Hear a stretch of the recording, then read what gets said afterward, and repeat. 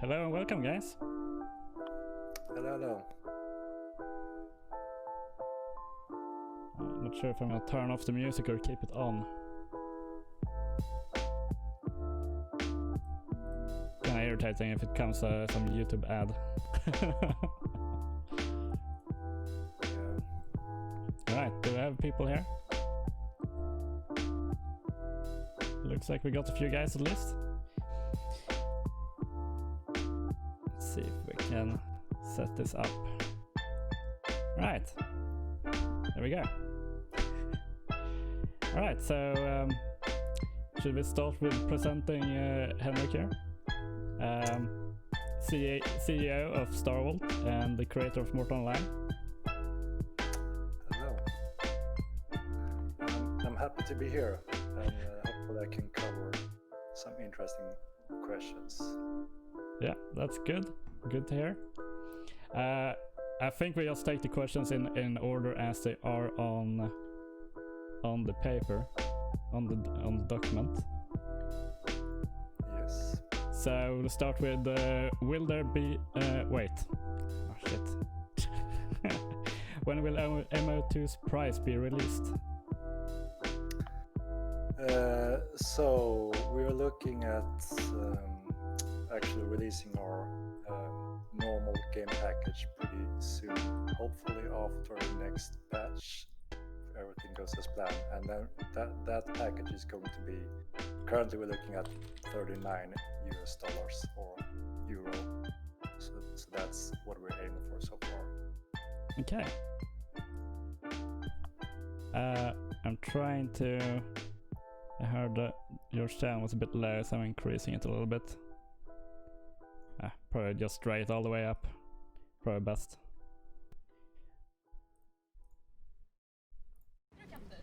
Right, let's go to the next question then. Will there be any initial price for the game? If so, how much will it be? Will it include 1 month subscription? What will the price be for subscriptions? I don't know if you want to take that one at a time.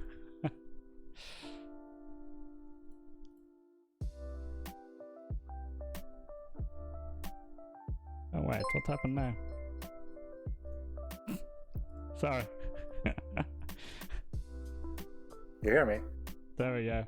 Yeah, when I pulled it up to maximum, it went down to the bottom apparently. So. Sorry.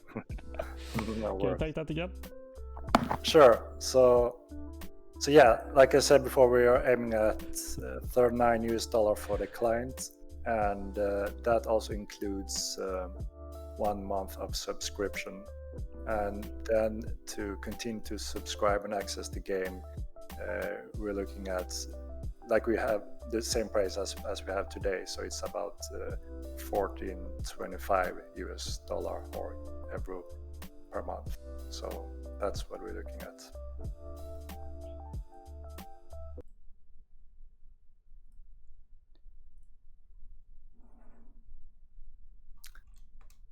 So that covers it. Do you hear me? Are you here? All right. Yeah. Sorry. Yeah. Okay. got some info about the music here. Turning it off, so got a bit more clear sounds there. Mm-hmm. Oh wow. Yeah, they're like spamming me all over the place. But yeah, that sounds good. Nice to hear that it's not increasing the price from the subscriptions. Yeah. No, I mean, we're following pretty much the standards for a new game with this type of model. So yeah. Yeah. Also like the idea of initial price for the account. It will reduce some of the cheaters and stuff like that. Yeah, that helps for sure. Let's continue with the next questions. Have you considered that reducing the price of the alpha could generate more revenue? Since more people would buy it rather than the $149 for only a few people, that only a few people would buy. Wow, that was overlooked. Yeah. I mean, yeah, that's what we're doing. I mean, if things goes as planned, we should have this package sometime near or after the coming patch we have on test currently. So so yeah, we expect to have. I mean, there's been quite a lot of requests for a smaller package without the mod online lifetime subscription. So that's what we're aiming for to cover, like I mentioned in the previous question. Yeah. Okay. When will you be adding a cheaper option for the MO2 testing? Is there an exact date that you can give us? No, we don't have an exact date. We are aiming to patch our next patch. If everything goes as planned, we're looking at Monday or early next week. And if that goes as planned, we will introduce the next $39 package shortly after. That's the plan so far. All right. What is Star Wars' plan on advertising the game? For example, inviting popular gamers on YouTube and Twitch to play the game, etc. Last Oasis is a bad game, yet they have shared playing their game. This is actually a very long question. MO2 needs to be popular before release. Invite content creators to the game so they show MO2 to their audience. That will make the huge difference even during closed alpha. Game can't be like MO where a small amount of gamers knew about it, and blogs talking about the game won't help that much. Could invite channels like GameRanks, Resonant, Simo, Giro, Schiller, Vetmore, Alpha Tester. I know many of those have been doing Mountain Blade and other games as well. That's kind of similar playstyle. Yeah. Yeah. Yeah, I understand. I mean, we're all planning to cover this area. I mean, one thing that we struggle with our old game, when we wanted to reach out to more players, we never really get to the point where the game was enough polished and stable enough during our different releases steps, including Steam. So we learned quite a lot from then, and want to make sure that we have a very stable release and we can pinpoint marketing where it gives most effect for this kind of game. And for sure, I mean, there are quite a few big streamers that are interested in this kind of game, sandbox games. So we do have a growing list of both streamers and individuals and companies that also offers marketing in this area. So for sure, this is one of the areas that we plan to cover quite a lot more when we get close to release or are in the release. Okay, nice. Will you guys be looking into paying them per view or anything like that? We haven't really decided on that yet, so we're going to discuss with the various different people we have in that category, so we don't really have the details yet. Yeah, because that tends to be the general idea when you get to those bigger streamers. They usually want some kind of monetary value per viewer or something similar. Right, and I mean, we do want to find streamers that actually enjoy playing the game and play it for the sake of having fun. So we're not just trying to find different streamers and pay them a great amount of money to cover the game. I mean, I remember early on when we worked on Mod Online, we actually had some contact with one of the bigger streamer back then that used to stream quite a lot of game, PewDiePie, the Swedish gamer. Yeah. I mean, so that was something we were working on. We had a contact with him, but he grew out of proportion. So he was just flooded with requests, and so I mean that kind of fell off due to that. So yeah, that's understandable. Yeah, but I mean, sure, we see how this works for other games as well. So obviously we're going to do what we can in all these categories. All right. Move on to security questions then. Will player games and forum mods have access to players' personal information, such as differs leak by hooves? No. That's a short answer.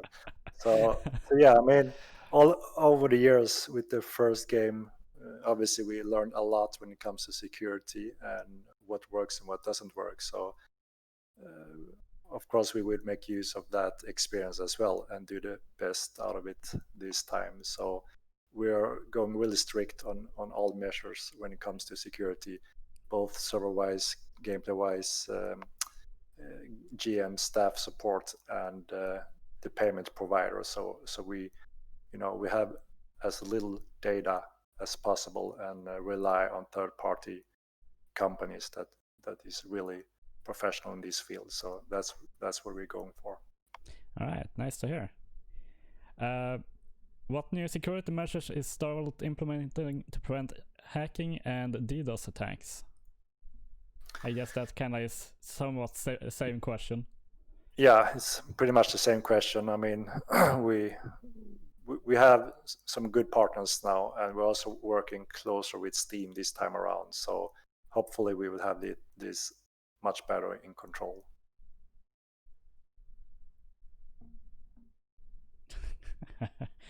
I see the noob 88 here didn't like that answer.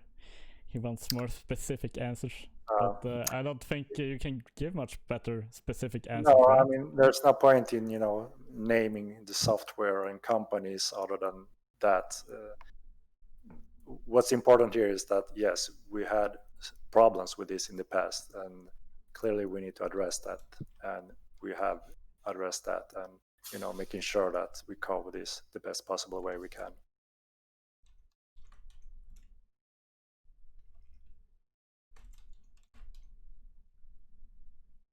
So yes.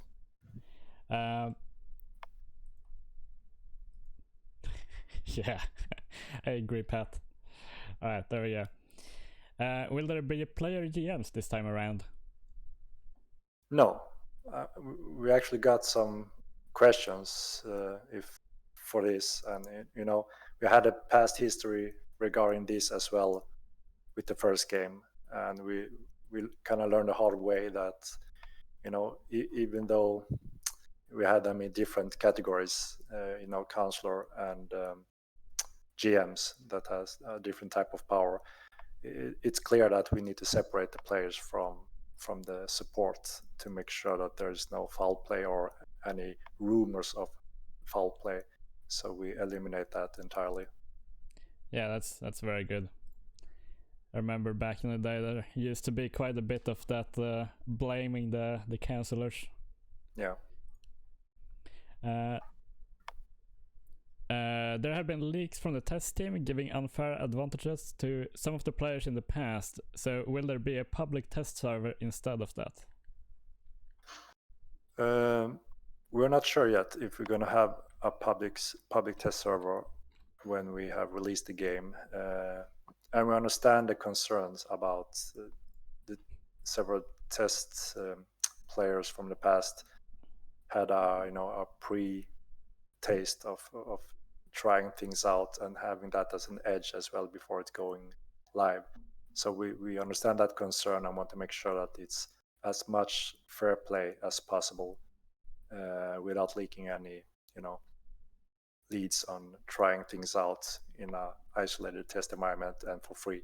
So at this point we are not entirely sure how we're gonna handle that, but we are evaluating it if we should have a public test server for that or not, or just entirely using an external test group that is paid to do what we need to go through the different features to make sure it works and before we release it. So we are not 100% sure yet exactly which step we are going for. So I guess it's a bit of a follow-up question, but so the current test team is still intact and will keep going doing their thing? No, I mean now we don't have any mortal players testing secret stuff. The only thing we have for the public is the alpha, which anyone can take part of if they get the client. And we're really not testing new features in that degree, that discovering new recipes or things like that. That's why we call it combat focus. The first part is to make sure that anyone can jump in and try the combat and give feedback on that and help us polishing it and get rid of bugs. And we're getting closer now to the next steps where we implement all the skills. We have over 500 skills, so it's quite a list to go through. But we do have internal developers that help us with the first batch of testing through this. And then we fine tune and make sure it works on alpha. That's why we keep it open, because we notice how effective it is. That so many players are helping us.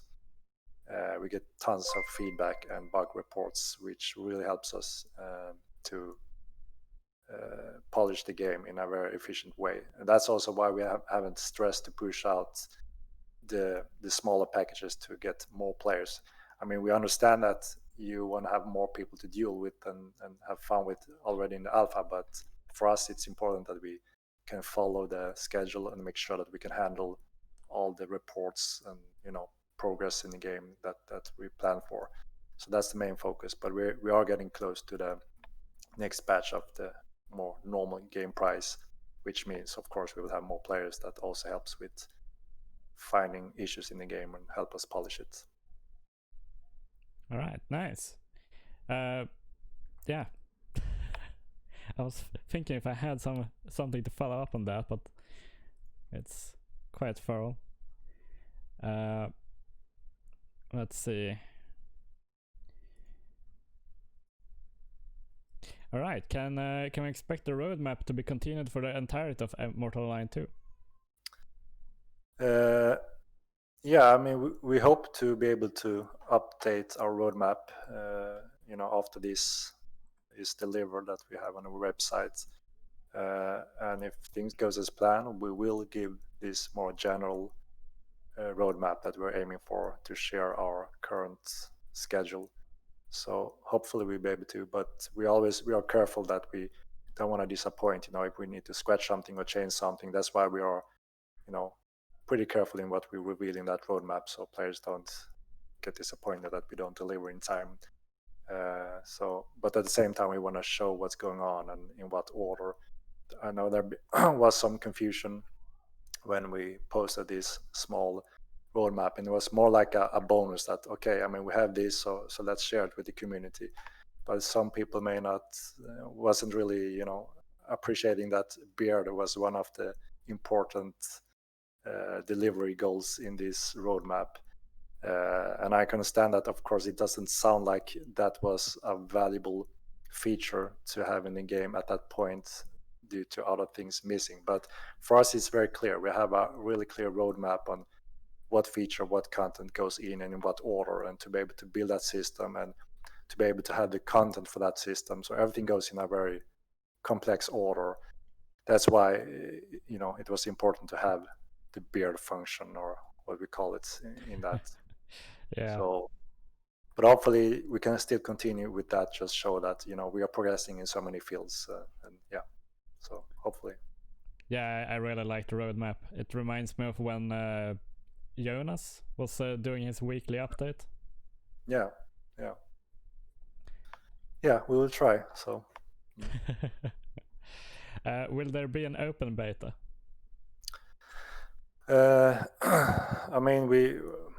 We have learned, all these steps, alpha, beta, and early access, and so on.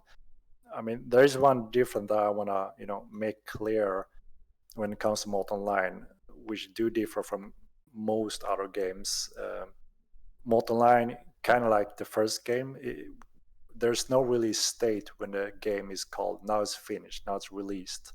So that's why I named it a persistent release instead, because that's really what we think it is. So And when we go from alpha to beta, I mean, there's general rules what an alpha means and what a beta means in terms of alpha not being fully feature finished, beta fully feature finished but lacks polish, and so on. The general rules in game development. But it differs from online, because that means if we still doesn't have all the features we are planned for, we will always be in alpha. And obviously players expect what kind of quality level is an alpha game on. If it's just a single player game, it will be a terrible state of the game. So for us, it's important to understand that, if it's called alpha, beta, you have to see what it is, to understand what it is. I mean, today already in alpha, we are very happy with the stability. So far, still, we haven't had a single server crash. Now we don't have a stressed server due to player population, but it's important that we can keep this stability. I mean, many of us was here when we did a first release and Steam release. It was total chaos, and everything was chaotic. So we want to make sure that we can cover this release as stable as possible. So with the server stability is one field, and then we have the client stability, another field. We get crash reports from clients daily, which is super valuable for us, and that's planned for. And that's why we need to have those reports in a amount that we can handle them. And now when we're pretty much covering the ones we got so far, we can take the next step to increase the players by adding this smaller package that players have been requesting. So to go back to that question, hopefully I explain a little bit what it means, that we can't just say, okay, now it's an alpha, now it's in beta, but just generally following those steps down the road, we may call it that, okay, now more online, we go into the beta step, and we increase the population even more. So and then the next step would be the early access. We also call it persistent release, and that's when the game have all those core features in place. Milan is ready to start taking over from the old game, and anyone can buy the game and start playing the game, and it will be persistent. It will save just like it will be released, even though we will continue weekly adding content and features and so on. Just like we continued to adding magic schools in the first game, we weren't close to delivering all the schools, and the same thing happens in the second game. Yeah. And we also need to rebuild some of the features that didn't work well in the first game. The huge topic, territory control, and so on. So we need to take our time to rebuild those systems that didn't work as well. Yeah, we got a few questions about territory control as well, further down the list. Yeah, but hopefully that gives you a better understanding of how we see the alpha, beta, and persistent release in Modern Online. So yeah, hopefully it makes some sense. Yeah, I think people understand that we won't have boats right away and stuff like that, but yeah, it's something that is planned and coming. Yeah, for sure. When is Meduli gonna be in the open? What is this question? Yeah, I guess Meduli is gonna be released, or in the game, I guess. So yeah, we are working on quite many areas at the same time, because the team have been expanding, we are growing, and everyone is working on various areas. And of course, one of the areas is the cities. So we're working on Meduli, and I think it's Vada is the two next cities that is being worked on. I'm not sure exactly which order of these two cities. It depends also on the land. We have all the land space area surrounding these cities that also needs to be finished, and we have different people in these areas. So that determines which city comes first. If the land area in Meduli is finished first, then naturally it will be in Meduli. Or if it's Vala, it is Vala that comes first. So, but yeah, those are the two closest cities we are working on. So they should be in a fairly near patch. Do you know which one is closest to be finished, or? No, not really.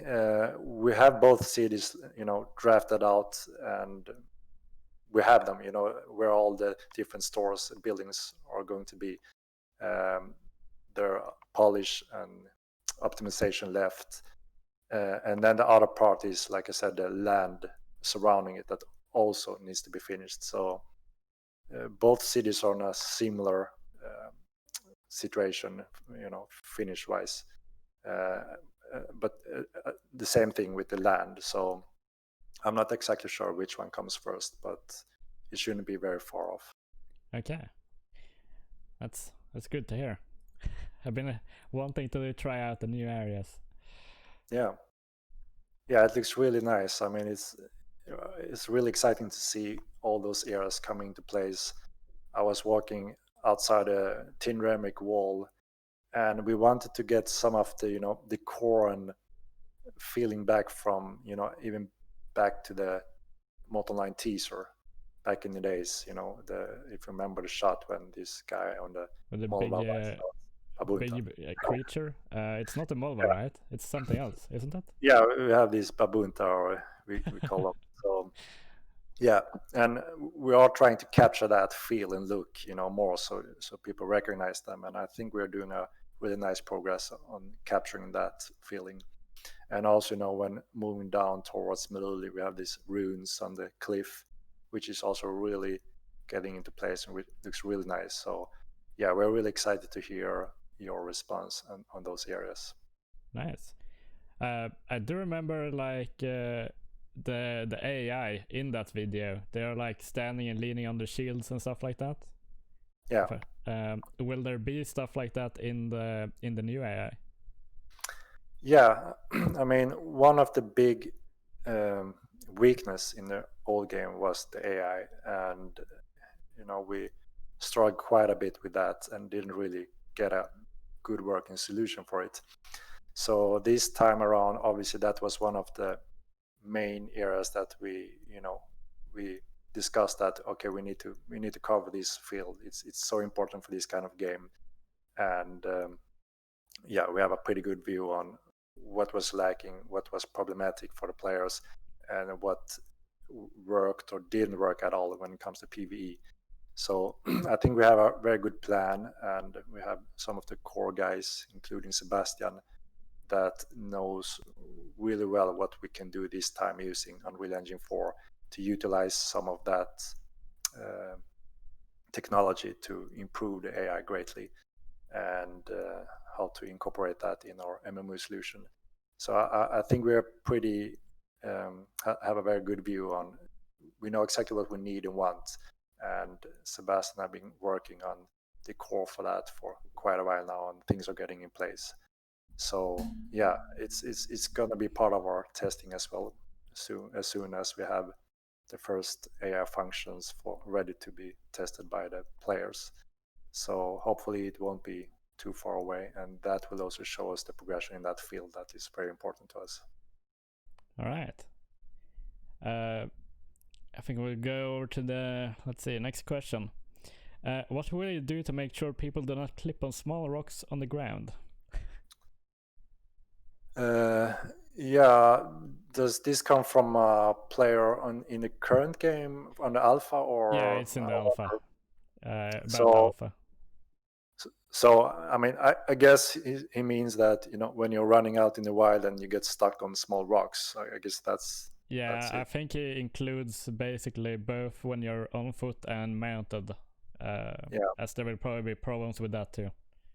Yeah. Yeah, I mean, it wasn't a long time ago we actually discussed this, that we need to go through all the settings for all collision in the game world. Just like you said, when you're out running or riding in tall grass, obviously there can't be a little rock blocking your mounts. That would be ridiculous and quite frustrating. Yeah. So if this is the case, then yes, we had a meeting surrounding this exact thing. So yeah, I mean, there is quite easy, if it would be natural to step over this little rock or branch or whatever, then there is no collision. And if there's a collision, there's a step up an angle that determines if I glide up to it or get stuck or not. And yeah, we have fine tweaked this to hopefully be, not interrupting the gaming experience as you would expect it. Yeah. Alright, so I'm not sure why I typed release here. Alright, it has to do with where we start in the spawn. Will we be forced to start on Haven, or will we be able to spawn on other locations to keep traffic down? So the plan is that everyone will start in Haven because of that very reason. We know that during release there will be a huge stress on the login and server, just like we had before. And I mean, it's even today, the Giants, World of Warcraft or whatever, when they release an expansion, they always struggle with the same thing. And we also as players understand that frustration, that chaotic, you have to be in queue or you never get in, or all that. So we sat down and tried to find a way how to handle this in a much better way. And that strategy is part of Haven. So we want everyone to start there. And obviously we don't want to restrict, for instance, veterans to be stuck somewhere where they don't want to play too long. So we will give the options, to continue to Myrland pretty quickly. But it's important for our solution, tech-wise, server-wise, that everyone starts in these areas that we call Haven. And that's part of the strategy to be able to handle that kind of flood of players and stress before we eventually let them into Myrland, which is, the real game world. Yeah. Will there be multiple Havens or just one? Yes, we are looking at. I mean, we don't want to. Haven is kind of, the learning step before you start playing the real world, which is Myrland. And we will never instance Myrland dungeons or anything else. I mean, that's always been one of our main core rules and concepts of the game. But Haven that's where we want to give all players and new players a chance to actually get into the game and learn the game, and what to expect when they enter the so-called real game world, which is Myrland.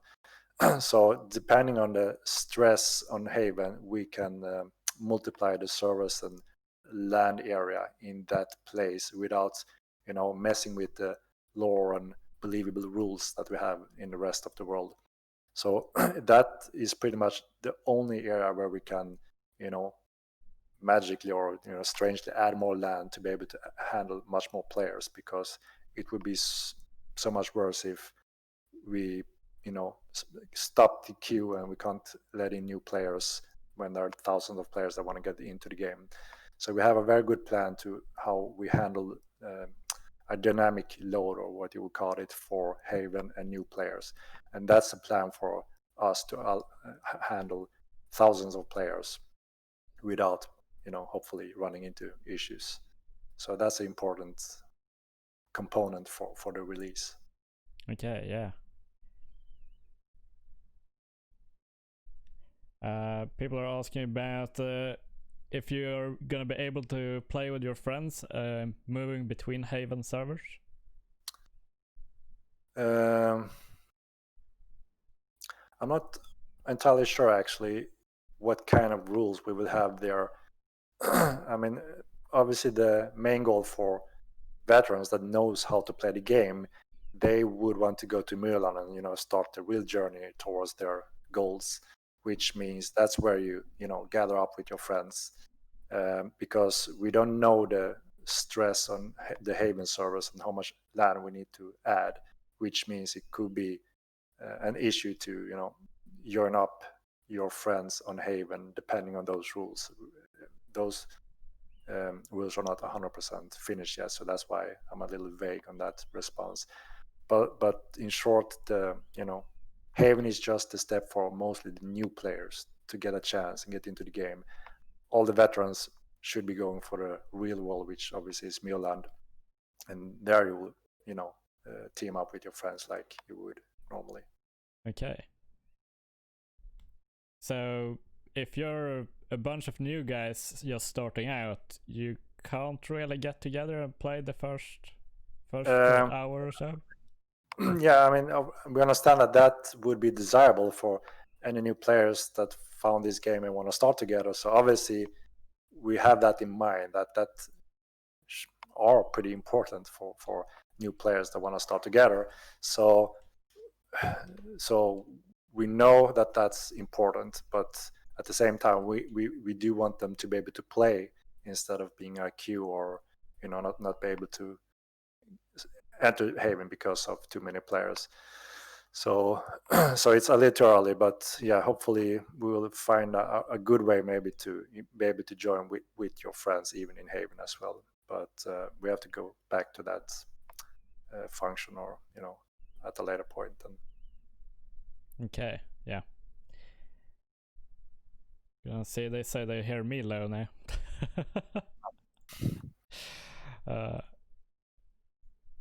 Just checking, so it's not his settings.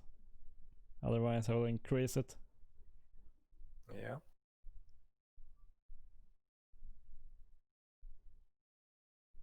Your fate. Have you checked your Twitch sound?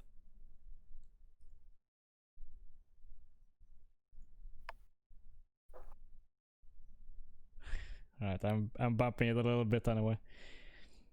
See if it does any difference. Right, there we go. We'll continue to the next question. Yeah. Now we get into combat and movement. Will there be systems in place to discourage players from using lower visual settings to gain competitive edge? People often run low settings so that they are able to see through foliage, trees, fog, etc. Yeah, I mean, this is a question and feature we take pretty seriously, because we know how competitive players are when it comes to PvPing, and there's a lot of stake when it comes to winning or losing in Mortal Online. I mean, it's a full loot game, so obviously we want to make sure it's fair game to everyone when it comes to these settings that we are in control of. And that's why also we set all the rules what you can do visually, and that's the option you will be able to use, which means, just like he wrote here, that we won't allow someone obviously to reduce so you don't see the bushes when you think you are hiding in a bush. That will be kind of sad and game breaking when it comes to that's part of the gameplay, that you can hide in bushes. So obviously we need to have the same rule for everyone, so that bush is there and is hiding the player that you would expect. So yeah, that's why also you may have seen some changes over the alpha when it comes to the option settings we are building on. So we are making sure that it doesn't affect gameplay. I mean, obviously we want some options to even some kind of low-end computers can play the game on a decent frame rate, but at the same time we are pushing the limit when it comes to offering one of the best looking MMORPG on the market when we release the game, which means it will demand some hardware performance, but I think that there would be quite some room for stepping down a little bit on older machines, and also limiting it so you can't remove bushes or stuff like that. That sounds good. Yeah. So yeah, I guess that's the answer.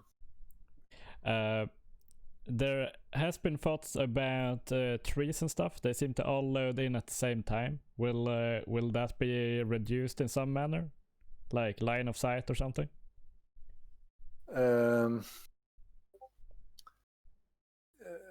You mean the trees in? Yeah, the trees in the alpha. Yeah. I mean, yeah. We when it comes to loading trees and stuff, like you can stand behind that. That's the same rule as above. That you won't be able to choose how far you can load a tree if it's part of the gameplay.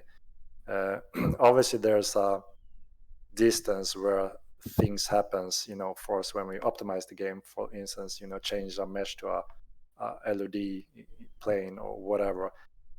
Obviously that affects if you're close to it or far from it. So there may be lines where you have a LOD on this tree on distance, and the other guy standing next to the tree will obviously see the tree in high detail, which could more cover your mesh more than the guy that sees it as a LOD. And that's of course part of our balance to make sure that we cover it, but we're talking pretty far distances then, so it shouldn't be a game breaking thing. I mean, if you can notice a player on a far distance when he's just a few pixels tall, then it shouldn't be a game breaking issue if that tree next to you isn't fully covering you, which you may expect. But yeah, it's part of the alpha. If players experience any issues in this, then obviously we will go into that area and make the best out of it. All right, nice. Let's see. Are there any plans for a free look button? We've been discussing this back and forth a few times over the years. It even started when we looked to support VR in the old game. That was quite a few years ago, because we noticed that one of the main advantages, if you can run straight with VR, you can look behind you, and you can even, if we also are able to, control your weapon direction using the VR controllers, there is an edge if you can make that work very well. Obviously, there's a downside. You can't be as quick as with keyboard and mouse moving around. You can quickly move your head with a mouse, the mouse, rather than using your own head. And it's also put a lot of strain on your body physically, and also mental strain and in the eyes when you're playing a lot of VR.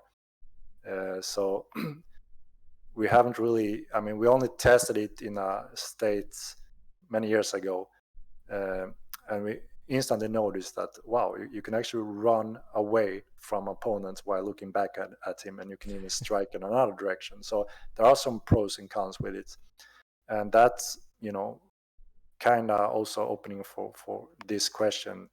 With another key button, you can actually have free mouse or head movement, so it is doable. I guess it becomes a bit pay to win, right? Because people buy the VR and they have a little perk about the others. Yeah, but I mean, if we do allow it on the mouse as well, so it goes in both ways. And again, I would bet that using it a free look with the mouse is also much more quicker and easier rather than using your head in a VR.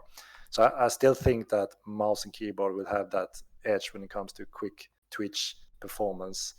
I still think we're quite a few years away from having the real VR experience to really battle with that skill set, keyboard and mouse.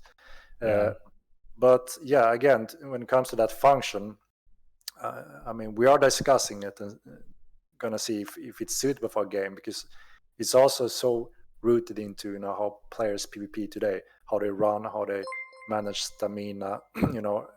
Every move you do, like any mistake or anything, we may result in a win or a loss. So adding this, I mean, also if you're running straight as fast as you can, and I tell you to look behind you while running like that, obviously you slow down, right? So it directly comes into balance as well, if that's something we want to try out.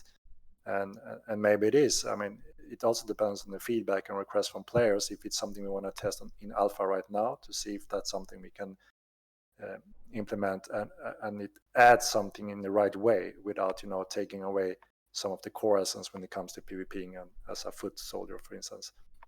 So it's early on, and it's kind of open for discussion and testing. Okay. Yeah, I was giving the idea when I was seeing this question that you could use it to maybe have places in dungeons where you need to get past areas, have to look around to see if there's any buttons or something along the walls and stuff. Yeah. I mean, you can still do it, right? But yeah, obviously, you move the entire body towards that direction. I mean, we have taken one step towards it when it comes to realism. If you look at the opponents in Mortal Online Alpha today, you can notice that your head and eyes are actually trying to spot the other player's eyes. That's why I get this eye contact, which I think adds quite a lot when it comes to realism and the feeling of, looking at someone and fighting someone. Because I always remember from an old game, we always had this pose, and you kind of like was watching a little bit below your enemy, even though your crosshair was straight in the forehead of the player, and it kind of annoyed me a little bit. So I said, let's do this in a really good way this time around. So when you're looking at your, aiming at your opponent, the head actually snaps more towards it, and the eyes also snaps towards your eyes. So it looks like you have a real face eye contact, which I think adds a lot to the realism and feeling of the game. So we already, have this function that the head and eye can snap to something, which is kind of like the free mouse mode. It's just that you can't really control it, out of the player eyes at this point. Okay, yeah, but that sounds pretty cool anyway. I think I've seen that in other games. I haven't actually yet noticed it in the alpha. So I'm gonna take a look at that later tonight when we try more of the alpha. Yeah. Let's see. Can they expand? Oh, can Star Wars expand on how logging out with a pet will work? One of the huge drawbacks of running a reindeer build has been I couldn't log out with anywhere with my pet. I would really like to see a way to have a pet log out with me. Okay, so it's about logging out with a pet. Will it follow you, or will it stay there? Yeah, we are rebuilding the logout function, as I think we discussed a little bit earlier when we discussed some of the changes for the new game. And yeah, one of the importance is how you log out in the game in Mortal Online 2. You can't just, pull the plug and have a ninja logout for the enemies or avoid enemies as easy as, you could do that in the old game. And apparently, obviously, we can't, have a really bad mechanic to, if you are in a long adventure and, out in the wilderness and you need to take a quick break. We discussed that as well. And obviously we can't, just tell you tough luck. You have to stand in the wilderness and hope for the best, or adventure back for like 20 minutes, or, if you don't have that time. So what we're looking at is, possible ways to, how would I, perhaps, for instance, like we mentioned also, if you put up a campfire, you have the right way, to secure the area, and you can then safely log out your character and your pet or mount, and then you can log in again and continue just as you are and also be safe. So it kind of adds the housing or in feature, but as a, on the go camp set or something like that. That's what we're looking at. Oh, okay. Interesting. So you will have some form of tent or something? Yeah, I mean, how we visually display it, it's not clear yet, but yes, something like that could work. You put up a campfire, a little bed or something that, indicates that you secure the area and log out quite safely with a timer or something. And that would also then log out your pet naturally. Okay, that sounds awesome. Mm-hmm. Have you or will you be looking at any ways to make it more fair for foot fighters out in the wilderness versus mounteds, like pathways that mounted players cannot traverse that might take longer but will be safer for players on foot? Yeah, I mean all the nature in this second game obviously is much more realistic, as you've seen so far. There's so much more props, vegetation, and things going on in the world, which naturally also affects, how you travel in the game. For instance, using a horse and wagon, you kind of want to be close to roads or something flat for that to work. And if you go out in the wild or in a real rough environment, then maybe it's more suitable to go by foot. But all traveling all over the world will work with a mount, if you ride a horse. But it could be affected by the ground you're riding on. For instance, if there's a swamp area, water lands, if it's very rocky or logs everywhere, and it's if the horse can't really be effective in that field, then you may be more effective on foot. And also, more importantly, your player skills, how you learn how to navigate on these obstacles, if you need to jump or just can run over it, or how you travel. That's what we're hoping for. That also going to give natural balance when it comes to foot or mounted.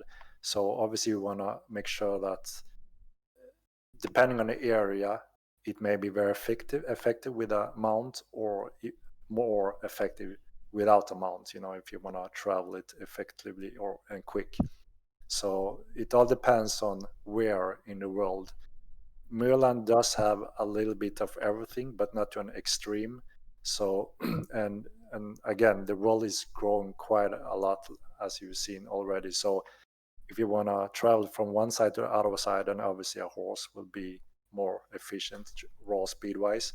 But depending on if you're going into some specific area, then you may have to leave the horse, or just having the horse walking next to you if it can follow you.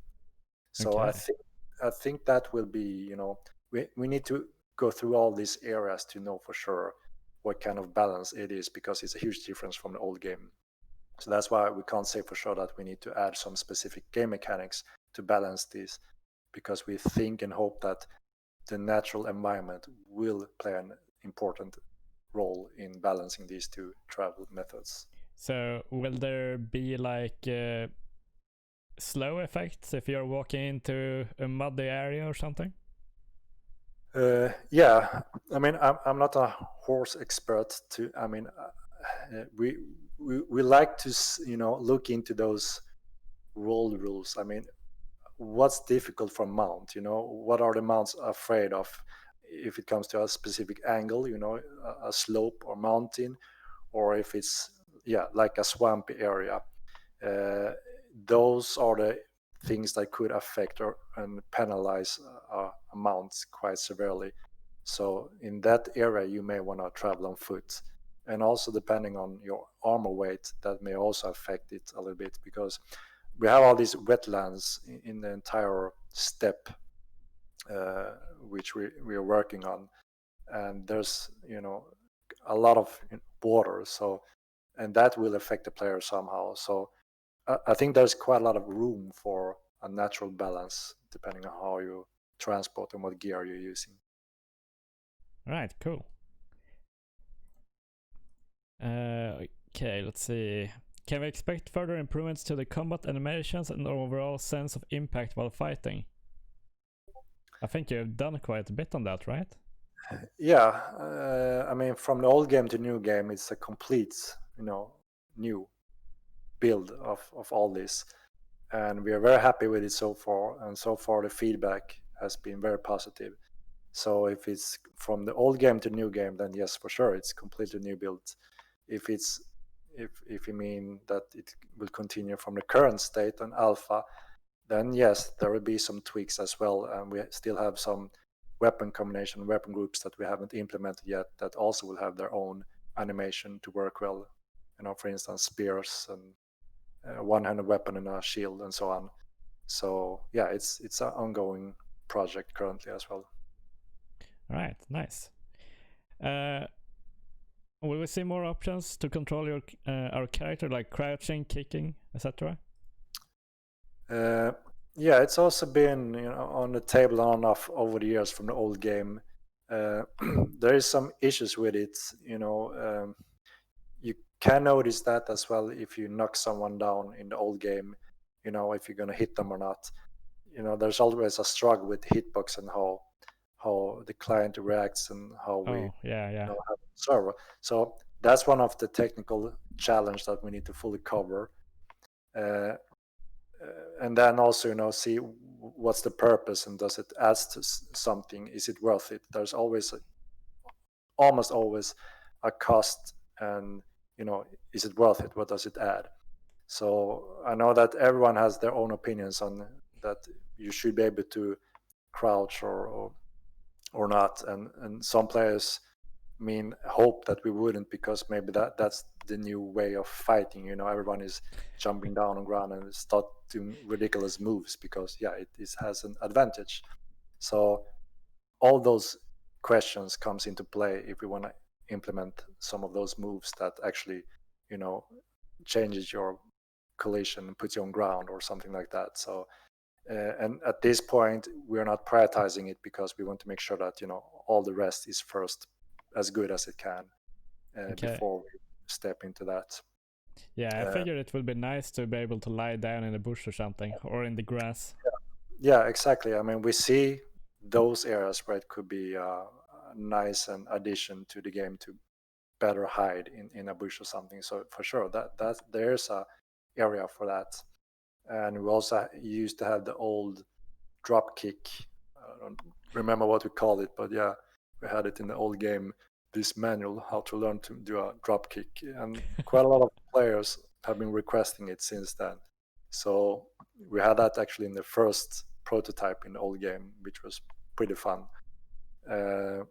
So maybe some of those moves are possible for us to implement at a bit later time. Okay, that would be really nice to see. Yeah. All right, that's the question I was just on. The halberd got a chopper bit, a pokey bit, and a hooky bit. Will I be able to turn the weapon around to use the other parts? If yes, will the other weapons also have alternative modes like this? Yeah, I mean, it is possible for us to do that, and we also were starting to look into different stances in the old game, which was put on hold. But it was something we wanted to cover, and it is a possibility for us to do in this game as well. I mean, we are looking at also allowing players to actually throw their main weapon as a kind of last move. If someone is trying to flee and you hope to do a hit and just hopefully catch him. So that may be a possibility similar to that, where you can use your weapon in another way. Kind of like how you reverse the sword in Mordhau. We can see that there's a reason for that, and for sure it's doable for us. I mean, we have the support for it, and we just need to make sure that it's implemented in a good way and it's a valid function for us to add. Yeah. Oh yeah, will there be like throwing options and stuff like that too, if you add it?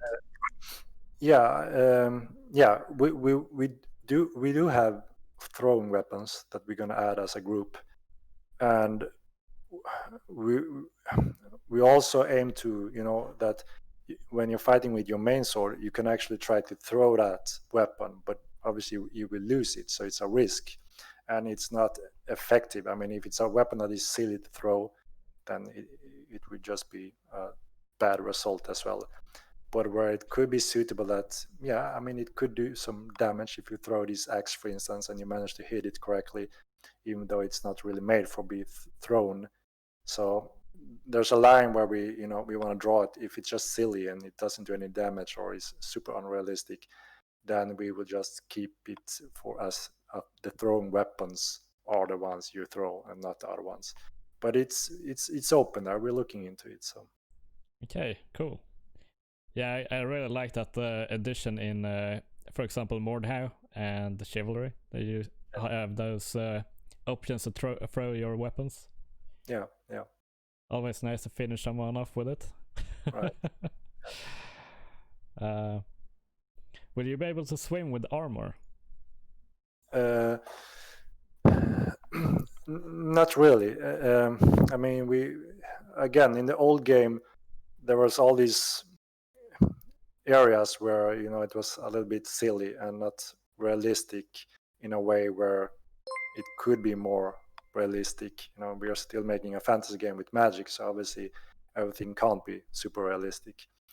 But we do want to follow logic and realism as much as possible, at least. So a player, as in real world, if you put on a 10 kilograms plate armor and jump into a lake, then obviously you can't really swim.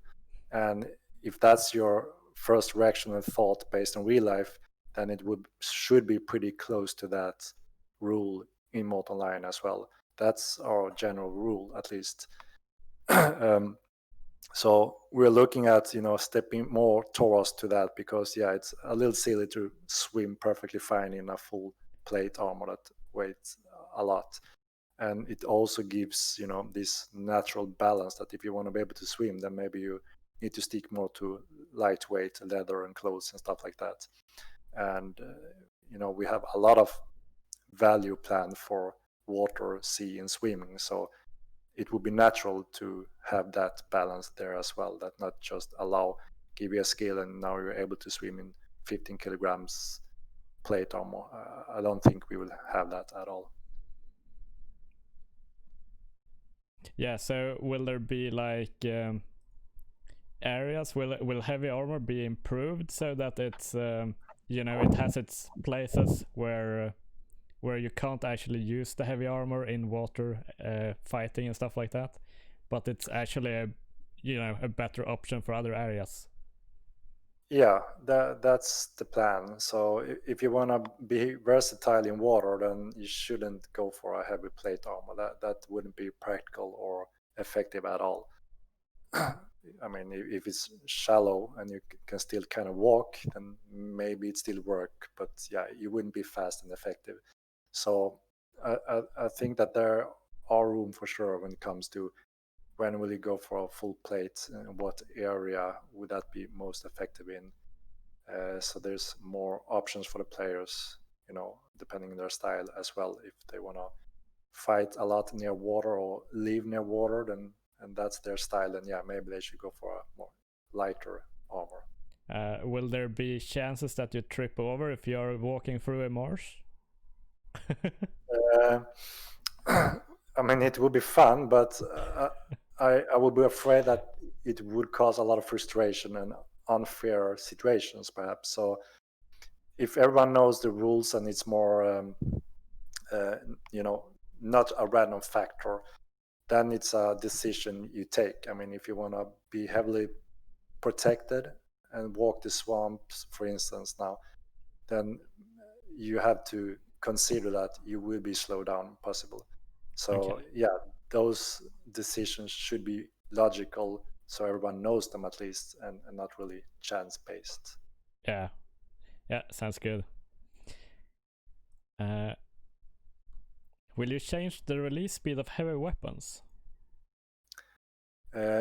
Yeah, I mean, currently we only have pretty much all weapons in basic steel, and that's the main test data we're putting all the results on. And obviously, when you are able to craft them yourself, choose the wood type and metal type and the weight, then that will also affect the speed. And yeah, we got a lot of feedback on the current weapons, the heavy and lighter weapons in steel. And I think we got some good feedback when it comes to how you pull back the weapon and release it, that some of that doesn't feel good on the heavy weapon. So for sure we're gonna tweak around on that and do some more tests to make sure it feels good, at least, before we continue. I often had that feeling when I was using light weapons in Mortal Online 1, that you just couldn't, shall I say, you couldn't hold down the button and charge it up in the correct speed easily enough to do many swings at a time. So you actually got the use of the light weapon. Yeah, things like that. I mean, we have changed it already quite a bit. It follows the same rules, with the charge and release, and it follows the strength and weight and all that. So we have the same core rules, but we are in the process of fine tuning these steps currently, and we got a lot of good feedback on it to make sure it feels as fluid and good as possible, and that there's still a room for a slow and heavy and a fast weapon. Right, good. I feel like I just go every time I gonna look at the next question. What views do you have on balance between players that don't have much time and may not be able to get the best gear versus players that grind and have the best gear? Same question for skills. Let's say 60% levels of character versus 100% one. Is there something in the area from MO1 that you can do that you want to change? Did you follow the question? Yeah, I think so. I mean, what we're aiming for here, similar that we did in the old game, is that there's a lot for everyone. I mean, if you don't have that much time to devote in the game, I mean, a game like this obviously normally require a lot of time to get into the depth of the game. But when it comes to combat, that's actually one of the fields that you don't have to spend hours and days and weeks or grind the best rare gear or stuff like that, also because it's not level based. I mean, if you just manage to get money, which I hope anyone will be able to do, because that's one of the main components to trade in a game. As long as you have money, you can buy gear, and if you have enough money, then obviously you can buy the best gear. so that means that if you're not interested in devoting time to actually create these assets, this gear that is more powerful, then you can just make money and try to buy it. I mean, there should be a market for this at all times. There are players that loves to trade, there are players that loves to craft, and then there are players that love to just fight. And those that loves to just fight, and obviously they should or could be focusing more on that by buying the services they lack from another player, and that's the trade we're aiming for. And that should also give a natural balance, that if you just want in and out to fight, as long as you have some money or gear, and also that's important to point out, that gear should not be the main component for success in a fight. If you have the skills and knowledge as a character, which shouldn't take long to master when it comes to fighting things, obviously the most important part is how do you fight and how do you react and read the opponents, the environment, and how do you perform your actions, and how do you hit the opponents. All that should be the determining factor for a successful outcome in a fight with another player or against the NPCs and PvE environment. So that's the main goal for having a natural balance when it comes to if you have a lot of time to devote into the game or less time to devote in the game. But obviously we aim to have this depth in the game that should take a lifetime to master or years to discover new things to discover, but it may not be it's not tied to your success on the battlefield. So that's how we divide the twos, and there should be room for both type of players. Right. I don't think I have any follow-up on that. Will you add a back hitbox or an angle block parry so people can can't parry from behind? Yes. Since I guess most players from Alpha have experienced our movements and updates and all that is much more accurate and tight. So it allows us to fine tune those kind of windows as well, from parrying window to your rotation if you have your back against your opponents. So most likely we will see more detailed fine tune in this field. Yeah, I've noticed that myself. When you run past them and you go behind them, you see them looking the other way, but they are technically looking at you. Right. I mean, we do have quite high, fast paced combat right now. So exactly like you said, if you both run past each other and turn around really quickly, then you may have this little delay before you see that he actually turned around. And obviously, that's a small issue when it comes to on your screen. I am turned around, but on my screen, you're not. Therefore, Yeah. I can hit the back. So obviously, that's always a struggle that we need to consider, that we can't make the impossible possible, even though we improved it. So if we notice that that's what you're seeing all the time, just run past someone and quickly stab the back, and you will always hit a successful full damage in hit, even though on your screen it was on your side on an even stomach. Then obviously it will impact the PvP situation in a bad way, which means some of those areas still have to have this kind of unlogical solution to avoid the worst situation, if you know what I mean. Yeah. I figured that it could be a problem with the delay there from ping. Let's see. Yeah, that was the one we just did. Are you gonna tweak the swing canceling a little bit? I'm not sure if I understand. I'm not sure if this is the failed or if it's being hit while swinging or something like that. Maybe someone in chat can support us in this. Maybe it's the one that we have discussed quite a bit when I try to counter hit or something and it gets cancelled by your collision. I guess it's that one. Oh yeah, it could probably be that, yeah. Because there was quite a lot of feedback on that it's a little bit frustration that you instantly gets cancelled, and because you run towards them and you're gonna do a counter and it instantly gets cancelled. So we already discussed that one internally, that I think we can tweak that to allow a bit better for perform an action without canceling it in the most frustration way.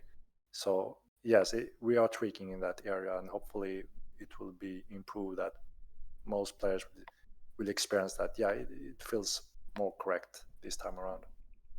Yeah, I really like the idea that if something is blocking the weapon, that you shouldn't be able to wind it up, basically. Yeah, I mean, there is logic behind it, and the result follows real rules. But again, when it's chaotic and you run quickly around each other and all that, and it keeps happening, then of course we understand some frustration in that, and also since you're not used to that kind of rules in the game, so obviously it's both you need to adapt to that these are new rules. There is collision, there is physical meshes in the world that collides. But the second, if it's it's too sensitive, it happens too much where you barely understand it's happening, then obviously we need to tweak it that it feels more correct. That okay, now I would expect it to be blocked in this situation, but in this situation I didn't think it would happen, but it always happens. So that's where we have room for tweak it so it feels better at least. Yeah, I did notice a lot of that when I was standing around or under trees. Yeah, I mean, at the beginning I think we had such collision on leaves and branches, which obviously made it very difficult to duel around trees, which was silly. But I think we removed all those at least. But yeah, there's still a situation where it happens quite a lot. And I mean, we are in the alpha and testing process in this field, so we do get all the feedback regarding this and try to look into if we need to tweak it more. And I think we need to tweak it in a few areas at least. Yeah, I think like Foxax is mentioning here in the chat, is in a bush it can be very bad.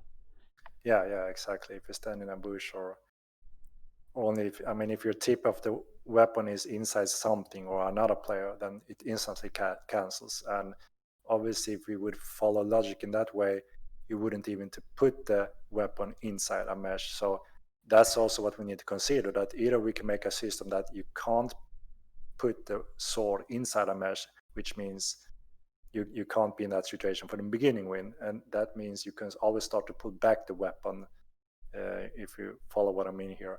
So if we manage to get that function in the game, it will remove a lot of those instant cancellations, which could be the thing that actually make it work well enough.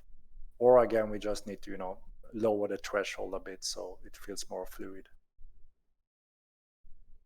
Yeah, there's some times when I've been trying the alpha where it cancels so fast you don't notice it until you realize that you never got the swing half. Yeah, and that's most likely when you have your weapon inside a mesh from the beginning, which means it instantly cancels, so nothing happens. So yeah, that happens quite a bit. And like I said, if we manage to make sure that it can't go into that state, I mean, if the weapon pushes away from the collision so it can't start from inside, and then we could have solved quite a few of those already, but it's too early if we can use that function.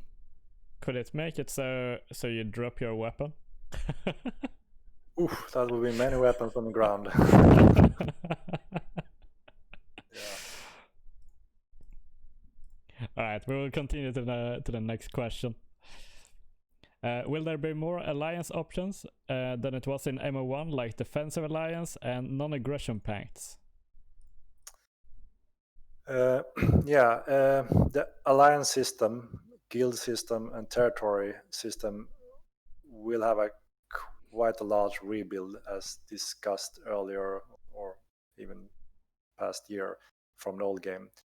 And it also ties into the new flagging system. So we're still pretty early in this field, and going back and forth in game decisions. So it's a little early to go into those details, but obviously we aim for having proper control between players to form alliances in a good way, and having proper support for that. We have learned quite a lot from our old game, what worked and what didn't work when it comes to guild functions, alliances, and territory control. So I mean, we have tons of data and feedback and design regarding this, and we're still going back and forth and working quite a bit in what direction we should take, because some of the things we got really good feedback on, and when we released in the first game, and then over time it slowly changed, and started to show these different bad situation, and that wasn't fun anymore. So so it's one of the most complex system, and we want to give as much freedom to the players as possible with logical and fun mechanics to support this. So we will go into this topic more in detail a bit further down the road, when we know more that, okay, now we have nailed these rules, which means we can go this road, and we believe in this, and then we can start exploring all the details and reveal all the rules, and go from there as well. So yeah, that's the general response I can give so far. Okay. Because I think there's a follow-up question down here, which also has to do with if you can mark hostiles and neutrals as well. I can read up the question. Are there going to be more options for the alliance system, such as neutral and hostile guilds, so that we can mark guilds that we are friendly with but don't have alliances with? Yeah. I mean, some of the thoughts and ideas we have is that on Milan, for instance, the dominant power is the Tindremic Empire. It ties into the lore, and as a player, you could put your what's it called? I mean, kind of that you follow the Tindremic Empire rules, and therefore also have a pact with the Empire, and some rules applies to that. But it also opens up for a conflict that is against the Empire. Or you can be more neutral and go your own way. You start your own region, your own guild, and you try to set up your own rules in that field. At the same time, we want to give the players as much free freedom as possible in terms of no real hard mechanics that you lock or unlock. We are stepping away from the old flagging system where if you see a red, this is the rule for the red. For instance, if you are doing threats against the Tinremic Empire and you're reported to the empire, that means they may lower your faction and ban you, and make sure that if they see you, they try to take you or kill you. But that doesn't mean that you're automatically banned from the Morincourt, another empire or another race or region. So we want it to be more dynamic and follow some logic in terms of how do you act against this region and empire. So that will be more the determining factor of your status with them. So there is some form of local reputation system. Yeah, exactly. So that's how we are looking at it, and we believe that that's more logical and interesting because we have this in the lore, and we want to tie this as well. And it's an open, living game rule that we're aiming to deliver here, which means obviously you can be enemy and friends within these different regions and empires. So that's what we're trying to go for more, and also that you may not just see on a player that he's red or not. So you kind of as a player have to keep better track of the player. Who is this guy? Have he done a threat towards you or this empire that you're fighting for? Depending on those actions, you have to keep track of that that he's banned from this empire, therefore you can engage combat with him without breaking the laws. So those kind of more local rules, you would say, is something that it demands more from the players to keep track of who is he wanted for murder or not. It doesn't say on his forehead that he is, but if you go to a local judge or whatever, they may have track record of this player that yes, he is wanted. So now this, and you can go for him and try to take his head, and there won't be any consequences because he was wanted. So things like that is something that we're looking to incorporate more instead of the old flagging system. Okay, that sounds pretty cool. Like Kingdom Come, we got one saying here. They have a similar crime system in the towns and villages. Yeah, that's true. Will there be a way so that if there's a criminal, will the other players around in that area be able to see that? I believe that if you catch a theft or a crime, there will be an indication to help you to confirm that. I think we're looking at that.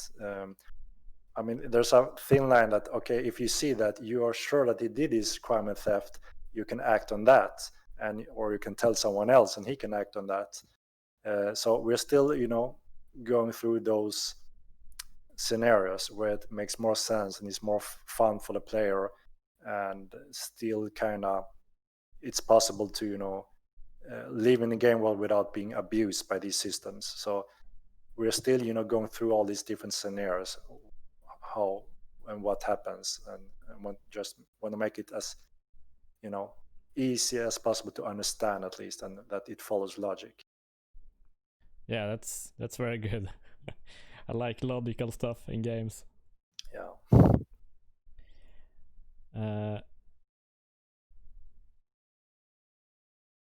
Okay, we kind of covered this question. I'm not sure if it expands anything on it. Yeah, no, I think I touched that a little bit. Will there be forced wardecs? I guess you already said this as well. It's not going to be like the old system. Yeah, exactly. We're looking to change this quite a bit as well. So we will go more into the details when we have kind of nailed the rules more accurately. I do quite feel though like forced wardecs is probably not that great, but that you could at least mark any guild as hostile. Yeah. I think we had one of those earlier here. Yeah. I mean, we got so much feedback when it comes to Force Wardeck, the old systems, and new suggestions. So we really want to make sure that we have an improved, robust system that follows as much logic as possible in this new version. That's good. Will there be anything kind of like prominence in Mortal 1? Prominence. Your what was it? The guild points? Yeah, but what do you mean? The question about it, if it's still gonna be in the game, or Yeah, will it still be a part of the game that's gonna have anything to do with the alliance system? Yeah, I think we still want to use this kind of system where you have different ways of uphold and paying services tied to this system. That's what we're looking at currently. Okay. So it will be more or less like it used to be in MO1 when it comes to that. So far, yes. Okay, that's good to hear too. Yeah. Will you be able to hide your guild tag? I'm not sure actually where we draw the line here. Again, it kind of goes into the rule, like I said before. It won't just, if you walk out in the wilderness, if you meet a player, it won't say murderer in his forehead and he will be red. It's kind of the same thing, right? When it comes to if you see another player, is there a tag on him or not? So it kind of is kind of the same rule. So, and we are exploring the way of letting the players keep track of those things instead, and by different services and ways in the game you can actually get information. So if that works as we are hoping for, it will be changed into that. So you will have something kind of like a spy master or something? Yeah, I mean, if there's documentation of, if you want to create something and it needs to be granted by the laws, or something is reported to an empire, then obviously there's information about this which could be available for players by different ways. If they have enough faction standings, or if they are bribing someone or paying for a service, they could access information. I mean, information in Mortal 9 is always power, and we want to incorporate that in a way so you don't just get a little title on a head over a head, or it says murder there, but you can actually incorporate that in a fun and interesting way in the game. That if you, for instance, if there's a judge or whatever that have got reports that this guy murdered this guy, then you may pay for that information and can therefore act on it. So that's something we are exploring and think could be very interesting. Will there be any way to in-game, like what should I say, in-game that you can tag people that you have now known to do something bad against your guild, so that you can check what that character has done from before? Yeah, I think there's been a few questions and requests on that as well. I also think it comes from EVE Online, when you can keep track on players and save that information when you encounter someone. And I think that it was useful in that game, and there's been a few people requesting and talking about it with us, and it seemed to work very well. I mean, I also played EVE Online quite a lot and took note of players. I knew what was going on. So, and I think that could be a natural way for us to support the players to have that kind of function to easily access and use like that. Okay, yeah, we had some third-party program, I remember, in MO1 that we used in the guild, that we could mark down players, and so we could just search them and find out like what has this guy done before. Right. Yeah, we see that it's useful for sure. So if we can support that, it would be great. That sounds awesome.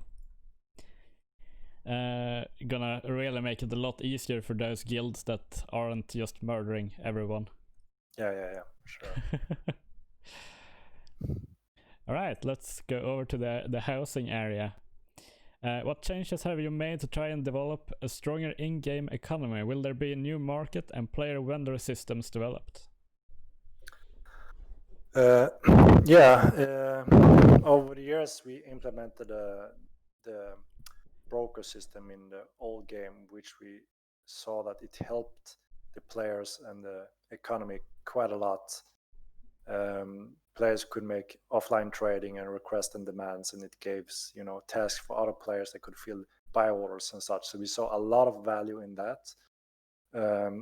So of course we need to expand in this field and make sure that we can offer proper tools to the players to both trade and offer their services between the players, because like I said, we always aim that a player shouldn't be forced to create multiple characters and create all the assets and tools for their main fighter if that's what they're interested in, but to actually be able to reach out to other players that are more devoted into crafting good weapons, for instance.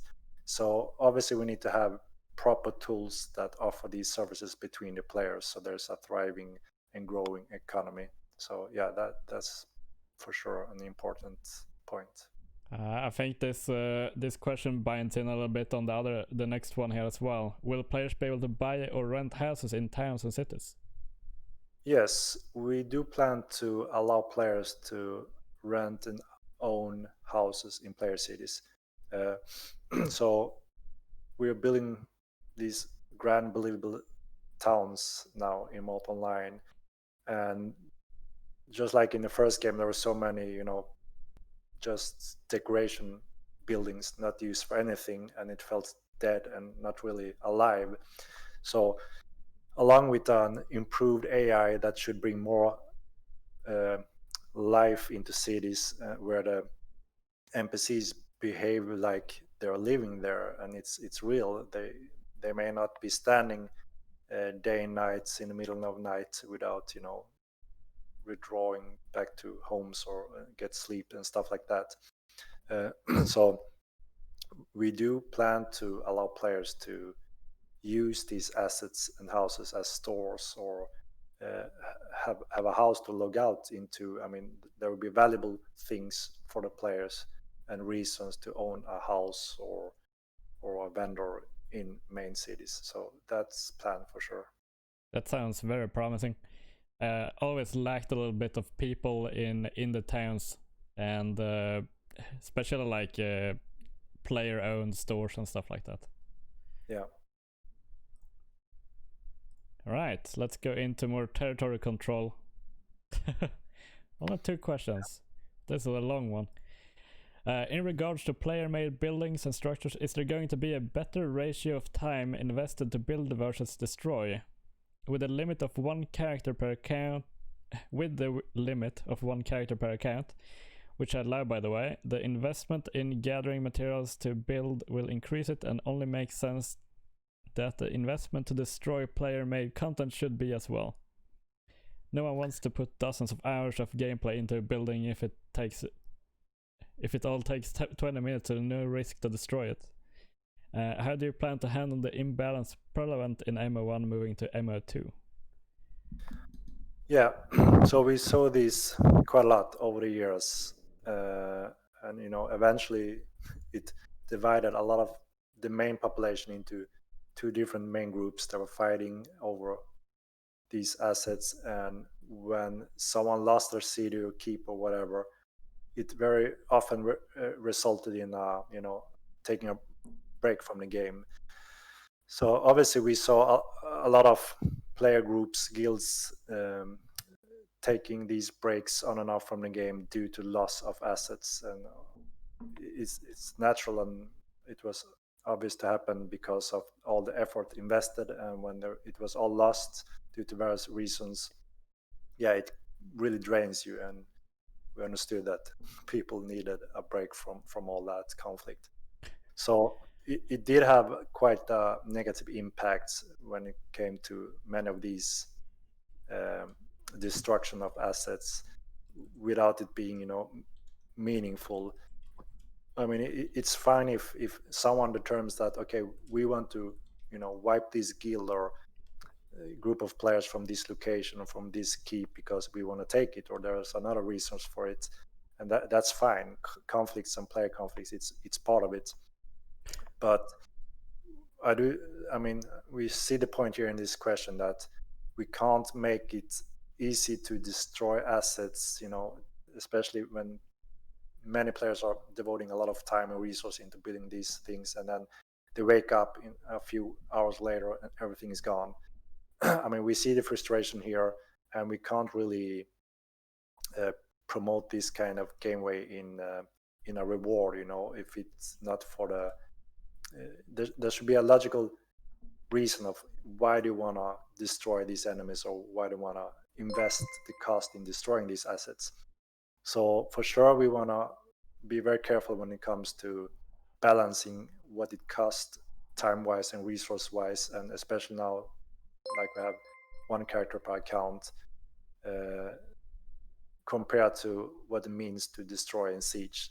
So we are gonna rebuild quite a lot when it comes to these areas. For instance, defending and sieging, we are gonna build a new way of how you siege to try to make it fun and interesting and logic, but also, of course, it shouldn't be cheap to destroy a city or a house.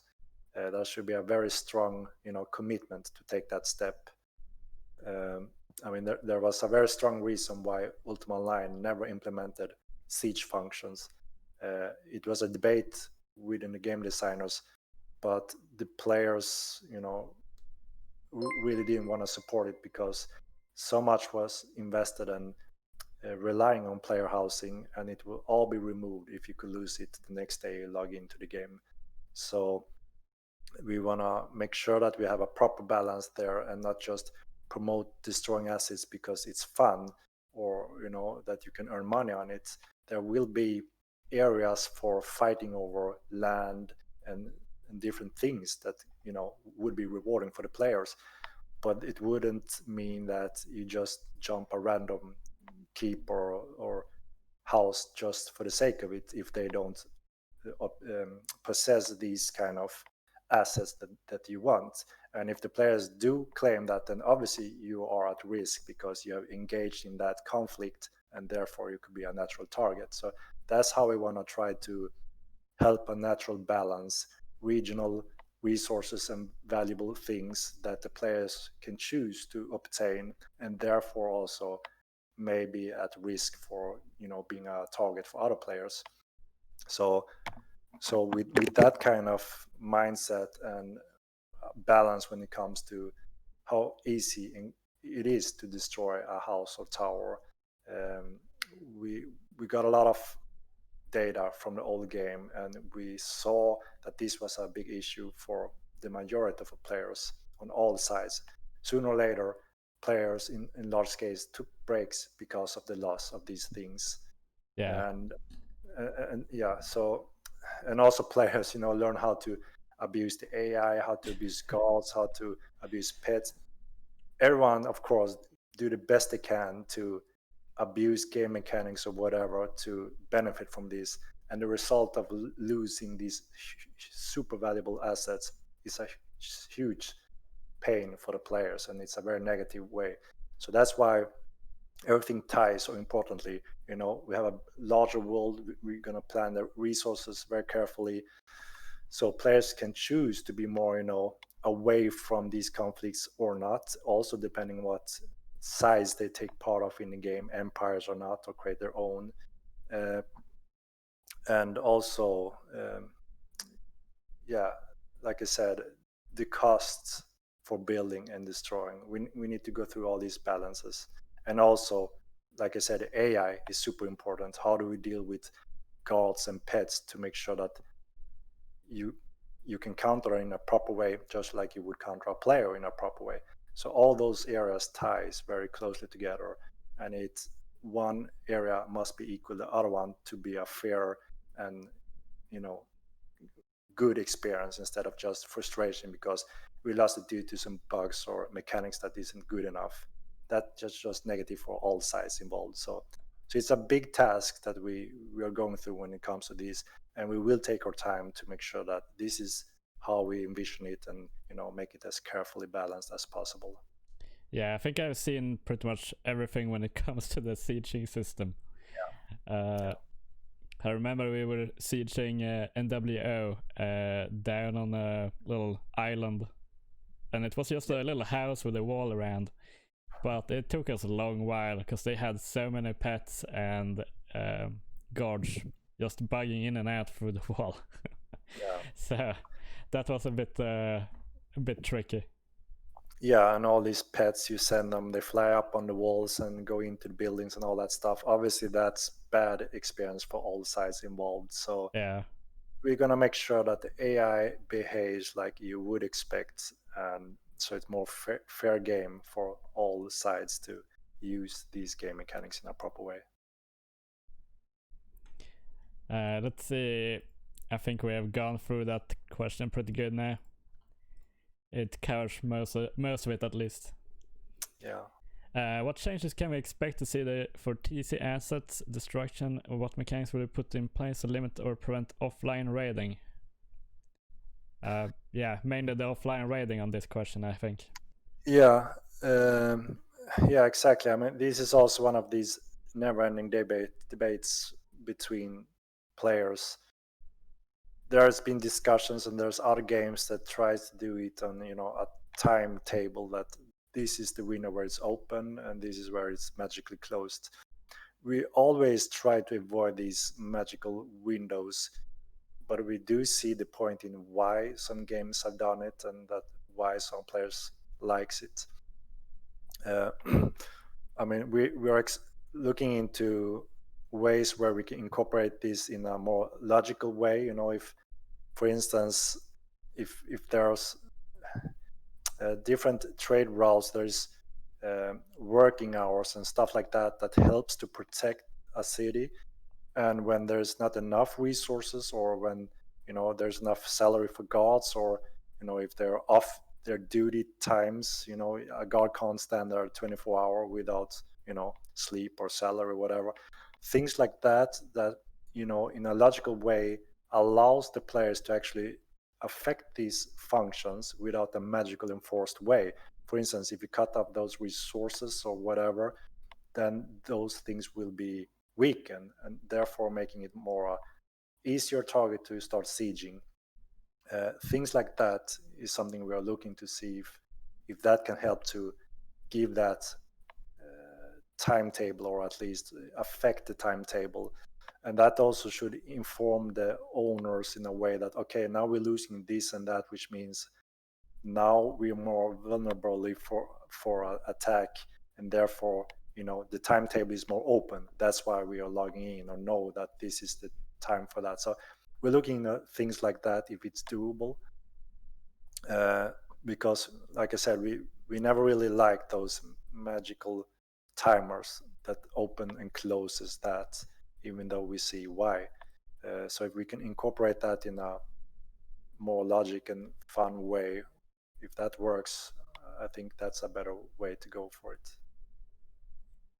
Yeah, I think linear sieging has always been a problem, but if you can make it so with the guards and other defensive things for the structures, that's probably not going to be as much of a problem.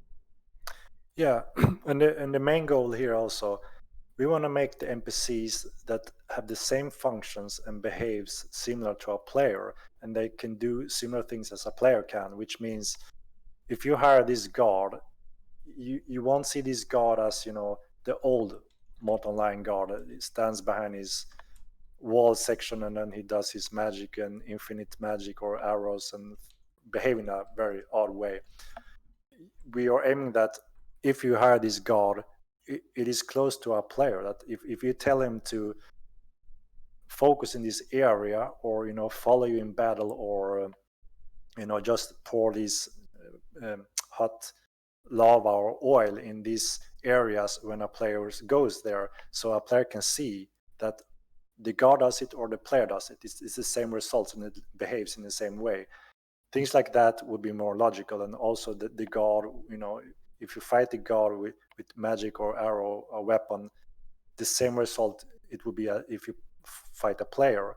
So he wouldn't have 1,000 hit points or magical armor that a player can't wear. They would have the same rules as a player in terms of skills and gear. And if he runs out of gear, he won't engage in combat, because would you, if you don't have a weapon or armor, if you're naked, then it's just silly. You run around and get one shot. It doesn't add to anything in the game. Yeah. And the same Well, thing will happen to the guard. So if you don't have the gear, if you don't equip him, then it can't do much for you. will you have a armorer or something like that they re-gearing? Yeah, that's the plan. So if you want to hire guards to help you protect your city, we're looking at that. Okay, he can't work 24 hours. He needs to sleep, and he needs a salary, and he needs gear. So if he dies, he will die like a player. He will resurrect, and we will need a priest or someone that can resurrect him. That's a cost, regents or mana, and all those things, just like a player. And when he's resurrected, obviously, if he don't have any gear, which means he won't engage in combat. So that means you would have to craft weapons and armors for him, so he uses them just like a player would. So this means that we are adding this natural balance. If you want to have guards, you can do so, but you need to cover all these logical steps just like a player would. And we hope that that's a more proper balance, instead of having magically doing all these things. And that also put this balance on the defender side, that if they want to invest in this, it is doable, but you need to go through all these steps to make sure that they help you in the battlefield. Yeah. And of course, this relies on a more robust AI, obviously, which is one of the challenges here, that we're really aiming for this time, so this can work. I was actually thinking when you first mentioned of releasing AI guards in MO1, I honestly thought that you would make it so they actually had to be equipped with the proper equipment, like crafting for a player. Yeah. So yeah, that's really good to hear. Yeah, and it will be also more, interesting and fun, because why would there be a difference on a guard or an NPC or a player because we're building everything now that uses the same functions. All the characters, the system to create a character, we use the same system for NPCs. All the weapons and armors, same thing there. So that means a player could hire an NPC and equip him and teach him things, so he kind of behaves like a player would. So that's why it would be natural to, put the guards in this category, so they behave like that. And obviously, it's we're up for the task, and that's what we're aiming for. We do have quite a way to reach that point, but this is what we're aiming for, and we have much better foundation and software in place to handle this kind of system. There's a good question here about mage guards. Will they also drop armor and weapons? Yeah, of course. All NPCs will go into the same rules. So if you want a guard that is more in the mage field or a hybrid, then obviously you need to apply for this kind of NPC that have these skill sets. And if you want a grandmaster, 100 mage in this skill, then obviously he will cost thereafter. And he won't do this for free, obviously, like most players may not if they're a mercenary. So it will come at a cost, or if there's a way to supply him with regions. So if you can't stack more regions to him, then obviously he won't be able to cast those spells. So it would give up proper balance that way, and it would be the same for every player.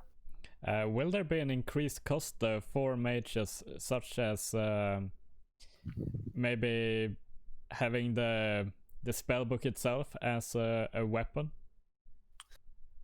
Yeah, we got a lot of feedback when it comes to that. A mage doesn't cost as much as a fully geared warrior, and we see the balance issue there.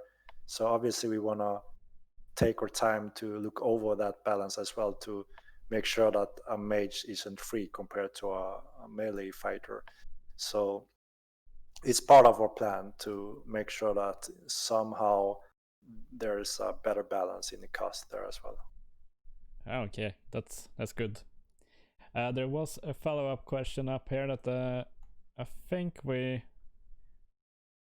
it's more or less covered by that the guards are losing gear and murder counts and all this. That follows the earlier question about the flagging system, which I assume you wouldn't really have a flagging system when it comes to public space, I guess you can call it. Yeah, yeah. Like I mentioned, we're aiming to that. If you know that he's wanted for murder, then the system would allow you to murder him without getting the possibility to be reported back as a murder. So that's what we're aiming for, to have a better system that it demands that you as a player need to have the knowledge before you can act properly. So that's what we're aiming for. I assume that there will also be within, let's say, our keep area or our house that we have guards in and around. That they will have their own murder count system, so to speak, criminal system. Yeah, it all depends on when we tie this. If you apply your alliance with, for instance, if you want to support the Thermic Empire, then obviously you have to abide by those rules and visions to allow for those guards, for instance, and you are following the same rule set. So that should be applied on the guards and you as a player when you apply to this empire, or if you create your own. So that should follow, yes. I see there's a lot of follow-up questions when it comes to guards and stuff here. Will guards with melee weapons have swing cancels as well, like the player?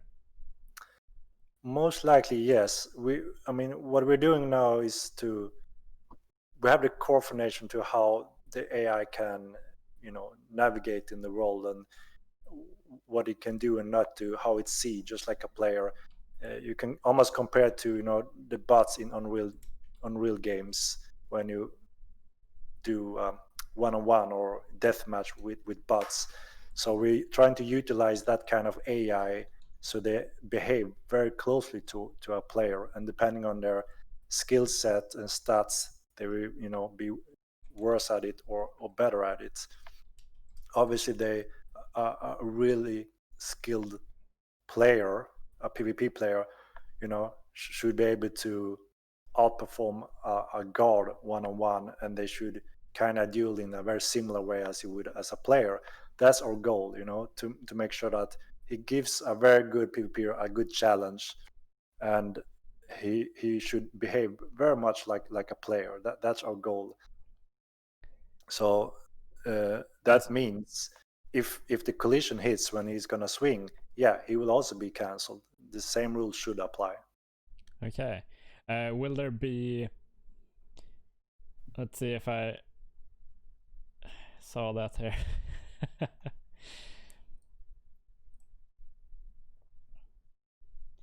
Yeah, there was a guy talking about draining guard resources while the guild is offline. I assume that's basically just that the guild is gonna have to pay for it if they want to have guards, basically. Yeah, if we set up, for instance, the players hire this guard, there's room. He needs a roof over his head, and he needs his salary. And then depending on how much gear you invest in him, if you say that, okay, if you fight and die and lose like 5 sets of armor, gears, or weapons, and the 6th time, if you get resurrected, if he can't re-gear, then obviously he will be taken out of the battle. And if there's no fee to actually resurrect him, then he won't even be resurrected. He will be in that area as a ghost. And depending on his salary and rules when it comes to how he should follow your actions, if those are not met, he will kind of retreat back out from your city, and go back to the Tynramic Empire, wherever he came from, and go back to his business, resurrected by those local priests, and be available for other players or doing his own stuff. That's what we're aiming for. So he kind of ties into similar rules as a player would. So there's no, super specific rules for a god that you just need to learn how to they behave and how to abuse them the best possible ways. So yeah. So it mainly comes down to that the ones building the base, they are basically gonna have to do a better job at building the base if they keep losing guards. Yeah. If you have one guard and you keep killing him, and he have like salary and gear set up for like 5 resurrects, if he uses those 5 sets, then he's out of there. And if you come in as an owner or employee to him, you can give him more sets or different rules to follow, and if that's met, he will continue to do so. But if it's not met after a certain time period, he will kind of sign off and head back away from that location. I assume there's gonna be a limit on how many guards you can have, or is it limitless? I mean, again, we never really like limits in a bad way, but again, we need to consider performance, cost, and the one way we have to balance it is obviously what we discussed here. If it means that you need to cover salary, you need to have a roof over his head, and he needs to have gears, to re-gear. If this is a cost, obviously, so that's a natural balance. If you want 10 guards and you want them to be able to resurrect and re-gear like 10 times, that's 100 sets of gears. You see, already there, it's quite a lot of work to cover that. And then salary, obviously, that's another balance factor in raw gold. How much would that cost you? And then you would need a priest to resurrect them. That's another cost. So we're hoping that we can find a proper balance here that is similar to a player. I mean, obviously, a veteran guild do have a lot of resources, a lot of crafters, and they can re-gear quite a lot. But if you're throwing out these gears, over a day, then obviously you won't be able to have that many guards anymore because you will run out of these resources. So we hope that these costs and will have a balance on its own that handles this, so we can avoid magical restrictions that doesn't really belong. Have you considered that maybe people will be spamming guards with only a bow or similar? You mean if an opponent will stand and spam a guard on the wall with an arrow? That's what I mean. Basically building a lot of these guard houses and stuff to maintain lots of guards, and they only have a bow, so they are very cheap to maintain. Yeah, I mean, again, it's part of balance. If we make it that you need a specific space for each guard, then obviously if you want to build a whole city that is only offers a guard function, you don't have anything else in that city, and it will cost a lot of that if it all comes down to standing and sieging that. So hopefully that doesn't make sense for the player. I mean, obviously a player should always, naturally be more creative and adaptable than a guard. So the main component in the outcome of a battle should be player interactions. That's should be the obvious choice here. But guard should be a natural option that doesn't break the balance, because they are pretty much like an average player this time, and they cost the same and they require the same as a player. So hopefully, again, this will balance that out, that it wouldn't be practical to spam 50 guard houses, because it would cost way too much, and your entire city would be priests and guard houses. It would be ridiculous and bad for your city. That's what we're looking at least. Well, I know the players, they will do what's the most ridiculous. Of course.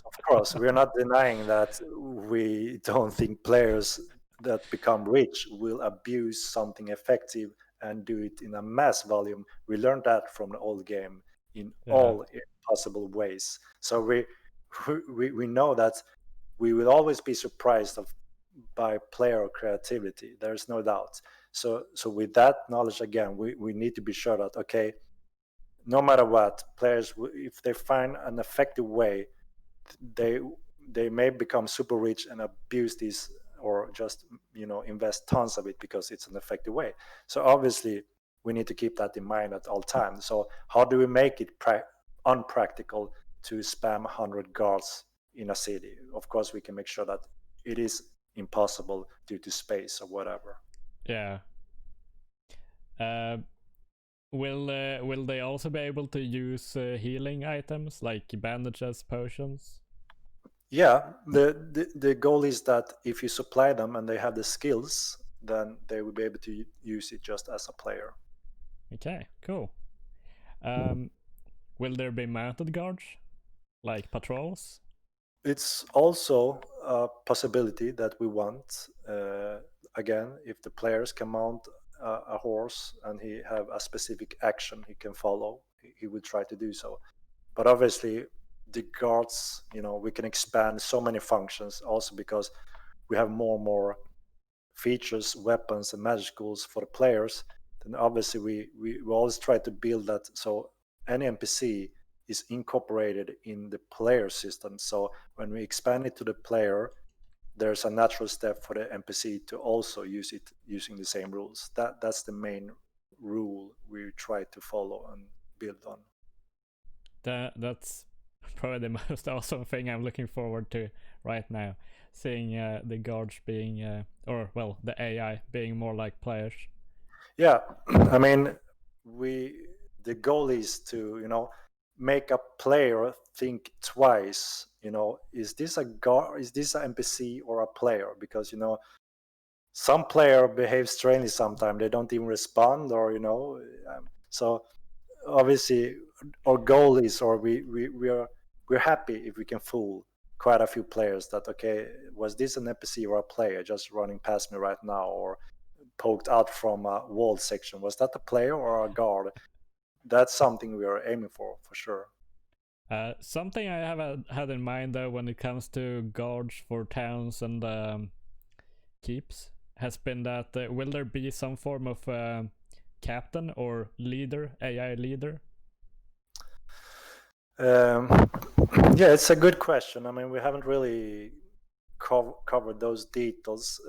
Obviously, the player is the employee and ruler of that location, so they set out the rules and what is the route or what is the commands to this guard or NPC, and maybe that's part of some of the balance that if you want to control all these guards and you're offline, then maybe they need uh, a chief to make sure that everyone is following in the owner's tasks or whatever. So it could be part of balance as well.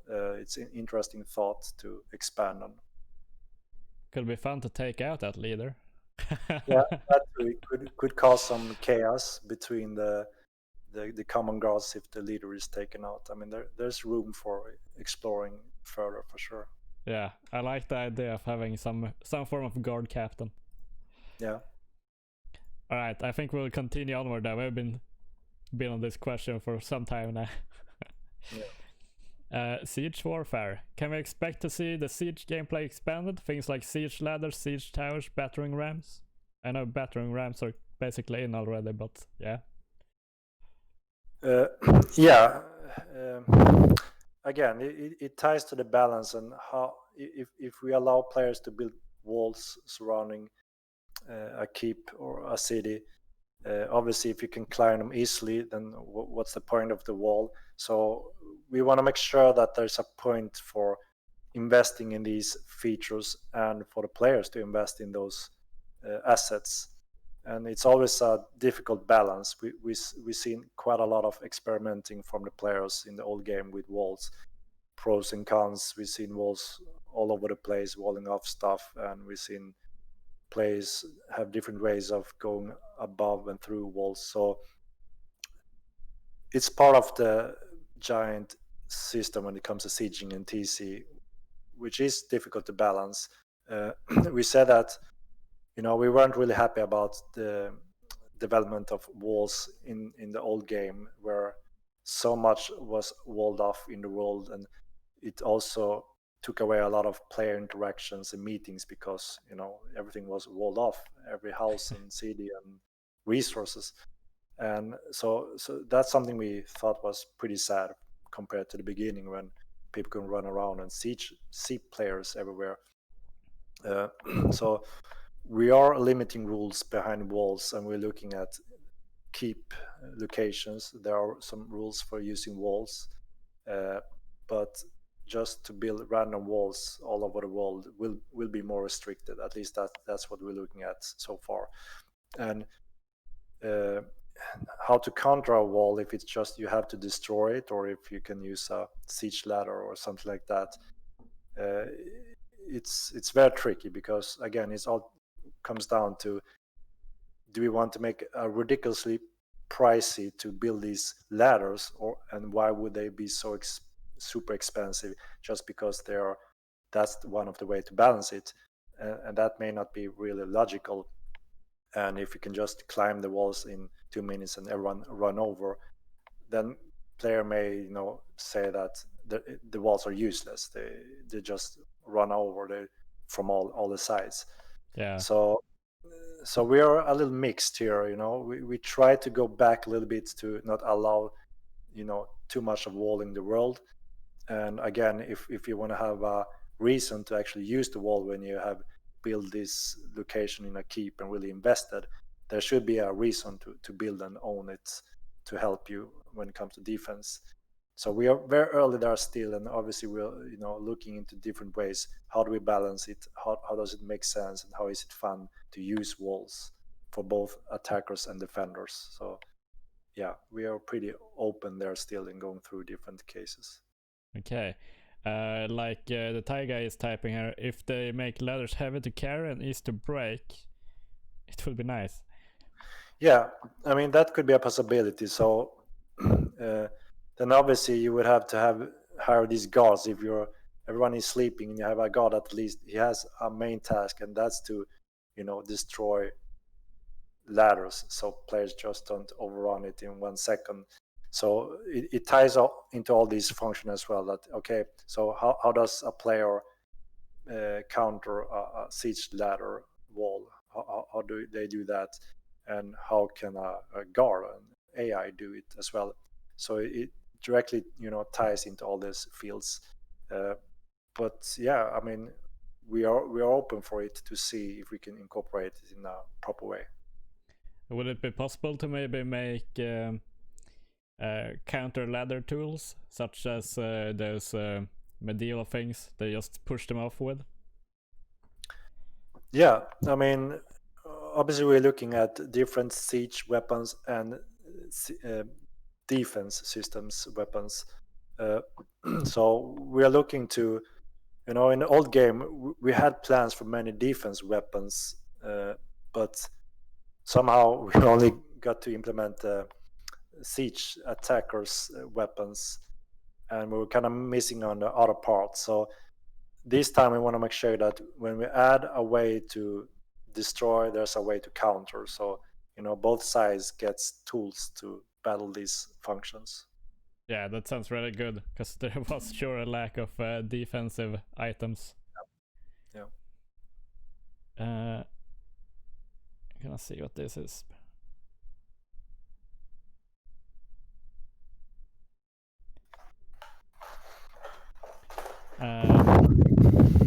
Vendor butcher stations and other public use things.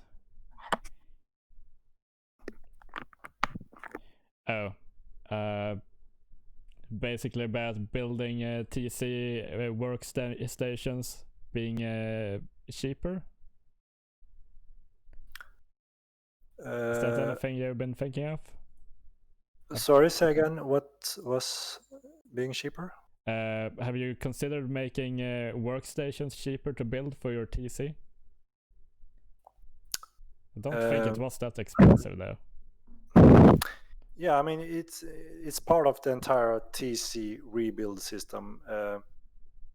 We are going through the entire system when it comes to what to build, how to use the functions. So we should expect, quite some difference when it comes to cost, prices, upkeep, and how all that works. Uh, because again, we have so much data and feedback from the old system, which part didn't work well or wasn't fun. So we're gonna take our time to make sure that we improve it in a good way. I actually read that wrong. Sorry. The question was basically that making TC workstation public to use things, and that it would cost a bit for players to use other people's TC. Yeah. For sure. We plan to offer players to build a city, and they can choose to, have these services open for players to use, and there may be a tax fee or a fee to use these services that, is given to the owners. Uh, in a similar way to the NPC cities we will start with, like, Tinram and stuff. If you use those services, there may be a fee and taxes to use that. And if you build your own, then obviously there won't be the same tax. But if you go into another city and the players choosing to use that tax system, there will be a fee for that as well. So yeah, we plan to incorporate that.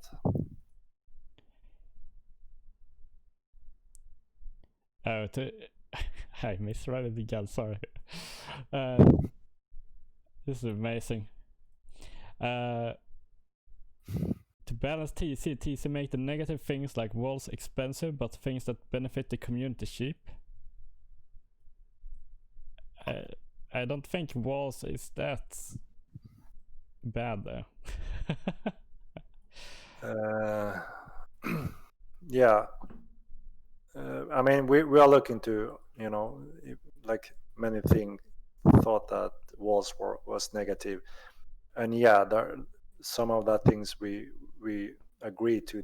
That's why we're looking to limiting walls rules, so that could be limited to keep owners only and not just anyone building out in the wild. That's what we're looking at. Oh yeah, also if you add ladders, walls won't be that bad if they're out in nowhere and there's no guards there. There won't be any problems with it. Yeah.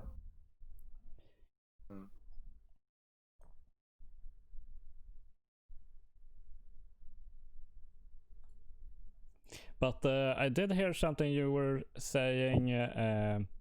Walls will be only around the keep. Yeah, we're looking at limiting the walls because of the tons of feedback and also our own experience in the old game. There is a big difference. The world is larger, so walling off stuff isn't as close as easy. And obviously, we can, rebalance cost and stuff like someone suggested. But we are interested in looking at, giving keep owners, they are allowed to build walls with a certain rule, while, common cities may not be able to use this because of the abuse, or the negative cons we noticed in the old game. So that's what we're looking at the moment, to limit the walls, because I personally enjoyed it a lot from the beginning when there was no walls in the old game. You build your own house and you could visit other people. Felt like it was a little bit more open and friendly. While when the walls hit the patch, everyone was very excited to start building their city, design them, and using walls to protect them. And it felt kind of like it was a satisfaction when you have your walls finished and you can breathe out and you stood inside the walls with your gang and could plan the rest of the building. So we also saw where it had strength and positive ways. but with a smaller world and less population, it was more a negative way, clearly. So that's why we're not 100% sure yet exactly how we're gonna set the rules for the walls, other than that we saw more negative ways in just allowing mass spamming walls, also because of the rules how to build a wall was pretty tricky, and there was a lot of bad situations, and the GMs had to harass us developers nonstop because of new different walls and new rules, and players reporting each other for various reasons, including tower control towers. You probably know a lot of this. So Yeah.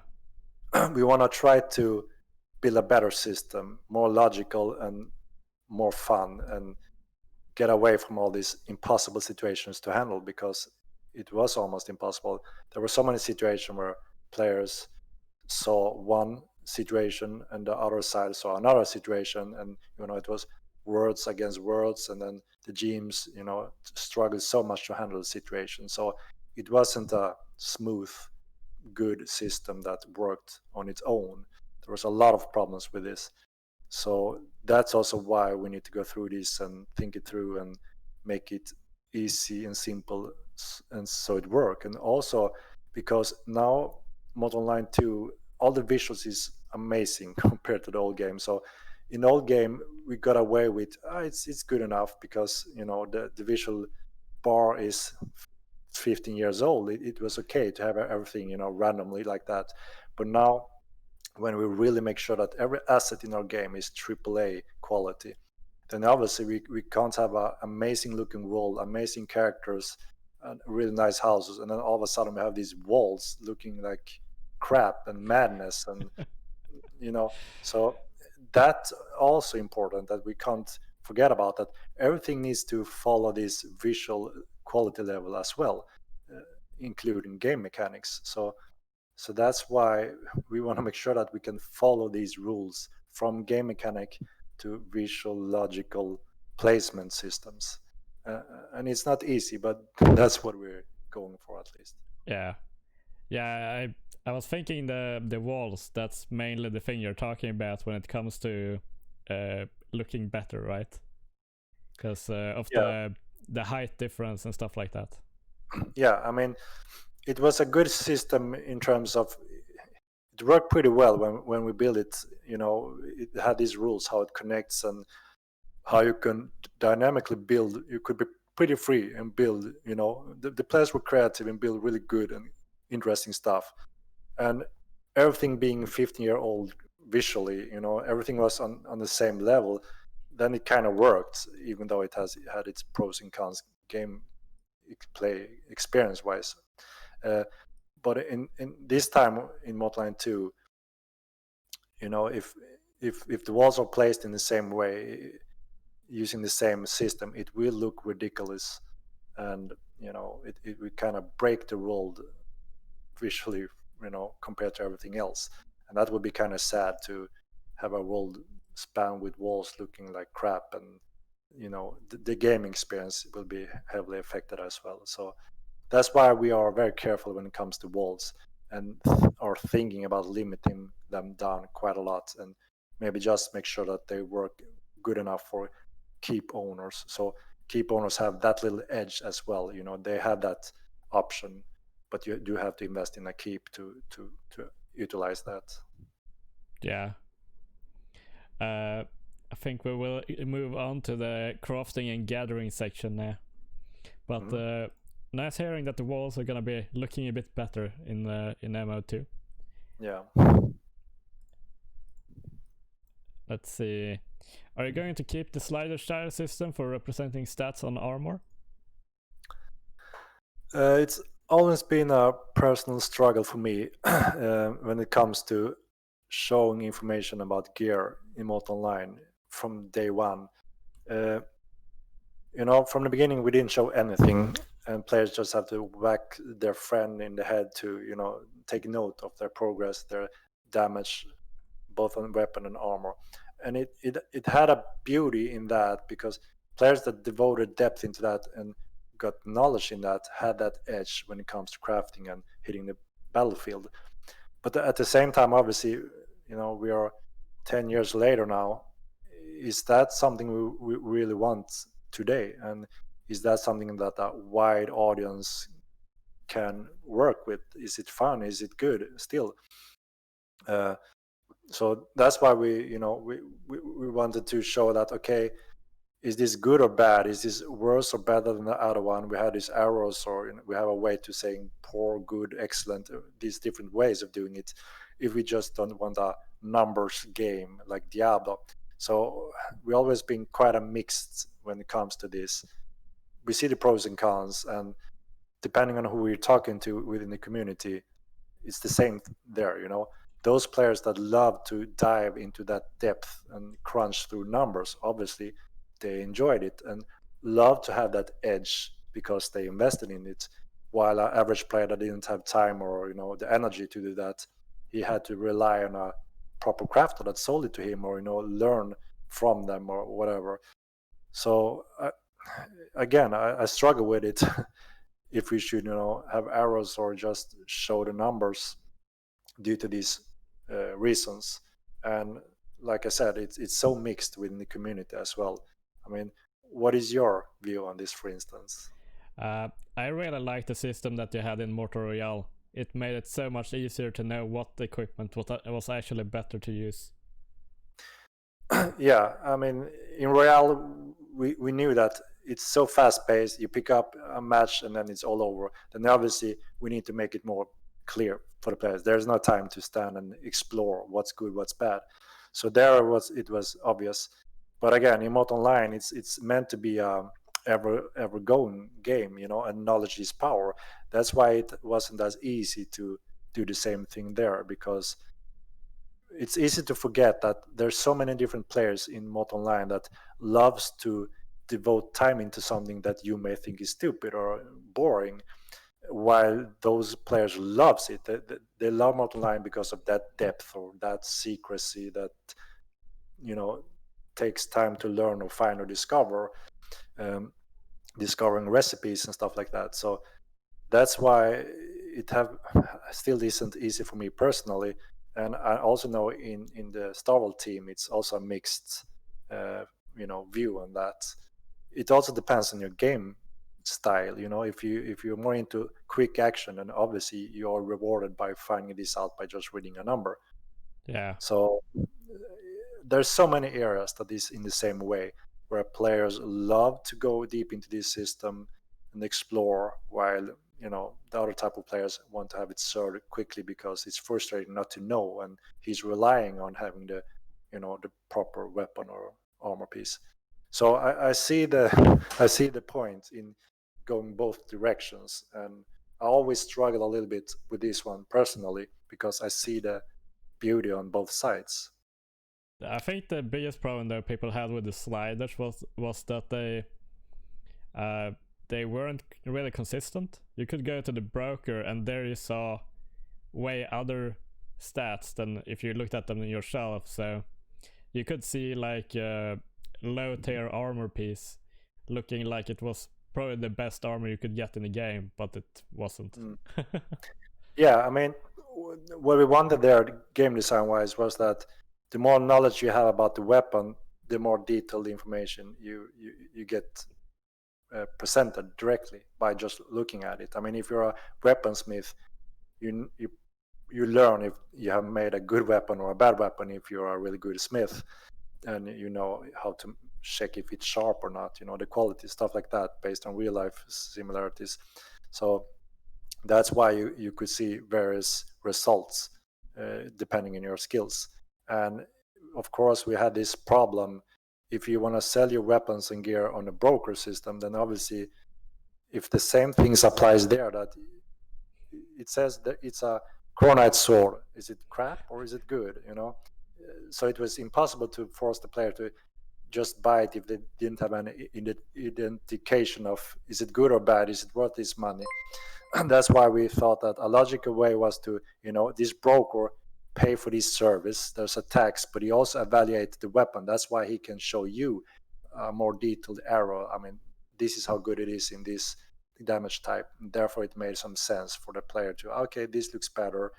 And when I bought it, then, like you said, I saw another result because I liked the skills for it. So I couldn't see that detailed range of the quality anymore. Only the broker could. So that's why we had those functions. So yeah, it will be interesting today to see, what's the wide view on this question today. If you look at in our community, I mean, where does the people stand? Have this changed? The view on, do we want to have the numbers detailed presented automatically, or do we want to tie it into skills and knowledge again? I think it's probably a bit leaning towards having it a bit more simplified, because we got more and more PvPers that don't really hang around and do the crafting and testing. But I think people like in my own guild, I think we have probably more people that is trying to gather information and stuff on that others might not know. Yeah, but if you imagine, thousands of players entering, and obviously within those groups there will be tons of devoted crafters that loves going deep into crafting, and they heard that Modeline have a deep crafting system. Obviously they should be rewarded. And imagine if your guild have tons of really devoted crafters, they love crafting and they find really good recipes, and they hand it to you as a PvPer, and you have a really good weapon, really good armor, and it's kind of a secret to the rest because no one else knows, but your guys knows because you discovered it and you have tested it. And it doesn't matter to you if you're interested in PvP. You don't have to crunch the numbers. You just have to rely that your guild have a good crafter in guild, or a good connection to a good crafter that sells you, supply you the gear. And that's also a beauty, I think, in some way, where you have that edge because there are players interested in this. So in that way, you would be happy as a PvP player. There's nothing really to complain. I mean, obviously, if you kill a player, you don't know if you should loot this axe, if it's shit or good, again, without testing it. So again, that's when the PvPer get affected. But also, I mean, a veteran PvPer without knowledge in crafting, he pretty quickly knows to check if this is a good weapon or not by, just testing it. So look, taking that into consideration, that we have a lot more player this time that, can go deep into this, and they get a satisfaction out of that, to being they're dependent on, you guys are dependent on this crafter. He feel more, valuable to the guild, and he can say, now improve this weapon even further, use it, it's great. And it's again, a secret or knowledge within your guild and you guys. So there is still, value in this, and a good reason for it. And if all the weapons says like 5.4, that's the results, and that's what you see in the battlefield, that's what the enemy see, that's what you see, all that kind of disappears, because you're gonna say, do you have a 5.4 weapon?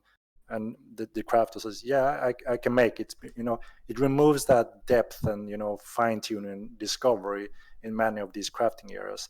That's why we've always been careful in trying to follow that road.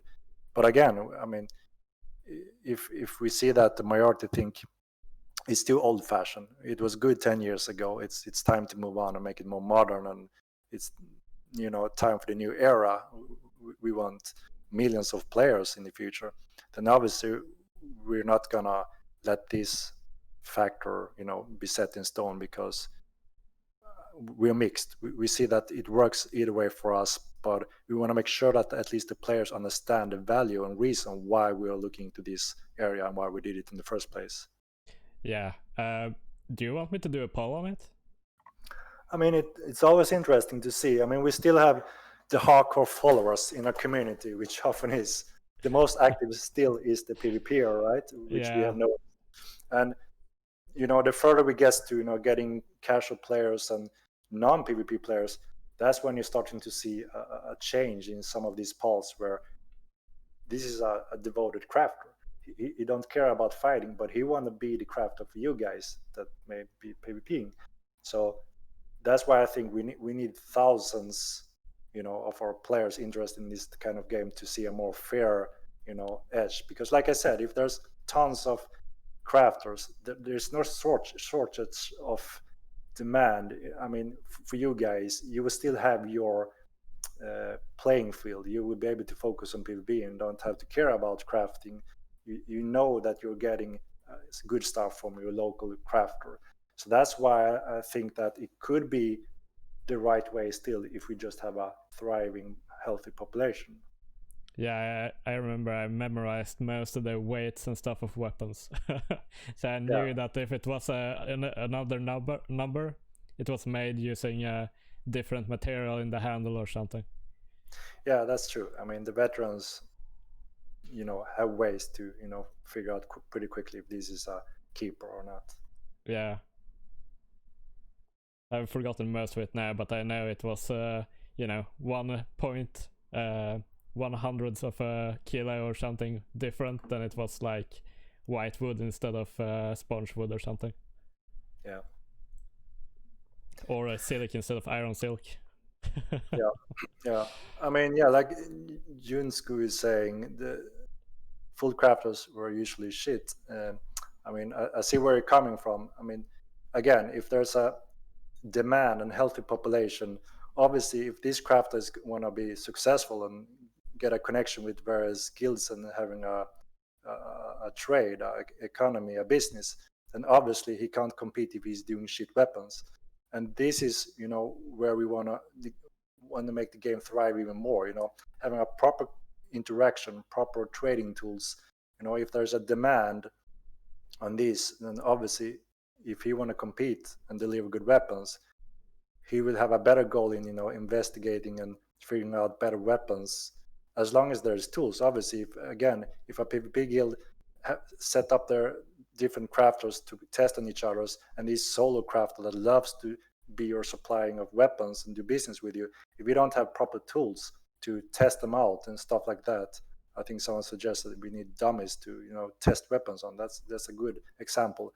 Then obviously, again, the PvPers with their group will have a faster, efficient way in progressing in that field.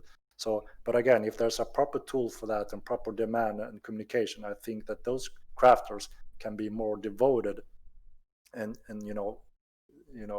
refining the recipe for players, like men have been doing in alchemy, for instance. Alchemy has been a grand example of some may learn recipes from others and think that's it, and then you go deeper into someone that devoted tons of resource and time into this. They laugh at these recipes and says, yeah, but you can make it 10 times more efficient or have a different result. So that's an area where it kind of shines, where you as a PvPer may be clueless or have a very expensive or bad recipe, but it works. It gives you a heal effect or whatever. But talking to a master alchemist, he laugh at that and can supply much better stuff. So I think that could thrive more with a better tools, better population, and a healthy demand on things. I think Tech has a good question there about adding maybe a line saying it's unidentified. Could help out newer players to understand that they don't know everything about that weapon. Yeah. I mean, I agree that the arrows, it's quite confusing, especially for a new player. Every time a new player look at that, you can see in the help channel they're clueless, and obviously that's not a good system if that's the case, that every new player asks about it, and that's a lot of the areas that we've been, that we know that this time we need to improve those fields. We need to make sure that the game explains and give you enough information for a new player to not have to be forced to ask in help channel for those obvious basic things. So I fully agree that we have many of those areas that we need to improve them no matter what.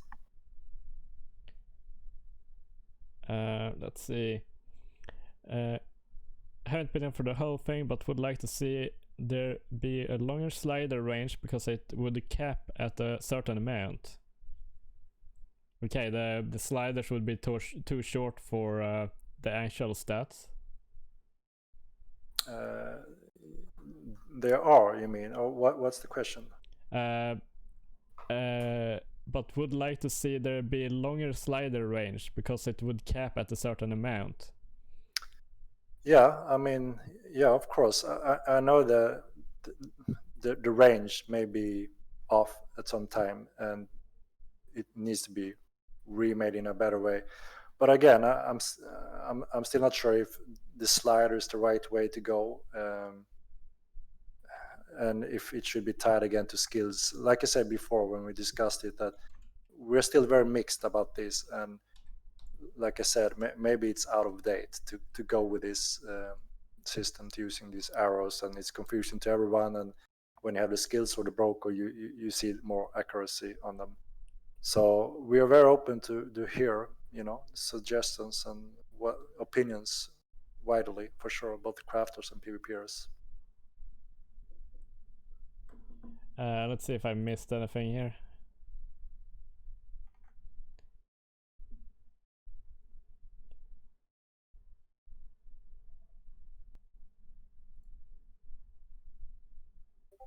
Okay, it's bad stealing house chests. Wasn't there was a chest, right, that made it so you couldn't steal from it, but you could steal from other lesser safe chests? Yeah, I'm not sure exactly about the specific rules now. It was such a long time ago. We touched that area. But again, I mean, there's a clear line where a player invests in housing, security, and stuff. If that can be taken away without any controlled environment or any safety or any alerts, and you can just instantly lose it all, then obviously there's two things: either you do it, and when you lost it, you quit the game or take a break or rage quit or whatever, or you never use it because you wouldn't put your valuable items in that. You just put in crap items there or some resources or whatever. And again, we do want to offer ways where you can actually invest in your own and have similar security as you would in a player city. We do like to have some kind of similar rules, even though the major rules is that maybe you can't destroy Tinram, or maybe you can, but it's extremely difficult because you will have an army against you. We do want to follow the same rules as far as it's possible and practical when it comes to guards, banks, security, housing, and so on. And we noticed how critical these things are for the players, and how big impact it had when someone lost something, how severe it is. And again, there's a reason why many games that offer this don't allow it to be fully destroyed easily, or that you can lose things like that. And again, like why Ultima Line never allowed it. I mean, one of the end game and huge part was surrounding housing and using banks and stuff like that, and they were 100% secure, just like NPC city bank. The difference was that you had to refresh it because you need to maintain your assets, because you're paying for that assets, and if you're not using it, there's a huge demand from players. So that's why there needs to be an upkeep.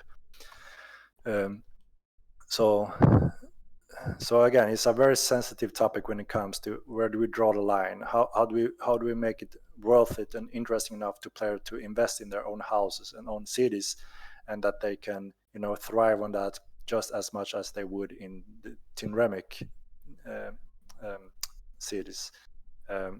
So that's something we're also going through in high detail now. How do we make that secured in a proper way, but at the same time we do have destructibles you can siege. So how do we balance that, and how do we handle the security so people actually using these features? Because we saw this happen in the old game. If it was too easy to destroy, or too insecure, you don't use it anymore. So we need to find that balance that is worth it, and the right way of, if you want to destroy it, you need to invest. It will be expensive, it will cost a lot, and it will take time, because it needs to be worth it. It shouldn't be just to grieve and laugh when you lost your stuff, because that's one of those main end things where you should be able to invest and build something and have a mark in the game world, and still feel somewhat secure, or at least be able to have a chance to be prepared to take action to kind of save some of it in somehow. So that's a big thing that we want to improve this time around, because way too many left mode online due to bad mechanics and losing stuff. Yeah, I think a lot of that when it comes down to the housing itself, destroying or stealing from them, it's either been like way too easy or way too hard. Yeah. Like the sieges, for example, where someone would put up so many guards you couldn't even get close to the building with siege weapons. Yeah. Yeah, and the problem there was that the guard's AI didn't work. Yeah, Didn't that behave too. as it should, so it just ruined everything. And it was just bad to try to balance something that was kind of broken in that degree. Yeah. That's why we're really rebuilding that now to make sure they should behave like a player. So, it's logical to see what's going on. Will there be any mechanics to make up for not being able to steal from houses which were part of the playstyle, such as stealing from horses? I'm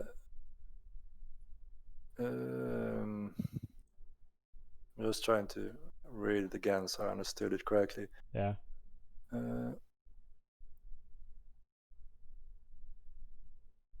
Okay, I found it. Will there be any other thief mechanics to make up for not being able to steal from houses which were part of playstyle? Yeah, I mean, again, we haven't really determined the rules for security in player houses when it comes to destroying those assets, chests, or stealing from them. We see the interest from many players and thieves that there should be something interesting, exciting for a thief to try to use his skills in that field as well. We see that, but again, it's so difficult because where do we draw the line? If they can go into any chest and just a matter of time and invest of tools, they can steal anything.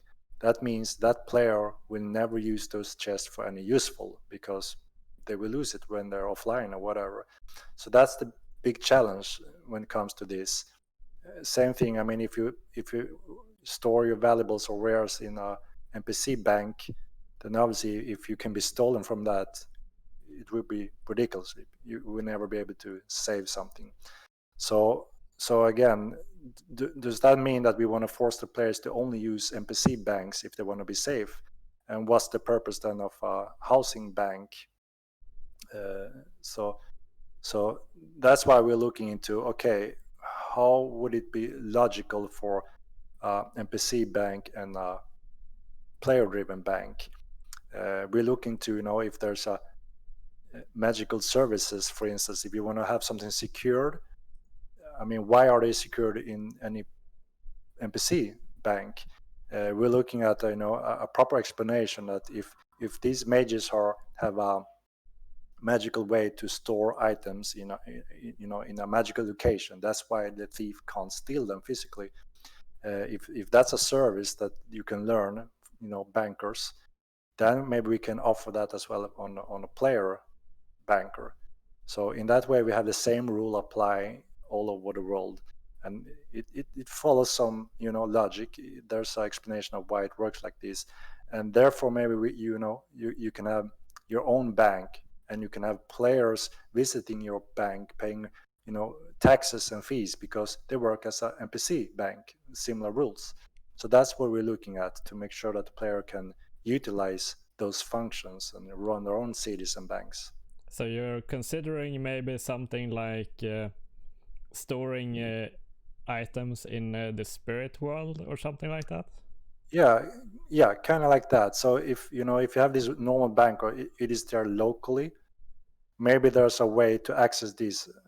Obviously, if you siege it and it's destroyed, and if you can access those things because they are there, but if there's a magical way to store these assets bound in a different, like you said, Etherworld, it's not in the same locations. That's why they are saved in that way. So we're looking into those more logic ways. Why does it work like this in an NPC bank, and how could it work as a player bank? How can we give tools for a player to offer similar services and following the same mechanics So there are different levels Yeah. of storing items. I think it gets a little scary though when we talk about maybe placing the items in the spirit world, because then it comes down to maybe that you can also transport them from there to other locations. No.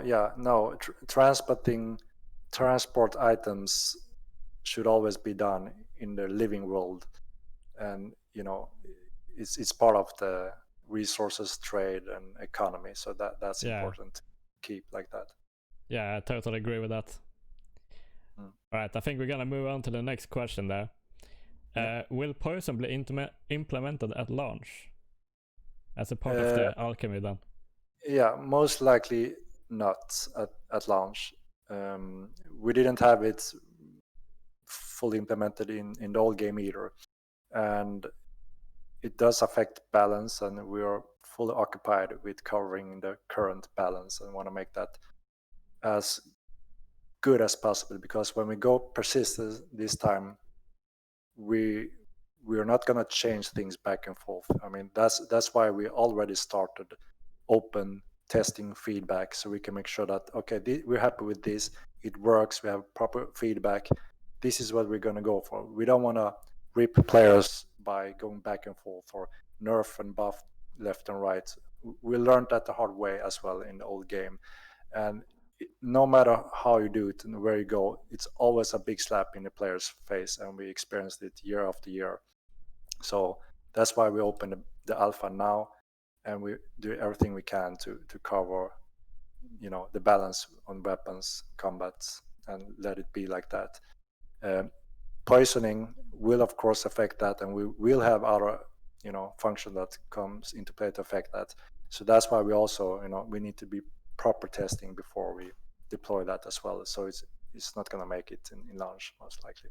Okay, yeah, I can see it can change quite a bit of the balancing when you start using poison weapons and arrows and so forth.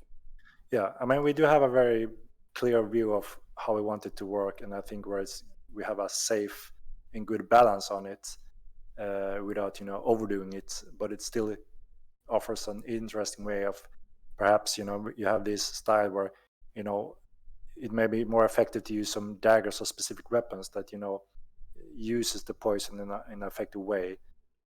So I think we have a good view of how we want to deliver it, and then we will start testing it and see if the feedback follows that.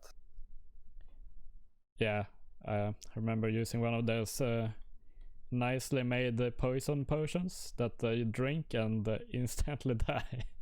yeah, you can make some pretty powerful poison. So yeah, of course we have to be careful so it doesn't become poison online when we implement that feature. Yeah. Alright, we will continue with the next one. Is the crafting system being completely reworked? Will we be able to use all the recipes, or will we have to relearn it? Sorry, say again. Is the crafting system being completely reworked? Will we be able to use all the recipes, or will we have to relearn it?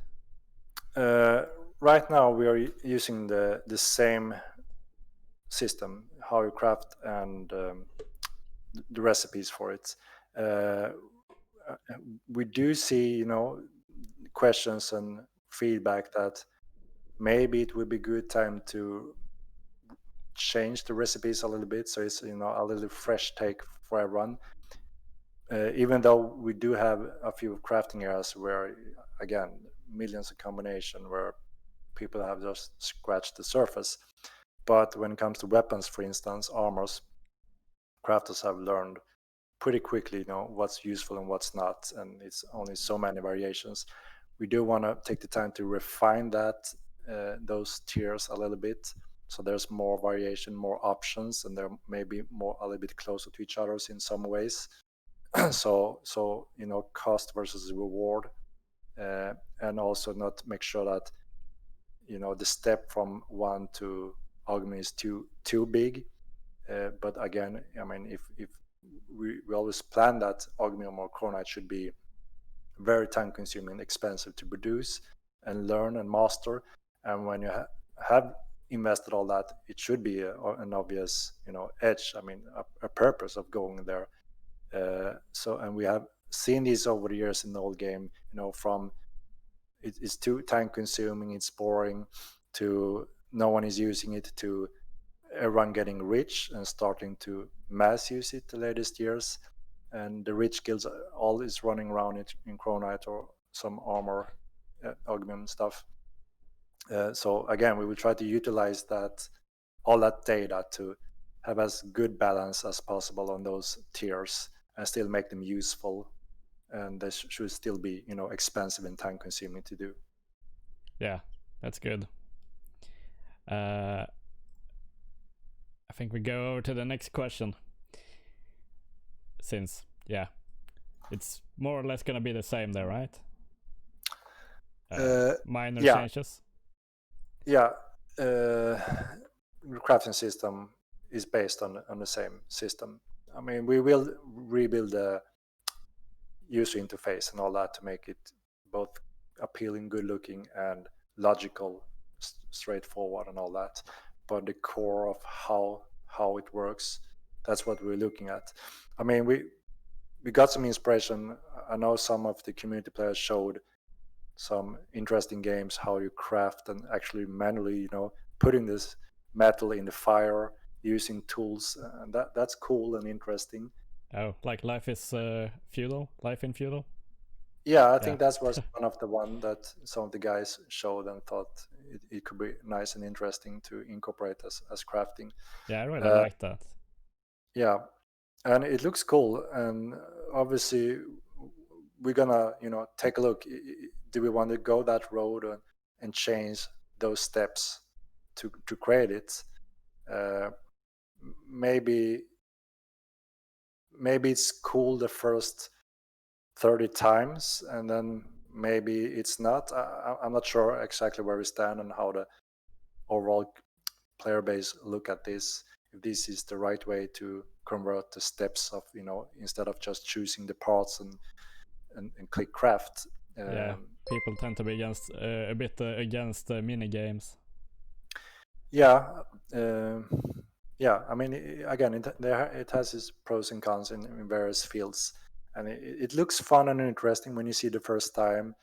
Again, when you're doing it for years non-stop, it changes a little bit.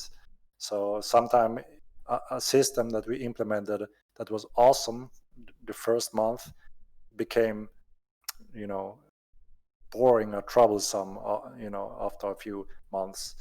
TC was one of those things. We got amazing feedback, everyone was screaming of joy, and then slowly it changed to there's so many issues with TC. So we need to be careful. If we have a system that works and player actually says Multline have a strength in crafting, it's deep, it's good, it's fun, it gives a lot of exploration, then it wouldn't be the best way for us to invest a lot of time to change it if it's already known for being a good strength in that gaming feature. So I think we played a safe card. If that's one of our strengths, we have that as a good core base at least. Yeah, I think that's one of the better parts of the game. Yeah, so it's nice having the different materials and the backing materials and all that. And I think that's what this question is here for. Will crafting system be exactly like MO1? Can I use bones, leathers for weapon armor again like I could in MO1? I assume it's the backing materials he means. Yeah, again, we have the core, exactly like it come from Model 9.1. I mean, there are some things that may not make sense what you use for some parts in weapon and armor, and maybe it's time to adjust some of those now when when everything is a little bit more believable and everything you see is more accurate and correct. So I'm not saying that it won't change. Some of those recipes may change a little bit now. But we use the core because it works, and we have that as a foundation. Yeah, I always felt it was kind of weird that you made the plate armor out of teeth. Yeah, that's one of the things that are a little strange. I agree. I discussed that many years ago with Mats, who pretty much designed those things. He always had a clever response and logical way of why, because he didn't create something that was stupid. I mean, until you hear the explanation or reasons, aha, okay, now it makes sense. And many times, maybe that explanation didn't reach the game and the player, which of course then makes it a little bit unrealistic and strange. So I wish I always could get more of that input and lore and explanations from Mats, but time pressure in getting those systems made, and the only thing we were lacking in was lore and information wise, and sadly that was what happened. Maybe it could be something in the crafting process. Yeah. To make people feel like, oh, this makes sense. yeah, exactly. Yeah. But yeah, I think we continue to the next one, because we will be having the more or less the same backing system and all that. Yeah, we are looking at that as a base at least, and then we will see. All right, that sounds good. Does all the science and materials in MO1 exist in MO2? Same potion receipts, same effects from eating cooked pig, etc.? Yeah, same thing, same rule goes there. So currently we have everything is just ported straight over. We have the same system and core and rules, just implemented in the new visuals, in the new interface. But again, as we go through them, we may do some small adjustments here and there, and also change things that didn't make any sense or was just gave us bad balance. So things may change a little bit.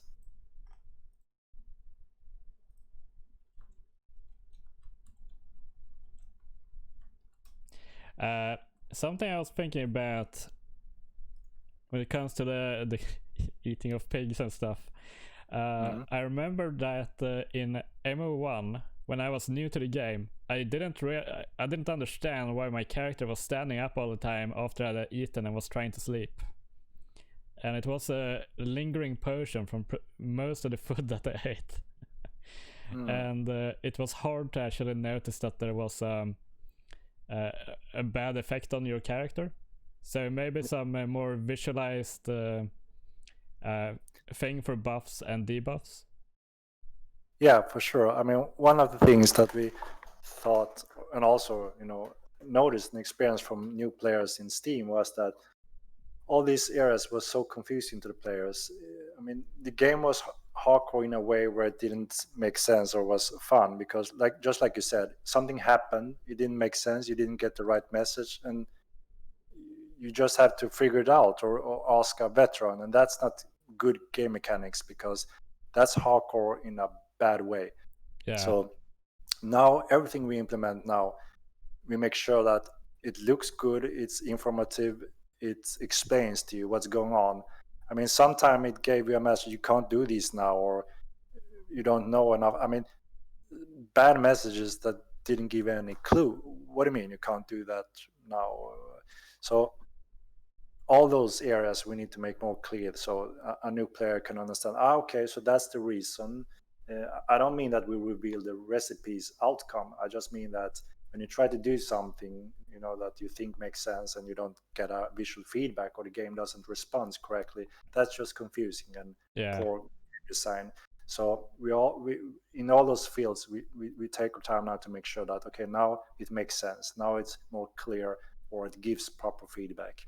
Just like you said, I guess it says you feel ill or you feel you're poisoned, and then you do this little animation. Yeah, it was just that I think it was hidden somewhat under another icon. It was like it said something that wasn't really picturing what was going on that great. So that wasn't good. It was confusing until you learn what that meant. So there's quite a few of those in the old game, which we are simply removing now. So, okay, that's good. It was between you were sick enough to take damage but not sick enough to throw up. Oh, okay, yeah. You took some some damage. Yeah. And I think it wasn't even like 1 point of damage. It was decimals or something. Yeah. It didn't show decimals and hit points, so yeah, of course it's a little confusing then. Yeah. All right. Next question: how will player woodcutting work since there are like 10 times more trees in MO2 compared to MO1? It will work in a pretty much the same way, but we are looking at if we can store the data of, okay, this is a uncut tree, you can cut it down and it will regrow over time. That's something we would desire to do. I mean, you've seen in similar game like Arc, those games that uses the same engine. Yeah. They have done it in a clever way, though they are not MMOs. Obviously, we need a proper way to storing all that data for all the clients that go in there, which of course is the task here. So, but it is on our table that's what we're aiming for. So you can actually see, of course, here's a forest, here's tree for you to cut down, and they regrow over time, which could actually mean that you could cut a huge area of forest, and slowly over time it will regrow. So, and obviously, along with cutting down a whole tree, we want to take the time to make sure that that's a lot of wood, and you can cut that down into further wooden planks or whatever to use. So, so if we are able to go that way, that's what we're aiming for. That what you see is what you get, kind of. If there's a tree, you can cut it down, and then it needs to regrow over time. If we manage to save that in a good way, in the MMO solution, that's where we're going for. And that could also mean that, I mean, we have to look again. If you cut a huge tree, that gives you a lot of wood. So obviously you can do quite a lot of stuff using that huge tree. So we take branches and all that, you mean, right? Yeah, and I mean, if it makes sense, if you cut a huge tree that's several hundred kilos, then obviously that's a lot of wood for you to use. So it doesn't mean that we stick with this, that you just cut and whenever second you get this much amount and you just have to grind it.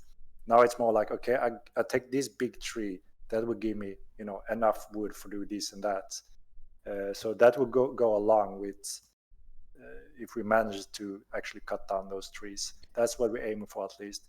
I mean, we already have the support for the old system, and that's fine. That give us the start. But of course, we would like to go to this, next generation step, which means you cut them down and regrow. Okay, I really like the idea of that system. So it's more realistic. Yeah. There was something I was thinking of. Will there be carts to move this wood? Can you cut wood? What? Will there be carts or wagons to move and transport stuff?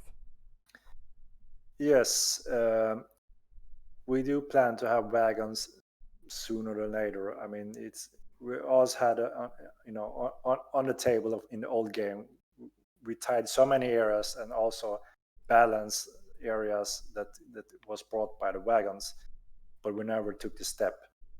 Yeah, I was also thinking about that a few days ago when I was talking to my guild leader when we were talking about boats and stuff.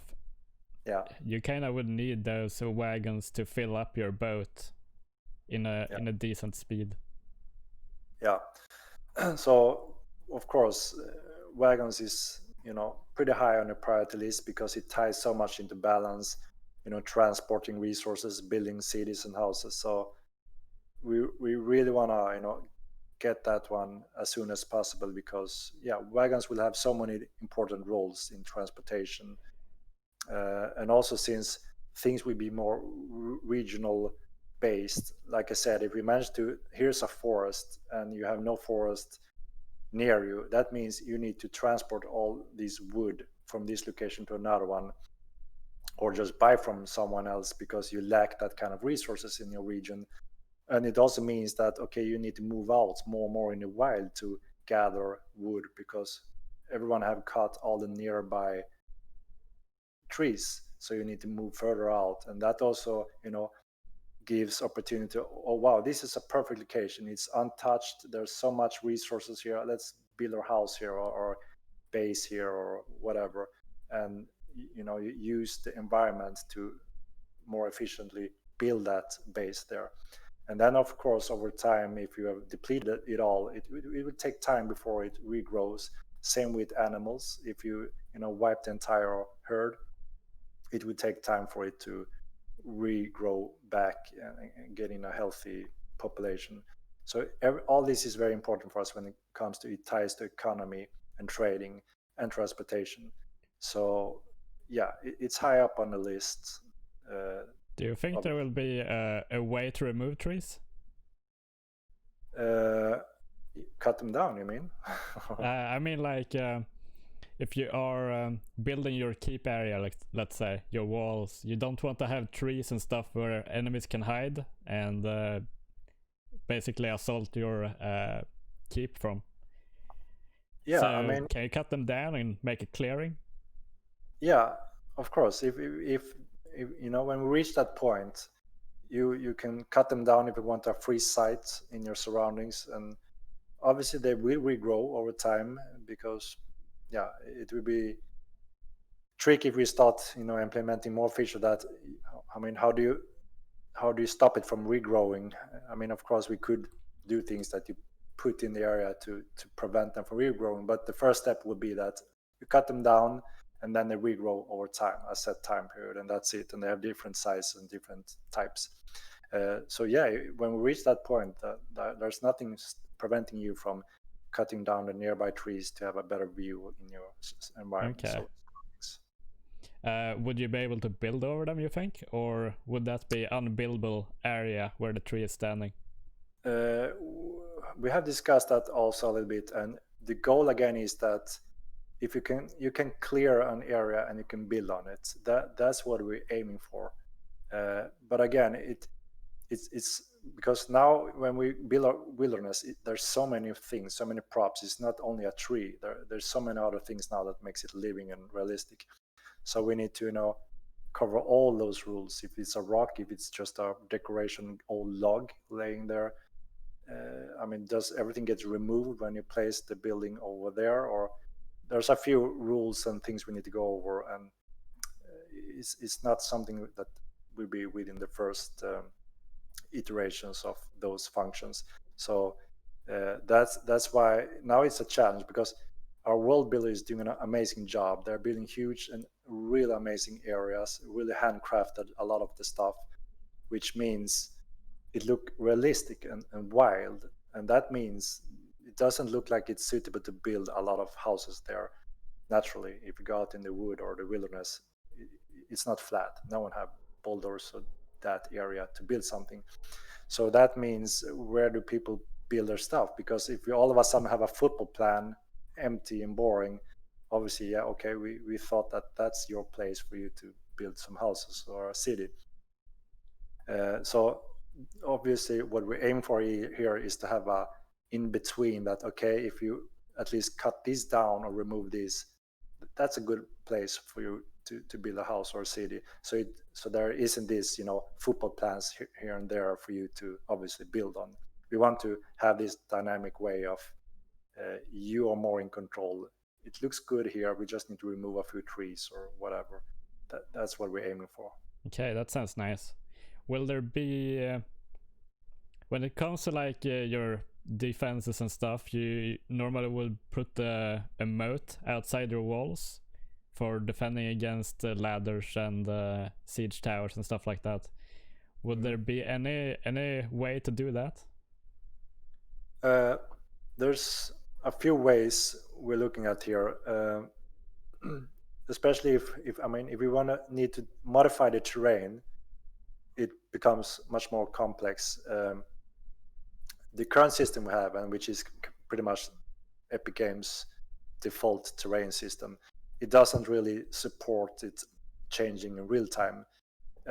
We are evaluating another system that actually is meant for this, and there may be a possibility that we are going this way later or anytime, which means the player can actually affect the terrain in some degrees. And obviously, that's really exciting and cool gameplay wise because it becomes even more sandboxy. The players can actually affect the environment, the terrain, especially. Yeah. So the only thing we could do is kind of the first step that we are right now currently is, like I said, you can't really affect the terrain, but that means we have to do these presets of things. So you kind of toggle it on or off. That's one way of supporting those kind of functions. It's not really dynamic and free, but it adds an option for the players. That's a possibility we may do. Or like I said, in the future or down the road, if we are stepping over to this auto terrain system, the players can actually do that with a in-game function and be in control of it. Yeah, it seems like there's a couple of guys that don't like the terraforming. Of course, we understand that players will go crazy and be creative in different ways, which means they will do mad stuff. So obviously, again, we need to consider this a few times and see how can we limit so they don't break the rule or create something ridiculously that doesn't belong in the game. So obviously we need to do some restrictions so we don't allow that kind of huge changes that breaks the game, but maybe allows that you can actually do some of these minor things that gives you an option or a small edge just in your environment area. Yeah. All right, I think we'll continue on to the next question. Will there be a dragon that you can kill and butcher in Immortal Online 2? Yes, sooner or later. I mean, yeah, we have we have three tiers of AI steps. So one is wildlife. They behave in a certain way, like you would expect in our world. If they discover you, they flee. They fear humans, and you will have to be good at hunting them so you don't just scare them away all the time. Yeah. And then we have NPCs that should behave as close as possible as a human. They walk and behave and take action similar to a human. They should have similar skill sets and different professions. Like I said, they could be hired. You use them as guards and so on. They have a specific AI. And then we have more traditional, and to that we also obviously have risers, which is one of the bandits. Risers are one of the main humanoid enemies on Mulan, for instance. They also behave like this. They should have a pretty smart AI where they're similar to human behavior when it comes to this. And then we have the monsters, and to that we connect the what we call Titan AI or whatever we call it. So we have these titans and rare animals that have this as a foundation, but they have these add-ons where they do very specific behaviors and have specific rule sets. Some of them are super rare. And again, we showed some of these visions very early on in our prototype in the first game that you saw our trolls, for instance, picking up a player, and they can affect a player, and then the player have to react on that to counter it and so on. Yeah. And obviously dragons is one of those main enemies that plays a very important role in the game, because they have various interests for the players. Just a wild suggestion example: a dragon could have a treasure in different ways for players. So obviously it requires a very specific AI and have different states. So for instance, a player group would want to kill this dragon, obviously, because of its treasure, its scales and teeth and claws, because they are valuable in their own ways and very specific attributes. And the crafters need to use all these materials to master it, and then can craft some really interesting and good stuff. So obviously, destroying one dragon, if it's a huge dragon, obviously it's a lot of resources, and that dragon lays on the ground dead if we manage to kill it, which means it's up for any player to start harvesting and getting all these resources out from it. So that would be an obvious reason to try to kill a dragon because of its pure resources. So it will basically become this big, like almost a mining area for a while. Yeah, exactly. It will lay there and be open for the players to harvest in various ways. So that could be a hotspot for trying to gather that valuable resources. So that's one way, and another way is that there's a way to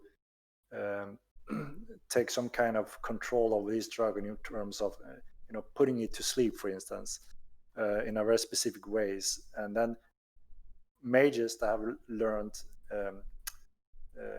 skills and spells in this school can actually master some of its abilities and tie them to specific items or things, which means that as long as this dragon stay in coma or in deep sleep, these items possess these powers. But if someone wakens the dragons or kills it, it loses its links to those items or assets. That sounds pretty cool. Yeah, so that means now we all had two conflicts of who wants to take this dragon. One wants it dead, one just wants to put it in deep coma, sleep, and try to protect it or hide it from the world to abuse its power in some ways. Another way could be to directly try to actually control it or mount it even, which of course will be something incredible, difficult, and dangerous, obviously. But there could be a possibility to some kind of achieving this with the right tools, right knowledge, and quite a lot of luck and try and errors.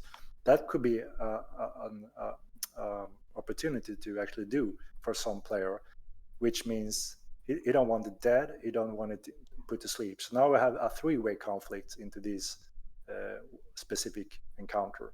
Yeah.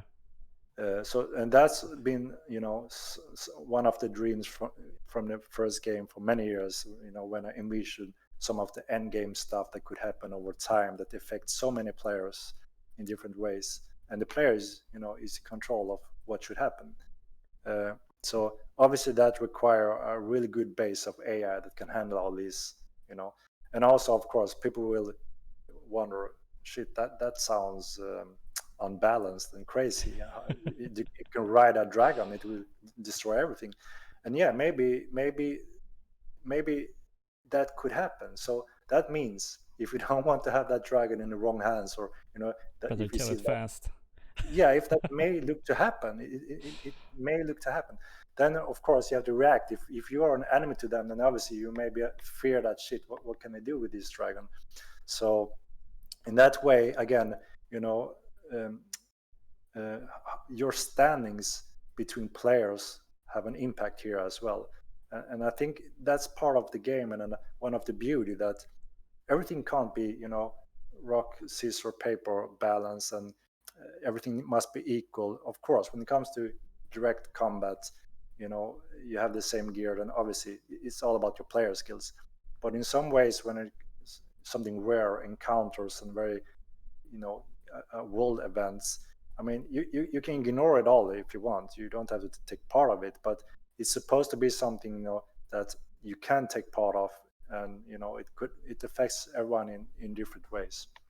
So that's the high end AI that we're building support for, that will use the dragon sooner or later. Yeah, this kind of brings it down to an interesting point though when it comes to breeding. Will you be able to breed the dragons if you have one?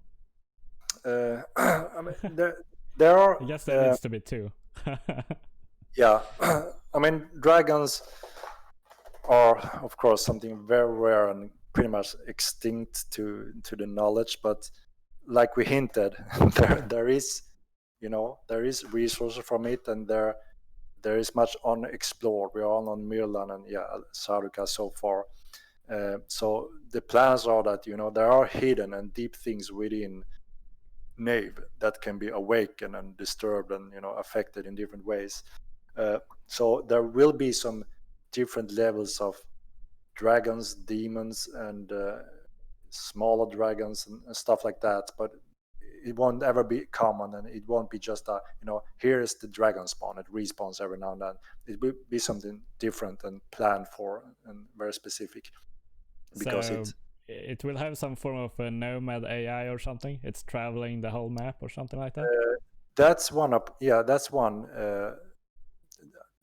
That's one of the Titan stuff that they maybe traveling the world in different ways.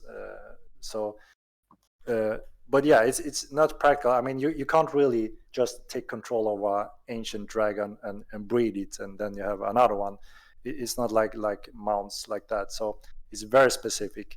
But a weaker dragon may have again one rare opportunity. There is one way of doing this, and then that's it. So and that's something we want to keep open, and it's an option for players to take part of or not.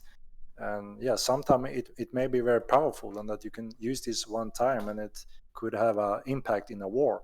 But there will be ways to counter these things as well. There are these different schools, and I mean there is different siege weapons that obviously could be very effective against a dragon as well, and maybe that's the way how you actually pull them down on the ground and try to finish them off. So it could be a risk if you have this young dragon at your disposal. If you just go near their enemy keep, maybe they just shoot it down with their different siege weapons, and you have lost a tremendous treasure outside of your enemy walls, and that could be bad. So yeah. So quick question here: will there be items like the sword of tears? Yeah, I think we will have some of that. It's a little similar to these AI encounters in different ways, and we tried some of that in the old game with quite a positive feedback. It gave a conflict and interest by players interested in that, and it also were a bit careful, so it didn't really give a direct edge in some way. So yeah, I think there is room for continue on that step as well. Did I miss some question? I think there was a question about... Oh, it might not have been actually written down here. There was a question that was about weapons. If you could craft weapons and that you have like a chance that it gets a little bit better or worse in certain areas. Is that something that's going to be implemented? If you craft a weapon, if it becomes good or bad. Yeah, if you have like a little range between like this is the standard level weapon, and this is a little bit worse than standard, and this is a little bit better than standard, kind of a thing. Well, we're actually looking at changing some of the skill balance when it comes to this. So because we noticed one thing that really didn't follow what we intended to do when it comes to skills, and it ties into min max. So players feels in Motland 1 that, I mean, you either min max and that's it. There was no use of going 6 in this, 40 in that, 8 in that, 19 in that, and 1 in 100.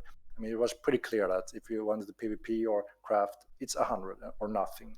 Yeah. And we actually intended it to be more dynamic, that no, it shouldn't be that obvious just to go 100 in all those 11 skills or whatever, and then that's it. So we are looking at giving some more room in terms of crafting. So for instance, if I become a master in weaponsmithing, which will resemble 90 in the skill, that means that you can do a sword just as good as you would have 100 in it, for instance. And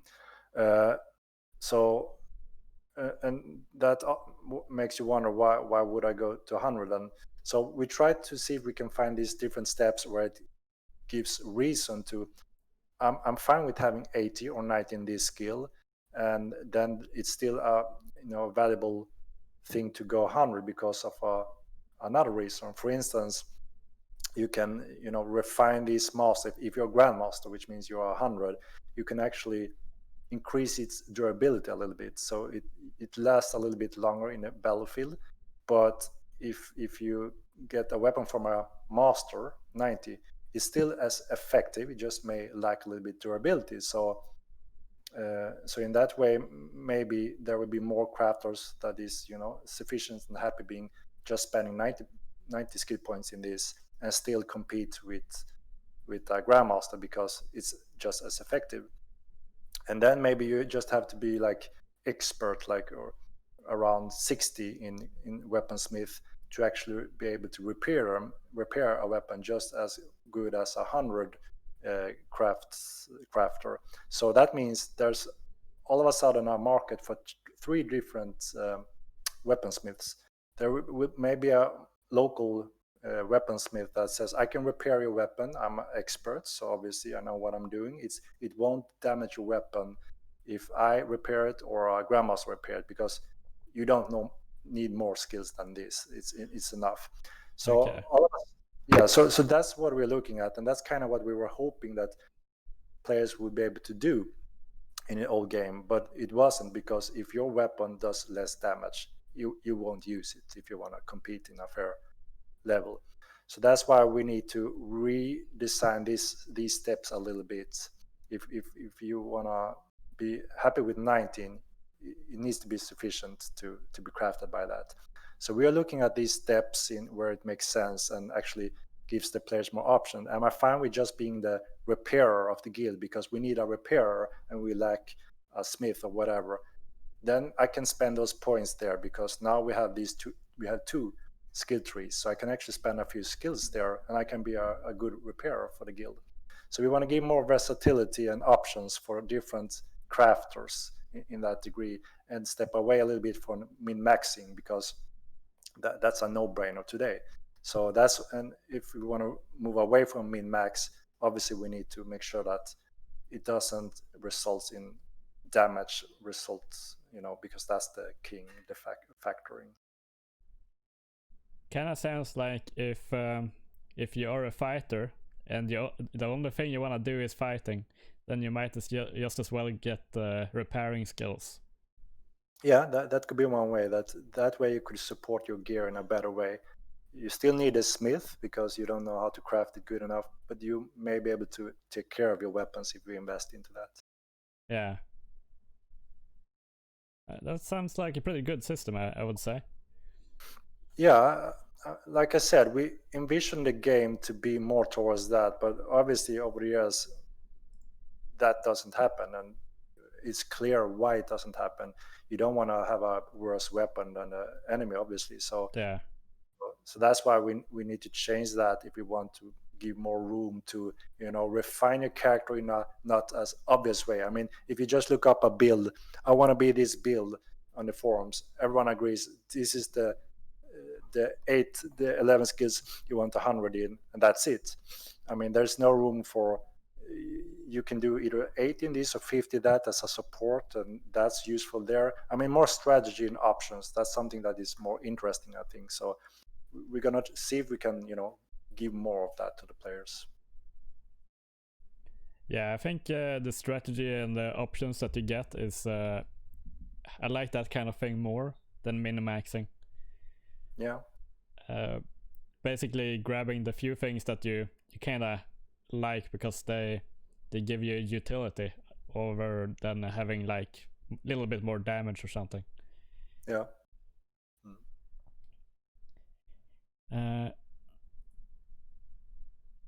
Just checking if there's anything I'm missing.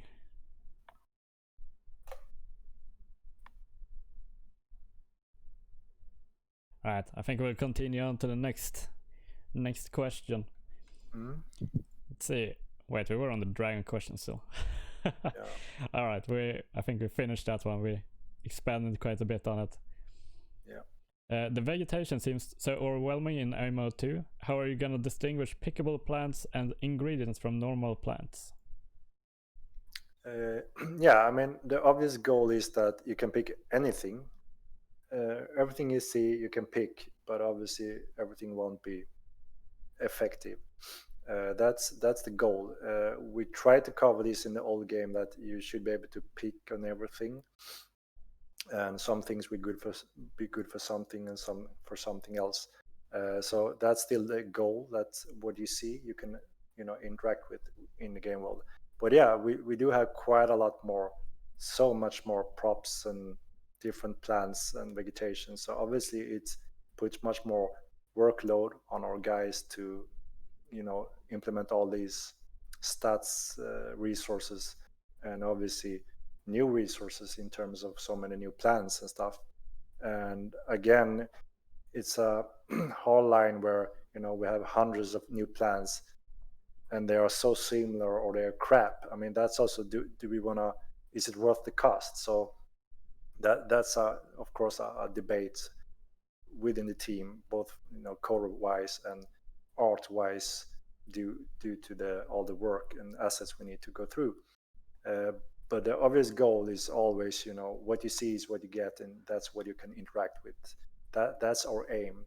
And then if we, have to sacrifice something due to performance, or is way too time consuming, or maybe we can do a little at a time, and the players just, are aware of, you can't pick everything, but you can pick a lot, and you will pick more over time when we have the time to implement more of that.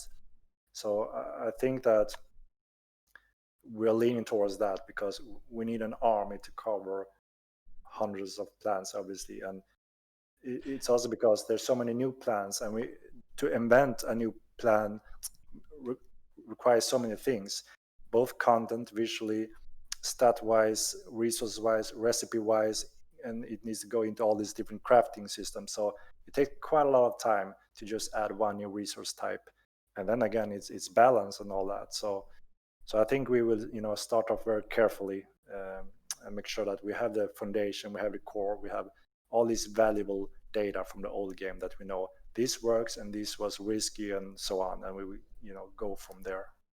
Yeah, that sounds like a good plan.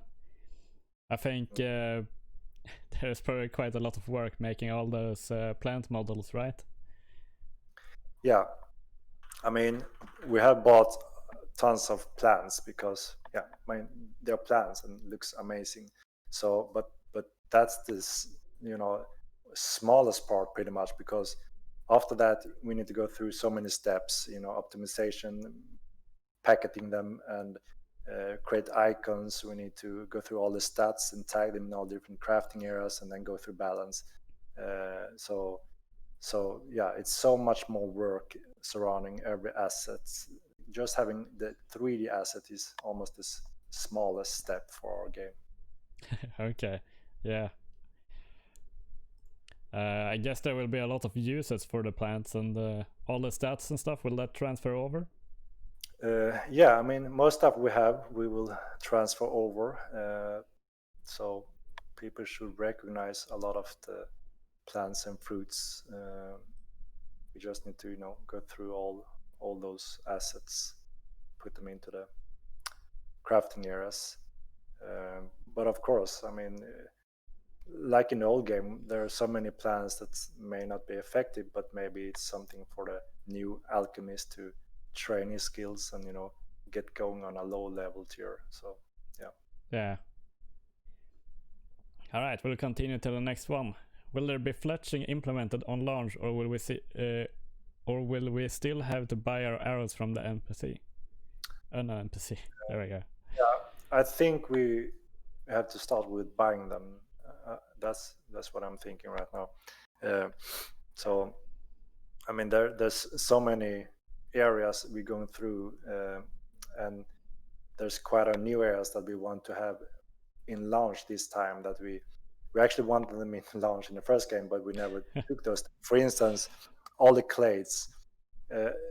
One reason why you never picked one clade, for instance, is because of skills, stats, mostly stats and speed. And there was always a plan from day one that these clays have different abilities which counter for some of the weakness. But obviously, since we didn't have those abilities, you didn't get those counters. Yeah. So that's why we said that, okay, we need them in the game now. So you invest in the clade you like and love, and you can evolve him towards what you enjoy playing. So you don't, a year later have to, okay, now the races get their abilities. Now I maybe want to restart my character into a new clade. So that's why we make sure that, okay, we need to focus on these core features and make sure that they work and that it's good. And now we have the base. Players can continue and invest a lot of time, and they won't, have to go back and reinvest time into a new race because we implemented those later on. So that's why we're already implementing the human clade in the next patch. Yeah, if I'm not mistaken. Just to start testing and just get a little feedback on that.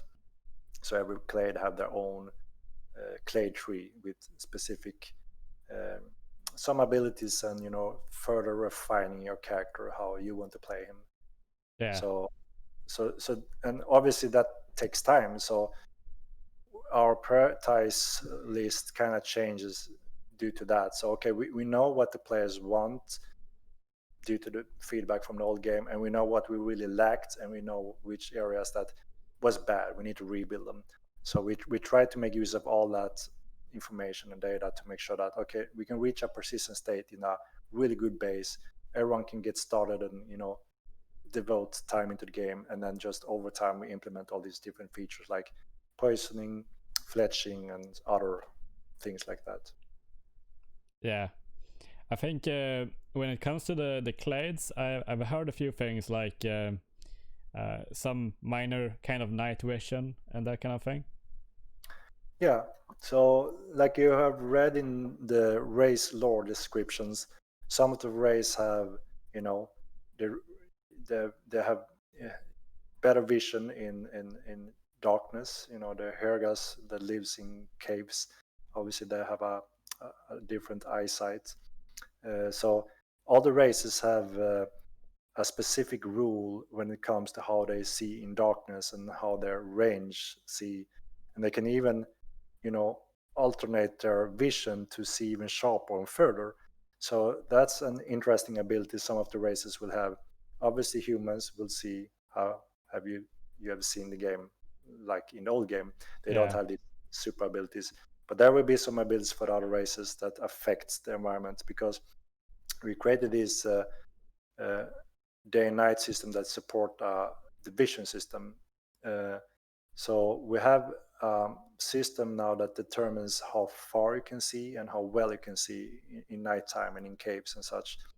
And it's also gamma hacking proof. So we can kill the data information in the pixels after a specific range and rule set, which means you can't. I mean, it doesn't matter if you change your gamma, it will just look bad and ridiculously, because you will still not be able to see part pixel black color. Okay. Is that why it's so dark now? Not really. I mean, there's a few things. We had a old system, day night system, that we went away from, and we're now using Epic Games night system instead. And in the current patch we are using two systems that compete within the night vision. So we're kind of in between in the steps, but in the next patch we should have a much closer setting on the night, the darkness and the sky, and hopefully the clouds as well, the sun. And then we should have the first step of this is how we want the humans to see. It looks pretty neutral, and they see what you would expect, and then when we implement the other races, you will see that you can alter this vision, so you can see how that changes the night vision. So this kind of changes quite a bit of things, because now you might not want torches if you can see in the dark. Yeah, I mean, of course, the race which absolute best night vision, there could be a situation where you may just be annoyed to having a torch in your face. So yeah, you may have to adapt to that a little bit. It's I'm gonna not be very interesting. yeah, I'm not sure yet if we're gonna allow that. You can actually control your eye adaptation. So if you're too blended, you have a torch nearby, you may be able to tweak your eyesight, that you control it, so it neutralizes that. And if it goes very dark, you can control it to see better in darkness. I'm not sure if we're going to allow you to toggle that function, or it's just this is the rule set. You have this much greater distance view in darkness, and is this much brighter. We haven't really decided which one of those for the players, and which one is best and most suitable. So that's one thing to consider. But yeah, you're right, it will be interesting to see how this affects various situations. Yeah, Pat wins. It was a bit brighter before. I still can see outside, so it's cool. It's daytime all around here now. But yeah, I think the clade system is gonna be really nice. I'm looking forward to seeing the different perks and bonuses. Yeah, I mean, like I said, it is one tool to refine your character a little bit, in terms of stat use, how you want to mold him, and then obviously every clade have their a really specific action or passive ability that ties to their lore and affects gameplay in different ways as well. Yeah. Alright, I think we'll jump over to the next question. NPC and AI interaction. I think we got quite a good number of questions still. Right. I think I cover those quite a bit. Yeah, I think a lot of it has been covered. We will see true living breathing. Yeah, I guess we can take this one. Will we see true living breathing world with NPCs that have their own goals and react with their environment based on the temperament and personality? Yeah, a little bit like I touched before. Like I said, our goal is that we have these different tiers of behavior in the AI. So animals that are afraid of humans and stuff like that, they would obviously try to avoid them. Yeah. React accordingly. And then we have the NPCs in the cities that also should accordingly, they live there. I mean, what do they work with, and they should go home and sleep and stuff like that. So nighttime and daytime should have two different experiences for the players, and also have these different moods. And obviously guards behave in their way in cities. So we should expect more of this, so it feels more like a living and interesting world where NPCs behave like that.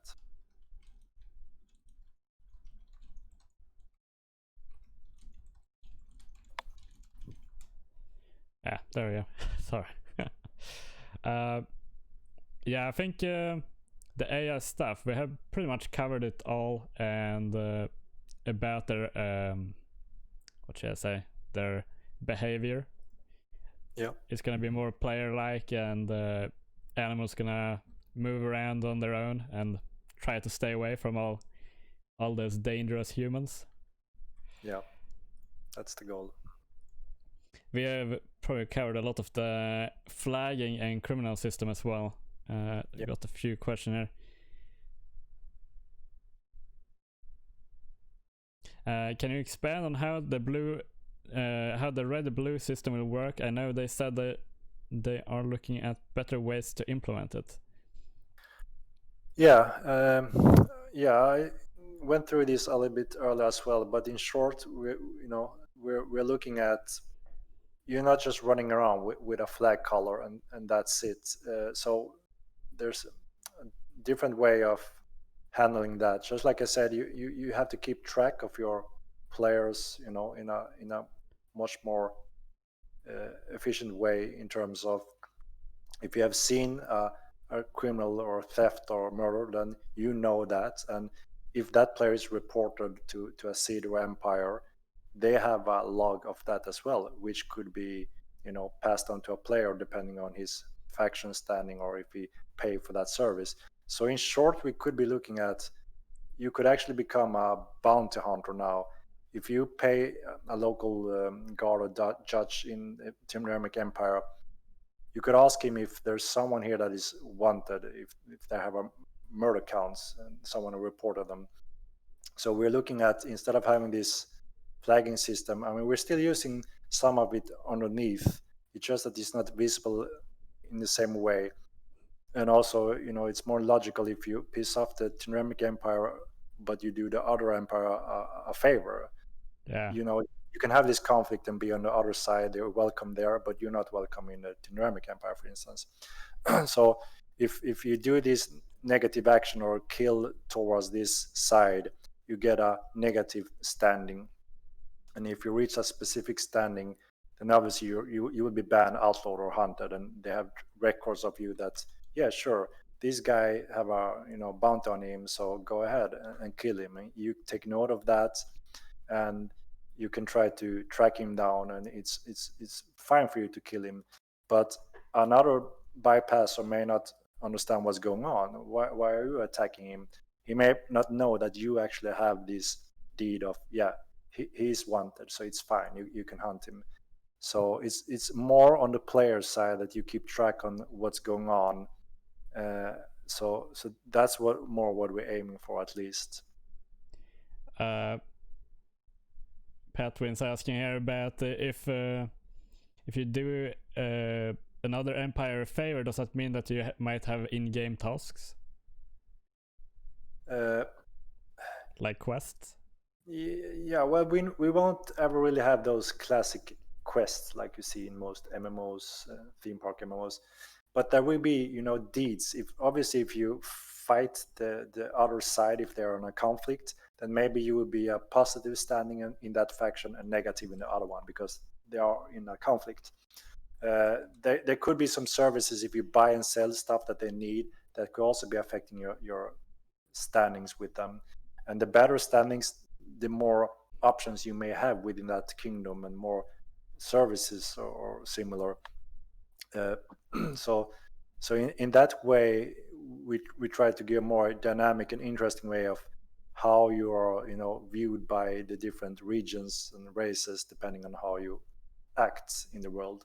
So there should be more and different consequences to how you act. If you kill a guard to the Timremic Empire, that's a really high penalty. You will instantly go negative in standings there, which means you will eventually be banned from the entire empire, and you could be wanted, and you can have a bounty on you, so others may always be trying to track you down. So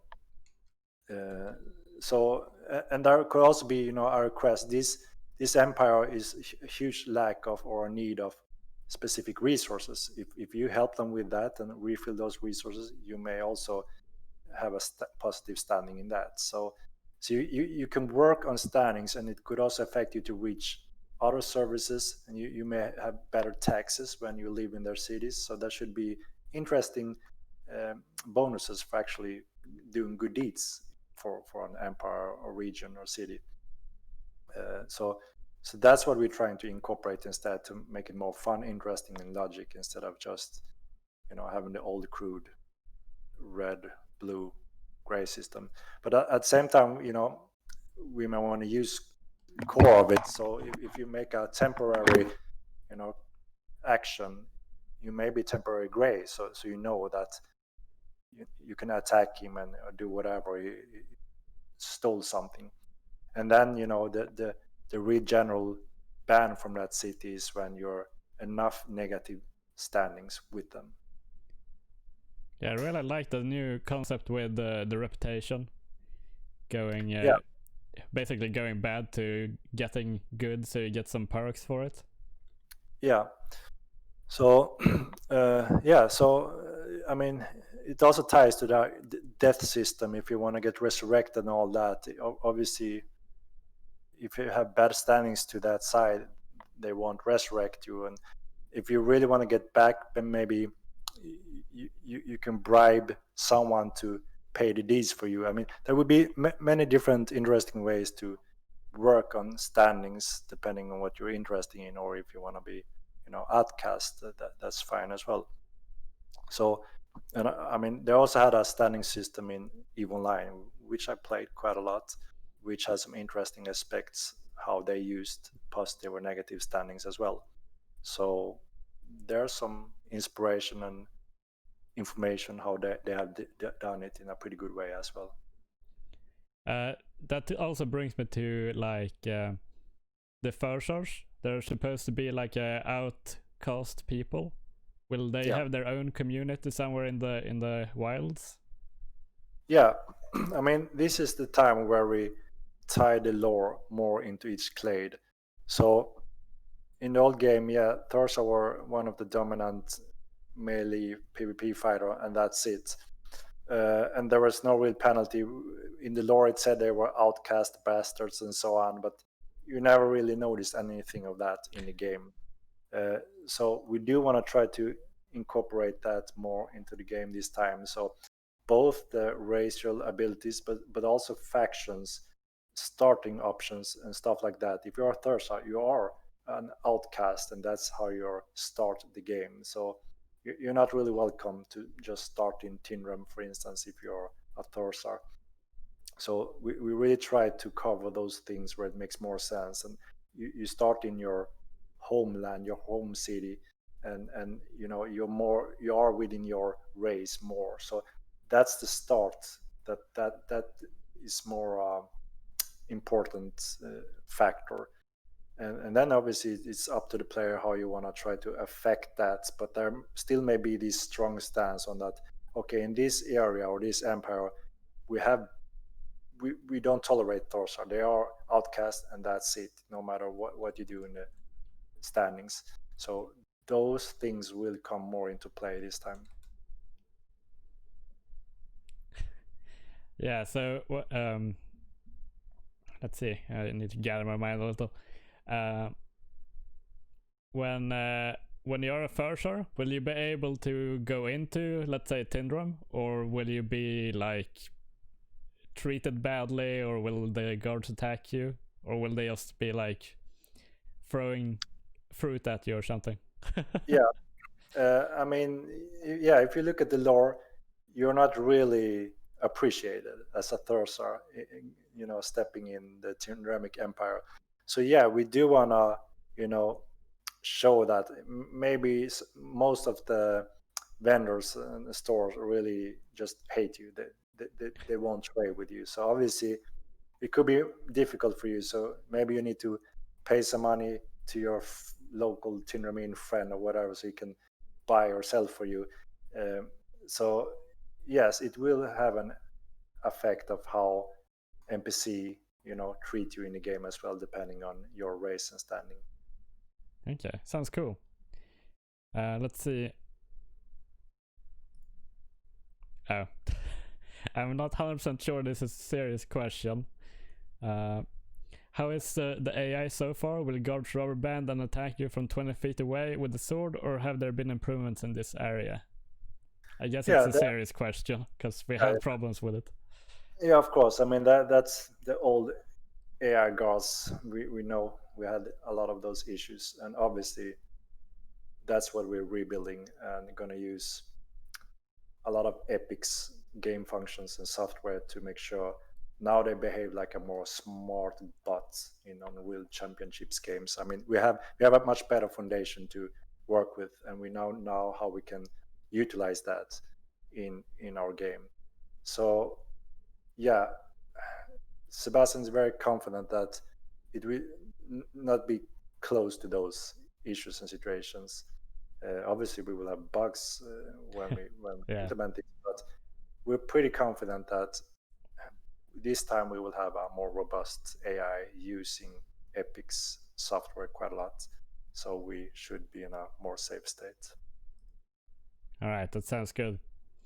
Vendors and brokers. Are vendors gonna be useless in MO2? Like the leather vendor only sells one type of leather and no longer carries cotton, or the Radiant vendor only having calamine, or maybe the food vendor only carried 2 types of dye and 0 edible foods. Yeah, I mean, if you were part of the game since day one, you know why this happened. So at first, obviously, you couldn't produce or pick up everything, and then we have vendors that sold everything. And then the more things we added into the game, the more a player demand and request was that, come on, remove these from the vendors because now I can produce it, I can sell it, or I can pick it, or whatever. So that was a player request, and it was also planned that we do want a player-driven economy. We don't want to separate the NPCs and the players. That okay, you buy all this from the NPCs, and the players is something else. We want a living, believable world. So if the vendor is selling it, you can buy and sell it also. So, and hopefully in most cases you can produce or pick it as well. So that's why we have seen this transition in the old game where we removed more and more these resources from the vendors because players wanted to cover that instead, and it was a request and was planned for. So I understand that coming late, maybe that's looks strange, but yeah. the goal is that there shouldn't be a difference between an NPC and a player. That's the goal, at least. So will there be NPC vendors that sells basic stuff like it was in MO1, or will it be 100% player owned vendors? I mean, in the beginning there will be a degree where we don't have everything finished, which means you may not be able to produce everything or gather everything. If that's the case and we need these resources, then obviously we need to have a vendor selling it, and that's the solution to cover it if it's necessary, and that's what we did in the first game. Yeah. But in the long run, we want to make sure that there is no difference. You can sell these goods and the NPC can sell it if he has it, or you set up the rules for your NPC what he's selling or demanding, orders, demands. So again, that there shouldn't be this specific rule or difference. The only time we use that it is when we need to save the functions because we lack the way of how to get that resources or produce it. Okay, yeah. It's kind of what I heard back in the day as well. Yeah. How will territory control work in MO2? Will it have some similarities to MO1 or be completely different? This is probably mostly about TC towers and stuff like that, I think. Yeah, I think we cover that as well quite a bit. Like I said, it's gonna be rebuilt. There were so many issues with walls and TC towers that didn't work well, and gave so many issues between the players, GMs, and us. It was a struggle back and forth. So we wanna take our time and make sure that this is rebuilt in a logic way and more easy to handle both for the players and us. So yeah, you can expect to see changes in these rules, and I can't really go into the details of exactly how at this point, as explained before. Okay, yeah. The thing I was thinking of with this is like the TC towers, will they be changed so that they are in locked places, static places? Or we're not sure. I mean, there was many things that, like I said, was really problem some with placing them dynamically, reaching them and how to damage them and so on, and placing them on node lines and all those kind of situations. And it wasn't the best way of representing how you own the land. So we are exploring new ways of how you build on your land and own your land. And if it's if it's better for us to move away from those towers, so we are looking at a different solution currently. Okay, yeah. I've heard people that wanted some things where you have maybe a bigger structure, like an outpost, and maybe keep those in static places. Is that something you've been considering? Yeah, I mean there's a pros and cons with static places. I mean, it's a sandbox. Yeah, I think we took the decision to have specific static location when it comes to keep slots because of a few reasons, to make sure that it works well and we have somewhat of balance, and so many issues can be avoided if we do this, because also it's players are heavily invested. We want to make sure it works, it's fun, and it's secure, player wise, at least game functions. And the pros were more than the cons. I mean, we have a plan for us to use our um, old the model building to allow what was like 9 multiple with 9 or something. I mean, to build your own keep using the current house model system in the old game. But again, we saw so many issues, and now we also need to redesign the art again. And we think that we can make a much more better gaming experience, both visually, gameplay wise, and secure wise, if we create the keep locations and get, invest a lot of effort in making those work very well. And we can also be sure that they are in a safe location this time. We know that from player feedback which keeps was a bad location and stupid location. I mean, we make sure that we cover all that and make sure that these keep slots is in a proper location and they work.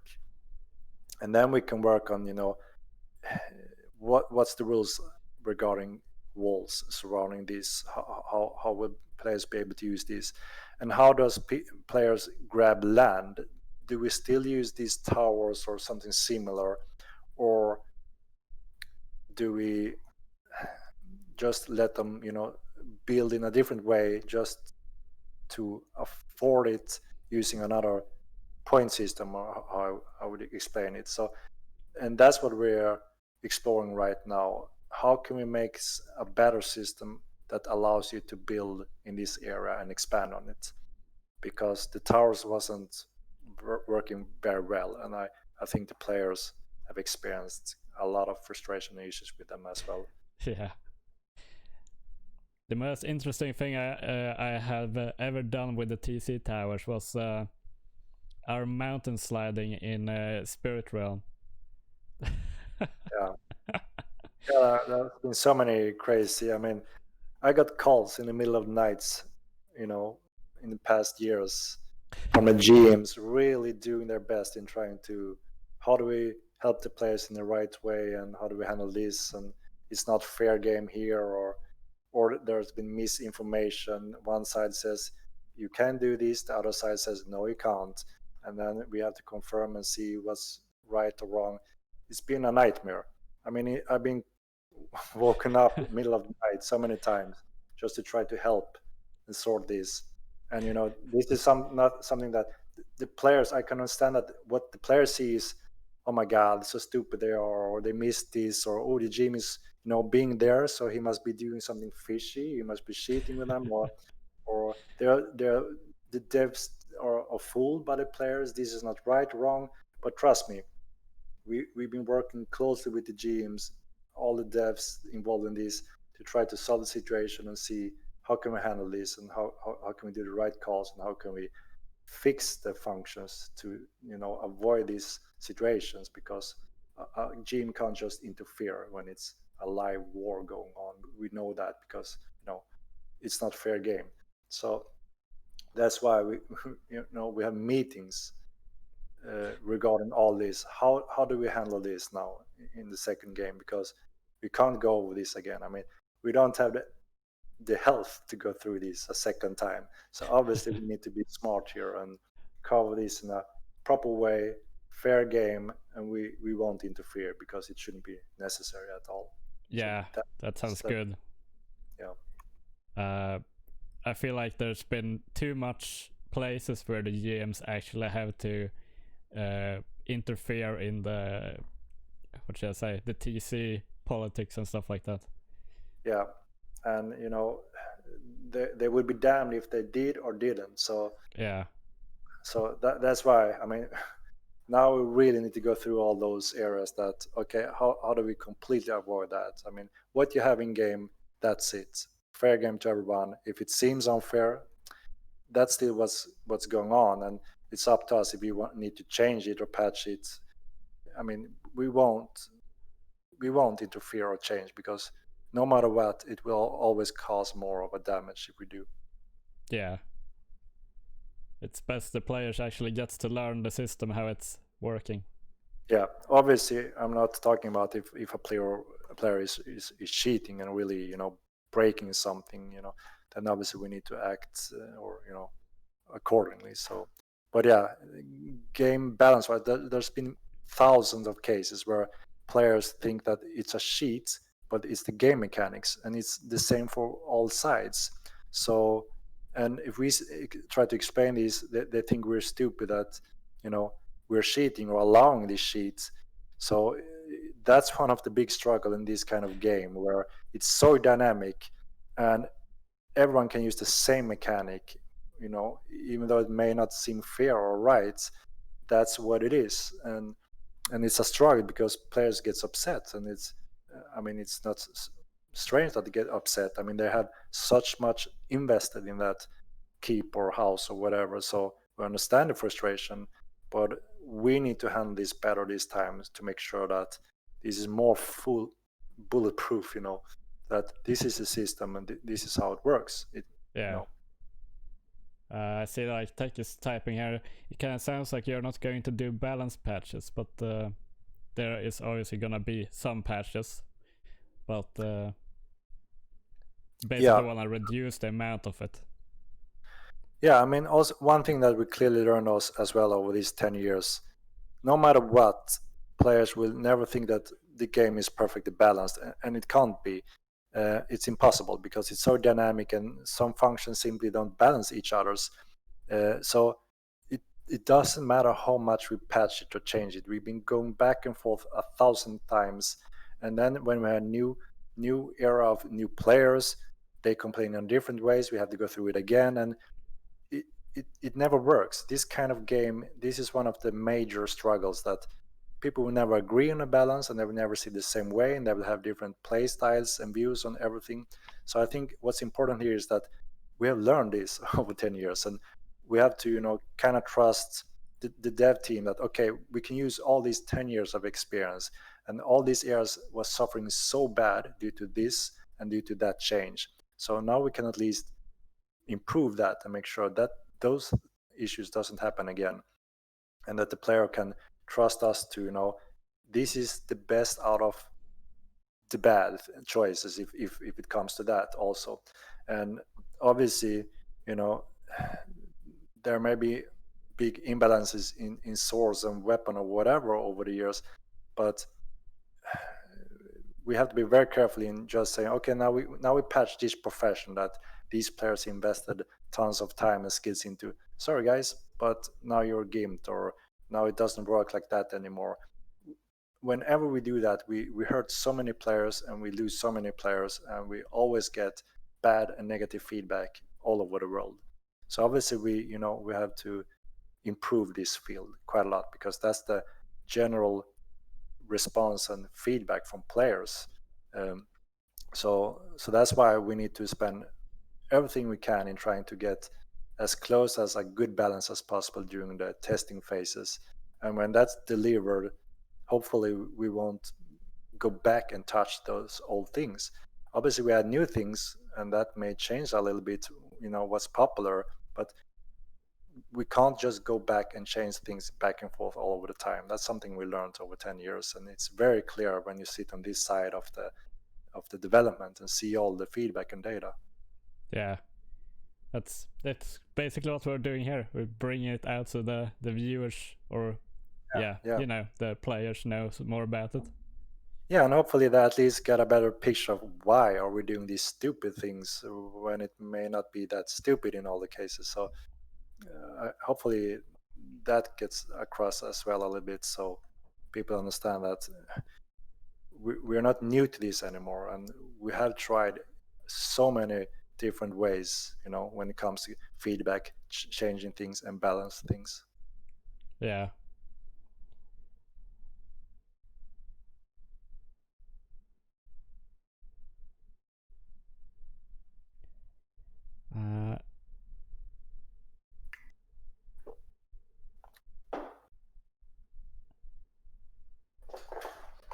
not sure what I'm reading.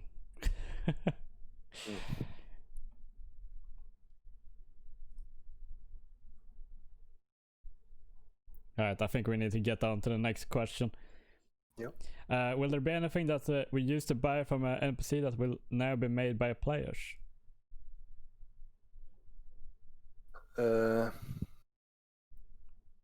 Didn't we cover that? I think we have actually already covered this. I think so. Yeah, like I said, it may be a transition depending on if we need it or not, you know, and that's kind of how we did it in the old game. So, but yeah, the end goal is that everything is player driven. Yeah. All right. So, next question.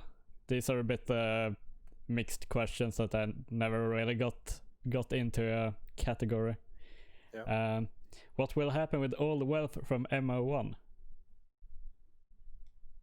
Yeah, that's a good question from many players.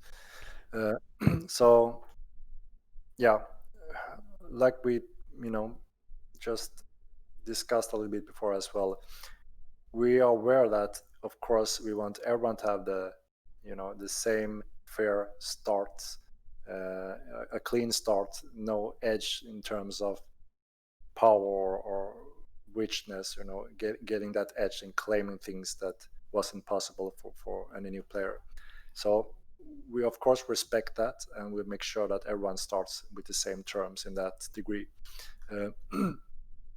So what we were looking here was, we wanted to find a way to, you know, transfer some value that may not give you the head start, but it may give you something interesting and, you know, a long-term value over time, which for instance could be something like assets in the capital, you know, things like that. So in the beginning, who cares, you may not, you know, benefit from that, but it does give you a cool thing. I mean, an asset in the capital that you're first to claim that, and that means you have your way to log out. Possibly you don't have to, you know, go to the inn, and that maybe not be the, you know, desirable thing that you benefit from start, but over time it could be that you have a lot of value in this, having a asset in the capital that may grow in price, you know, in value,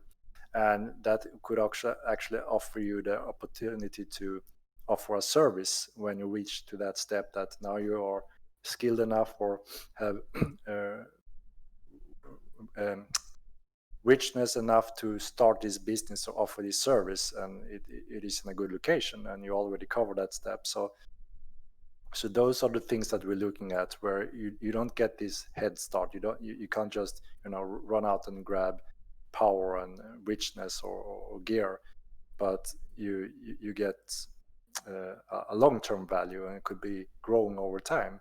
So that's in those fields, I think that it would be very interesting to have this kind of wealth traveling over, because it's also kind of makes sense in the terms of, okay, now, you know, your ancestry have worked on all these in Multiline 1, and now, you know, several hundred years have passed, and now it's going heritage down to your kid's kid, you know, and that's where you start your journey in Multiline 2, and they actually pass down their wealth to you, which you gather from the first game, which could be something like this that I just explained.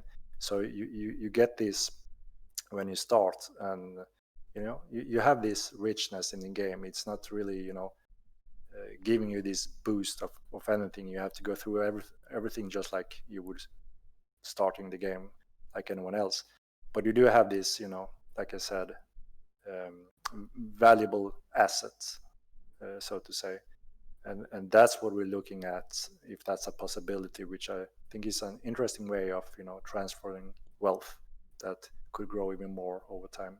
Yeah, it seems like many people kind of like that idea, and but have you been considering like how it's gonna work? Will you get in Tindrem or more in car, depending on like race or something like that, or?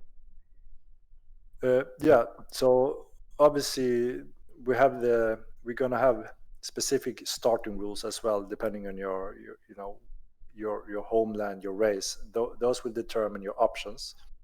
And obviously, we will only start with Maryland, so it would be somewhat limited. I mean, we have ways where every race have some kind of starting belongings, and then when other continents come, they actually get their homelands. But we will manage with Maryland. I mean, everyone will be able to have one base.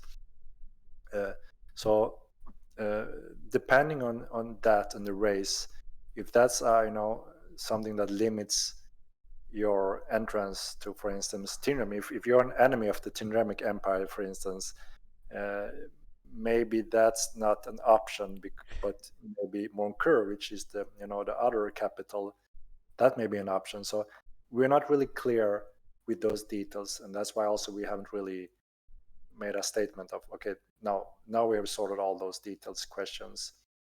Like I said, the starting rules affect this as well, so we need just it's a good question. That's why we need to cover that. um, so that, yeah, that's what we need to go through as well, and pinpoint every race and options and make sure that it's a similar value for all of the races, so not one get totally gimped. Yeah, it would be unlucky if you manage to make yourself an enemy to the Tindramic Empire and you get your heritage in Tindram.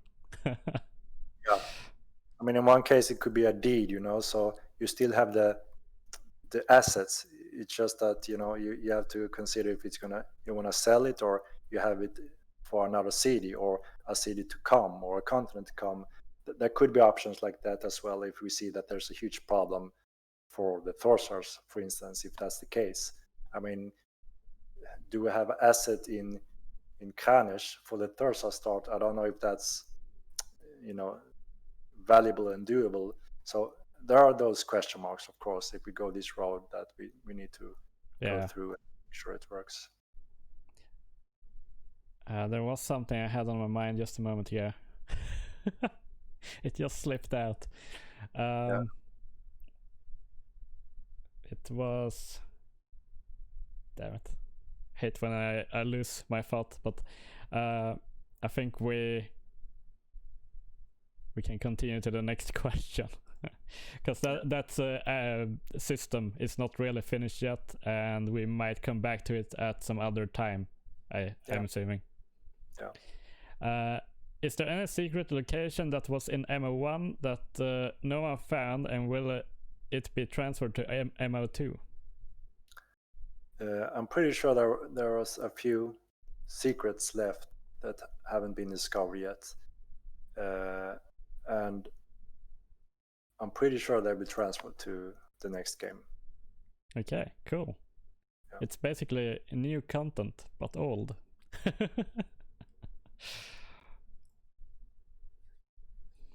All right, we continue to the next one then. Will there be a living interactable dragon in MO2? I think we just already basically said that there will be. Yeah, I think I covered the vision and goal for future content revolving dragons and similar. Yeah, and I think it's much bigger than most people here was thinking it ever was gonna be. Yeah, we do have grand plans for it, for sure. Will there be trinkets like in MO1?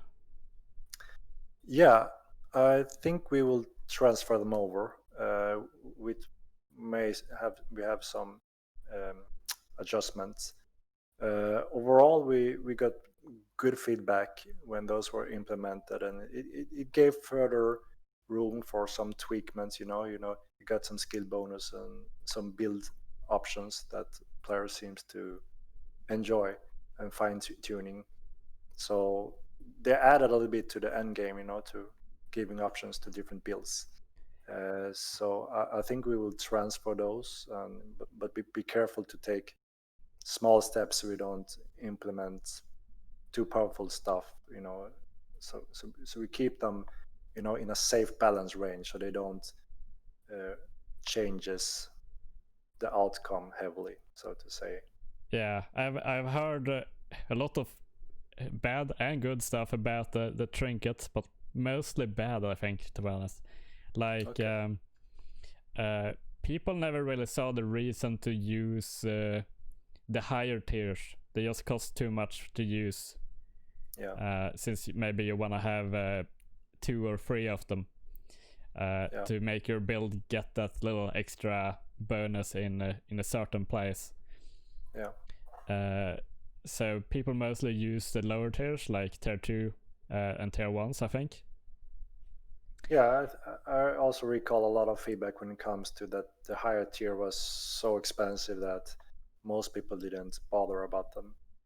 Yeah, And in some ways it's fine, you know. In some ways it, because again, if the player had 1,000 times larger population, more demand, more options, you know, then all of a sudden some of these things gets a little wider use, and it's some things are not meant for the masses, and so that's why some of these features thrive better if we have a much larger population. So so that's why we weren't too, you know, critical about, okay, shit, we have to, you know, tweak the super high and super rare ones because they're way too expensive due to this reason as well. So uh, you know, there's a range where we say that, okay, we don't want like even 1% of the player base to use this thing, but it's an option. It's kind of extreme perhaps, but it was always part a little bit of the, you know, core of some of the features in the game, that this is not meant to be maybe the most logical use because it's either too bad or too expensive. But obviously, we want to make sure that it is an option and it could be of some use for some people. So that's why we didn't really bother to, you know, jump in and nerf it. So everyone will skip the low end and always use the high tier trinkets. yeah, So I think it was safe, at least, that okay, maybe people just used level 1 and 2 and that's it, and it didn't affect too much. I think that's, you know, safer to be on that side instead of, okay, now you're always forced to hunt these level 5 ones and that's it, you know. So I think it's on the, at least the right side of the balance pendle, you know. yeah. I think one thing that I always thought about trinkets too was that you would be able to craft them. That there was gonna be like another piece of equipment, like your weapon or your armor, basically. Yeah, I mean, we do have plan with jewelry crafting with different abilities. We also have, you know, an enchantment profession. Uh, it is planned, it is in the design. We never reached that far. You know, I don't remember if you remember, we showed one of the armors that have an no enhancements symbols on them, different from enhancements. You know, we Yeah, did implement enhancements tools, and then another system is the enchantments, which has the magical properties. Um, we never reached that step, but yeah, it ties to the jewelry making as well, and it's also tied into the lore. So it is for future content. okay, so you will be able to basically make your own rings and enchant them. Yeah, it is. It is in the design. It's just that it was so far away and we didn't reach that point. But you know, we have many of these areas to develop in over the years, and hopefully with the core in place, a healthy population, we will eventually reach into these areas. Yeah, that sounds very very nice, very promising. Yeah. Right, next question. Will multi-clienting be discouraged, that you will try to make it impossible, or will there be more or less allowed to play like what if we... Wow. Will multi-clienting be discouraged, or will we be allowed to play as we choose?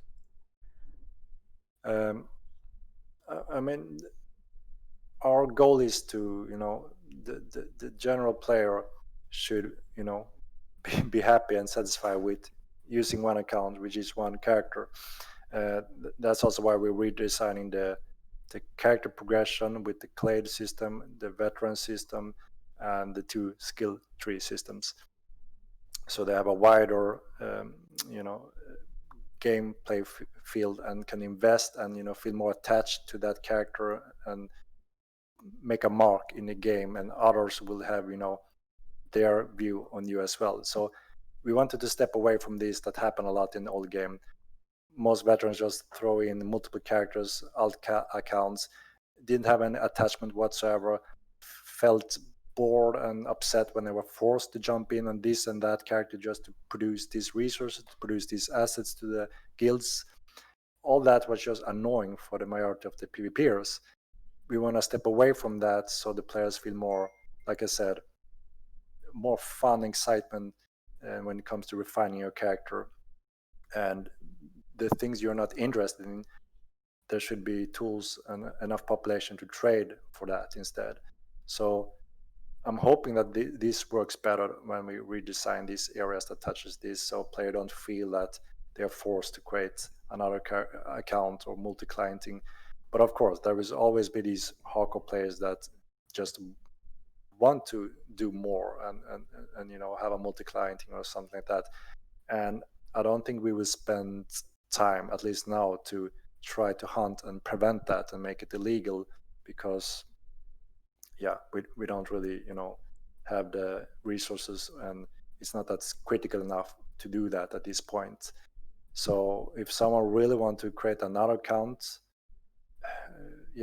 that's fine, but we are aiming that shouldn't be the common thing for anyone to desire at first, at least. So okay, yeah. I always kind of disliked having two accounts myself, running two clients. It kind of, both my computer couldn't really handle it that nicely, but it was problematic tabbing up and down and all that. Yeah, and like I said, you didn't really feel attached to that character, and you didn't build into that. You had your various characters, and so I mean, I also had multiple accounts and going back and forth and everything. And I mean, I did want to experience many different fields and test things, so for that reason. But again, me personally, when I play these kind of games, I do want to try to spend as much as possible in at least one character and full master that one. I really liked Star Wars Galaxies when that was a thing. You had one character on that server, and I really liked that system. It worked very well, and majority of the players thought it was a really good system, and we're going pretty close to that. Yeah, I never played the game. I've seen some images and videos of it, but it looked pretty cool. Yeah, it was really good the first years when it was released. I really enjoyed that game. It seemed very one particular thing that I felt like no other games really have been touching much on is the way that they made the force wielders, their Jedis and stuff, where you became like a permadeath character. Yeah, it was a really cool system that I thought was really, really nice, because even though only a few players per server unlock these force sensitive slots characters, people thought, oh my god, it's only a few players, it's not worth the system. But the thing was, hundreds of players got affected and involved in that conflict, both because they wanted to recruit the Jedi, or the bounty hunters could hunt them and have a huge system against that. So even though you didn't become the Jedi, you had a lot of fun because there was a Jedis in the game, and it could affect you in different ways. So I thought it was a brilliant system, and everyone loved it, and was trying to discover these secret paths. And eventually, all the new kids joining the game started to complain, I want to be the Jedi. Even though it was on the era where Darth Vader was alive, so there were no Jedis except Luke and just a few ones. So and the developers, they gave in. They said, okay, let's give everyone a Jedi, even though it was on the Darth Vader era where there shouldn't be any Jedis, and that was the purpose and lore. So everyone became a Jedi, and the game just gave in and died and become a total mess, and that's when I stopped playing as well, because all the magic and all that disappeared, and of course everyone was running around with a lightsaber, and I had to nerf the Jedis because everyone wanted to beat them. So that's what I think really killed that game, sadly, and I really enjoyed it to that point. And it's actually a system that I liked so much that we are gonna implement that in Mortal 9 too as well. Now, I'm not saying that you're gonna be a Jedi Knight, of course, but there are other professions that works with this. It's really old game design. That was one of my favorite features in Mortal 9 when we started to work on that 15 years ago, and I said, this is my favorite feature.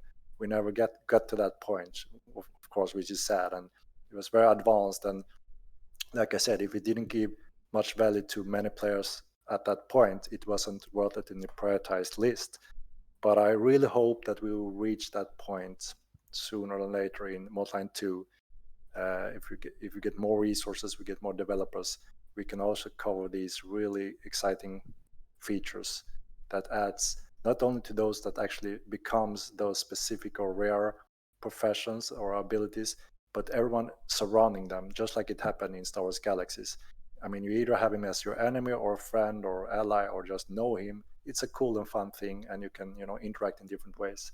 So I really like it, and I hope that we can take that step eventually. Yeah, I was considering it myself when I a few days ago, and I was thinking that how would you like implement it in Immortal Online, where you have you already have mages and you have hybrids and so forth? Would you make another tier of better, stronger mages or fighters or something? Yeah, so how I was imagining this was that you have kind of a new how do you say it? How can I say a good example so it doesn't get misunderstood? Yeah, I mean, kind of similar how it worked in Star Wars Galaxy. So you have these secret different paths that get generated when you create your character, and there could be a few clues given to you, but only a very few, and it only takes you a little step towards one of these different specific skill sets and abilities. So if you manage to reach that point, you occupy one of those slots. So over time, you won't see hundreds of them. I mean, if you're one of 5, you're one of 5. And then, the next decision is, do we go the starting direction like they did in Star Wars Galaxy? At first, just like you said, if you died on that character, it was permadeath. Yeah. It got pretty much deleted. So you have to, start on from scratch, which was pretty cool because it has had powerful abilities that no one else could have, but it had this super huge penalty, of course. So in some cases, some people never reached, they started as a Padawan Jedi and then never reached a Jedi Knight, which was the higher tier because they were always killed getting, close to that. But when you managed to get to a Jedi Knight skill set, was super epic because he could take down, a few characters with really cool moves, and it was really powerful. But yeah, he was so nervous when playing on that character that one mistake, all gone. So it was a satisfaction both sides, So it's kind of balanced it in a way like that. But later on, they thought that okay, this is a little bit too harsh. So at first, actually, if I'm not mistaken, you lost the character for sensitive slot. So you only had one chance, and then it went to someone else, which of course ended up that you didn't even dare to play on it because it was too much mistake. Next step, they did it so okay, you don't lose your slot, you just get restart. It basically was the Sword of Tears in Mortal. Yeah. So and then they kind of went slowly a little bit. I wouldn't say care, but they did it more soften it the blow when it died. And then the last step, obviously, everyone can become them. So it's lost the entire purpose. Yeah. So in our case, is again okay. So do you lose the slot so someone else get the opportunity to get it, so it's circles whenever someone dies. And then of course we have to see, if you don't play in that character for a certain amount of time, maybe we have to throw it out again for someone else to be able to get it. uh, so yeah, there are those decisions first of all that we need to really be careful of, because we don't want to again give the players this and then just, no, sorry, we just changed the rules again when it's such a rare thing. Yeah. So for instance, it could be like, yeah, you master this rare dragon magic school, which gives you a really specific spells and powers, or you're this demonic you get a demonic um, ability inside of you, which means you can alter your body somehow and get these specific pros and cons. Those are just wild suggestions, but those are things that could be, similar as a force sensitive Jedi Knight's character slots. So you can actually physically see on him, wait a minute, he has some, spikes in his skin or something, that looks demonic, and obviously Yeah. that would make hunted and outcasted and stuff like that. So, but I really liked how it worked in Star Wars Galaxies, and I never heard anyone disliking that system. It gave so much value for all players, so it was a really cool system. Sounds like some cool future thing to put into the Mortal Online. Yeah, hopefully we will be able to take that step over time. I think we need to get on to the next question though.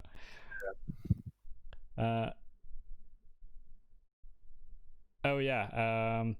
What are the developers' thoughts on regional servers? Northern America, EU, etc. I basically know the answer for this, but yeah. Yeah, we covered that a few times. There's only one worldwide server, and it's in London, and Yeah. we work and do our absolute best to make sure it works, overall worldwide as good as possible. And we can see some of its progress in alpha, and yeah, we are, struggling a little bit with some of the really high latency players compared to low latency. But I think we have gone super far in terms of improving that compared to the old game, and we see the feedback that we are. So we are very happy to have taken this big step towards a much better gaming experience. And the idea have always been to have one worldwide server. The only way, like I said before, for us to have a server in America or something, that is a continent being there, so it's still the same game world, but when you travel to that continent, you also travel to a server located there. So playing there, you will have lower latency, but the European player will have higher latency. And then when you go to the London location, vice versa. Yeah. But it's we have discussed it, and it's nothing that we're creating now, but that would be one of the possible option if that's the case. I'm gonna have to go to the bathroom. I'll be right back, guys. Okay.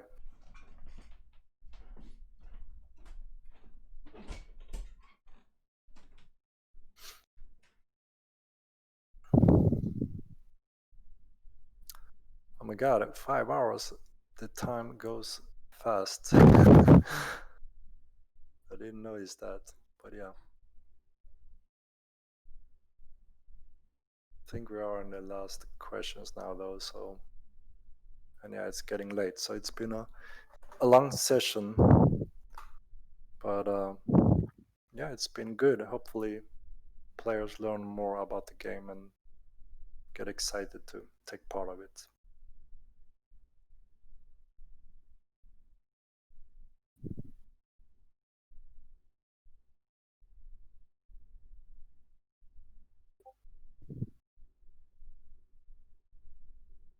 Pat wins. Meeting needed some structure.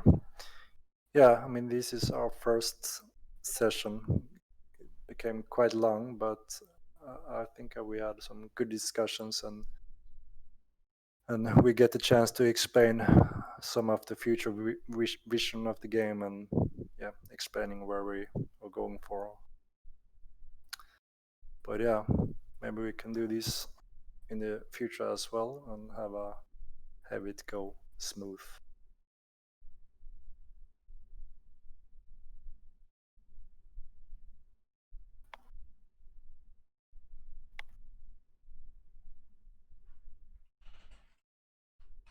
Give us some alpha keys.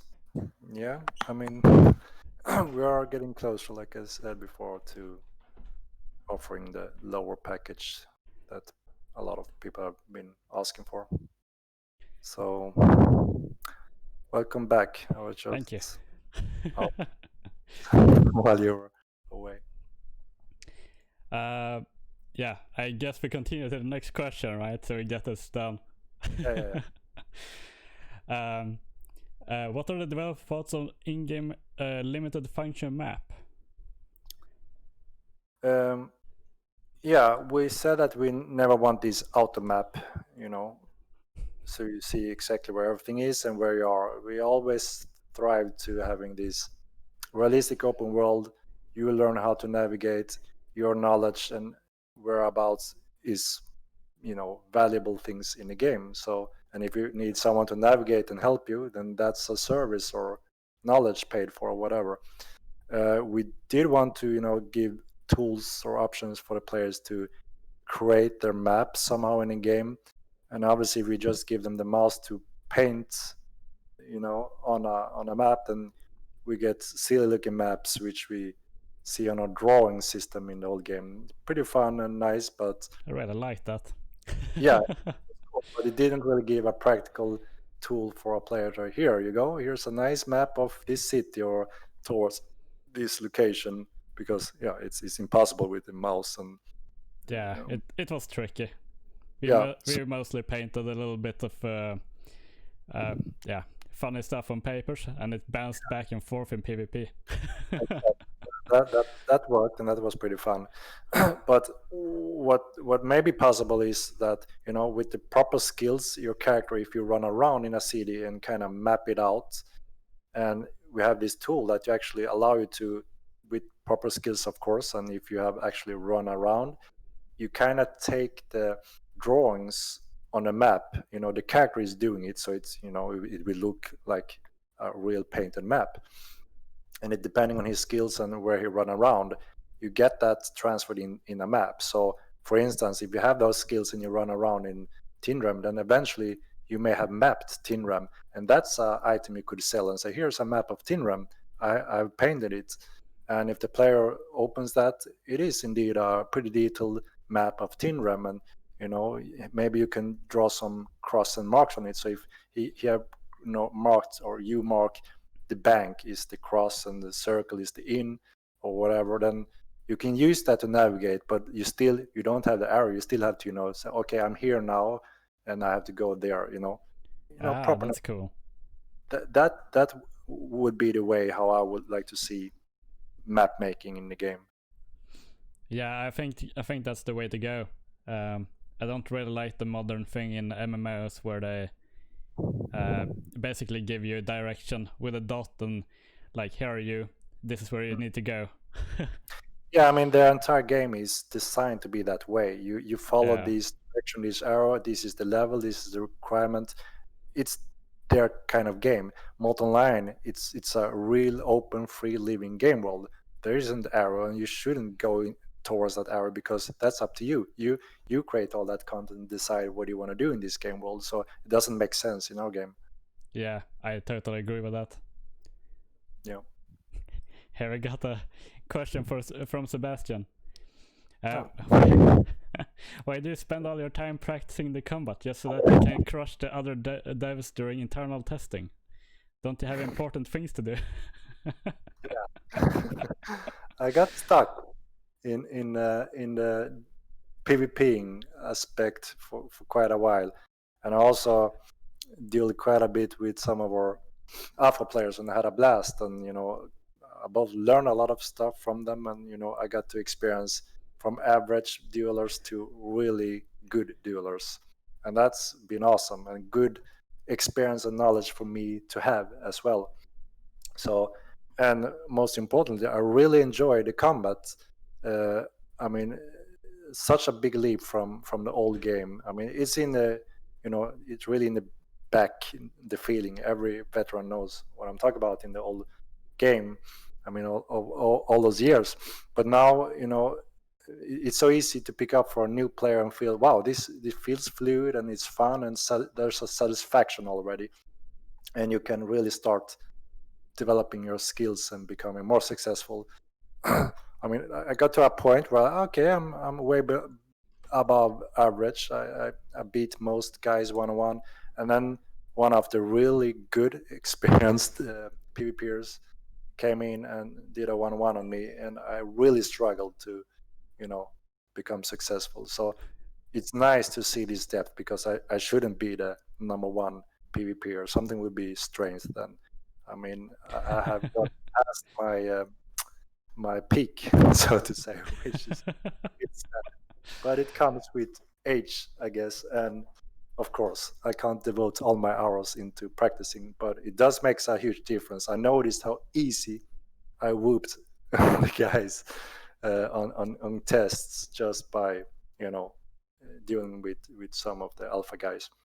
And Sebastian didn't have a chance, even though he's naturally pretty good at these games, but he was keep resurrecting, coming back. I never had to resurrect anymore.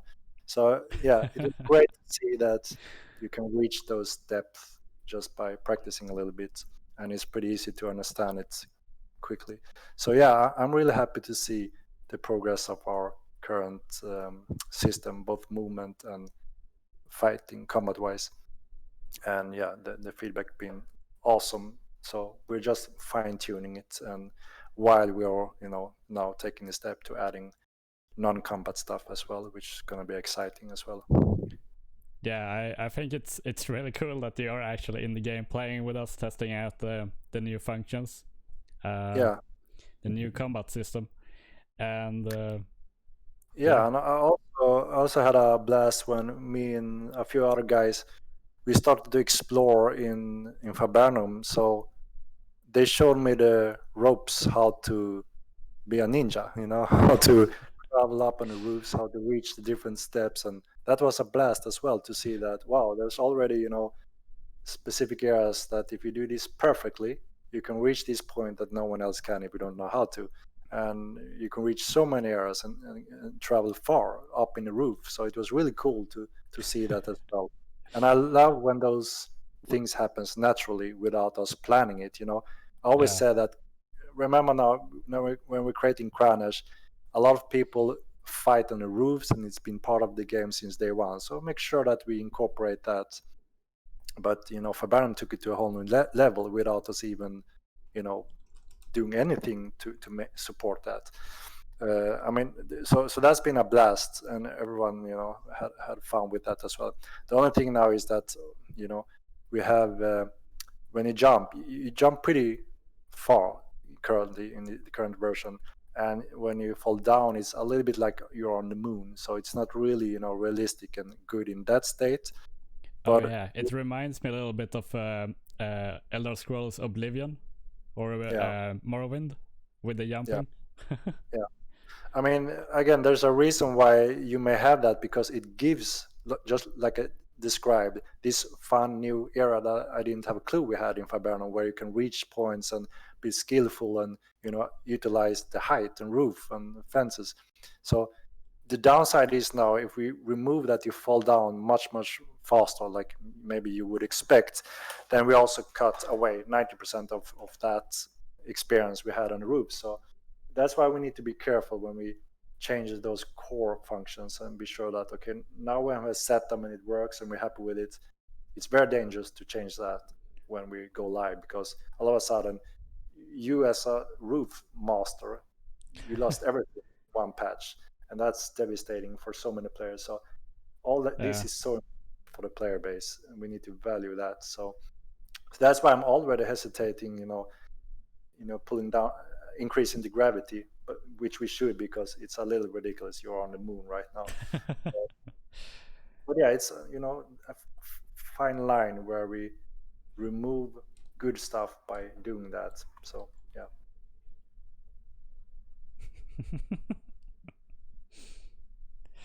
But yeah, I think that's awesome. Gonna be cool to make to do a lot more alpha testing, especially in the new things that's coming. Yeah. By the way, talking about that, is the patch coming next week, or is it this week? No, if things goes as planned, we have a testing phase over this weekend, and if everything is all right, we patch on Monday or Tuesday, if there's nothing critical, that is. Okay. Yeah. All right, let's see where we were. Okay, we're on that one. Let's continue to the jungle camp question here. Is jungle camp being expanded to make it livable?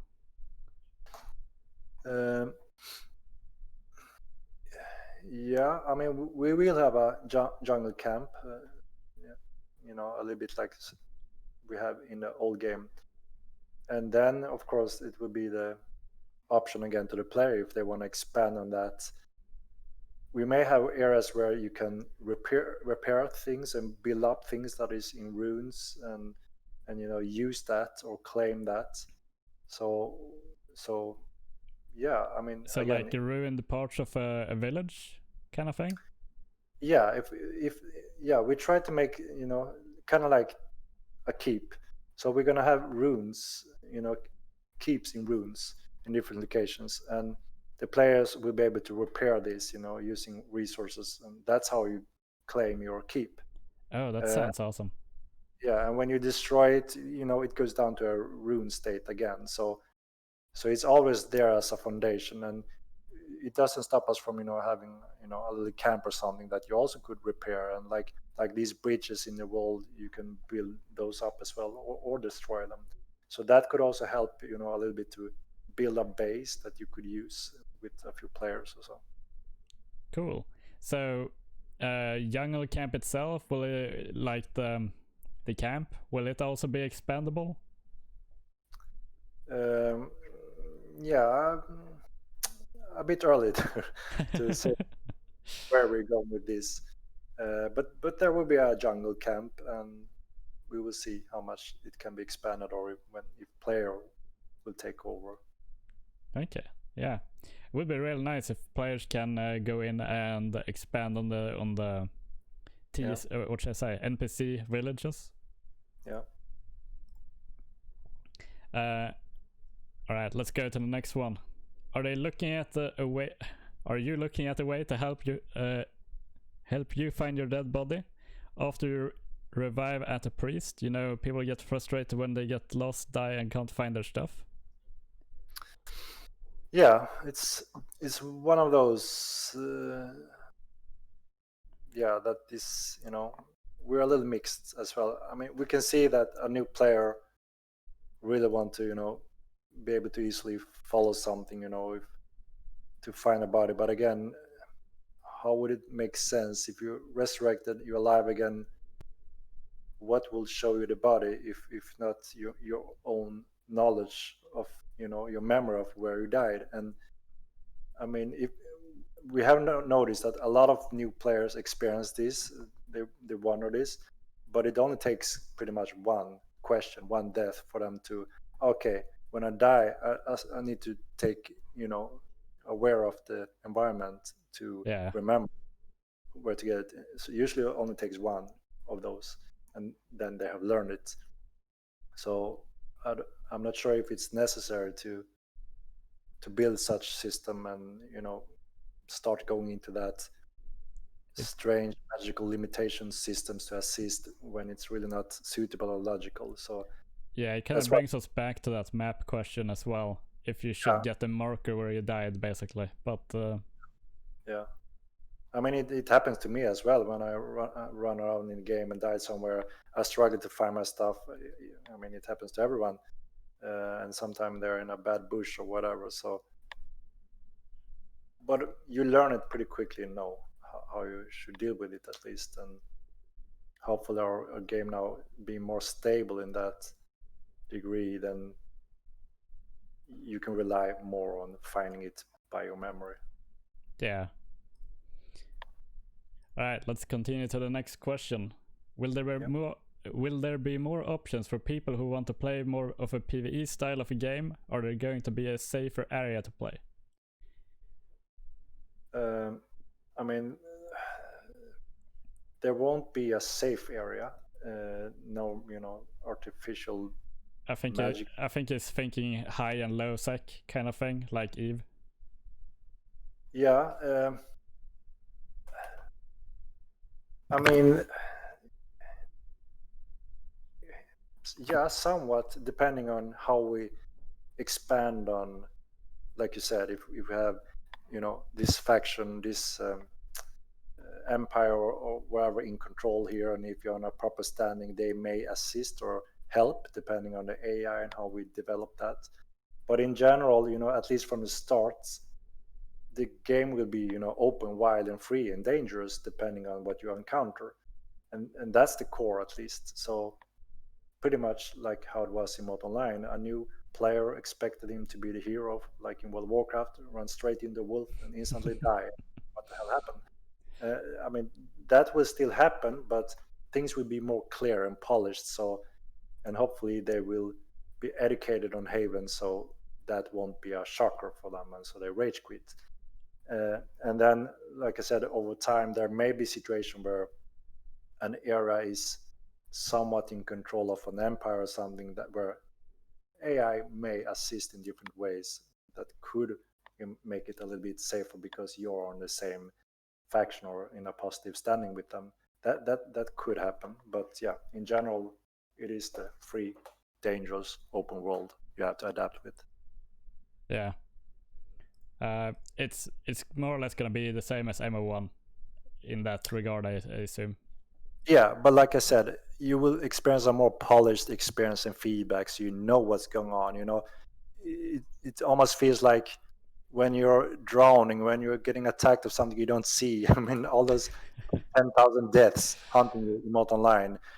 It's a charm for any veteran, but any new players, they have nightmares. They don't understand anything. And obviously, we need to modernize those steps. So, okay, even a noob understands what's going on and how to counter that or avoid that. So they get on it again and don't just rage quit. Yeah, definitely. I know that during the time I was new in the game, there was a lot of people in the graveyard that just died to they hit the blue pig or something.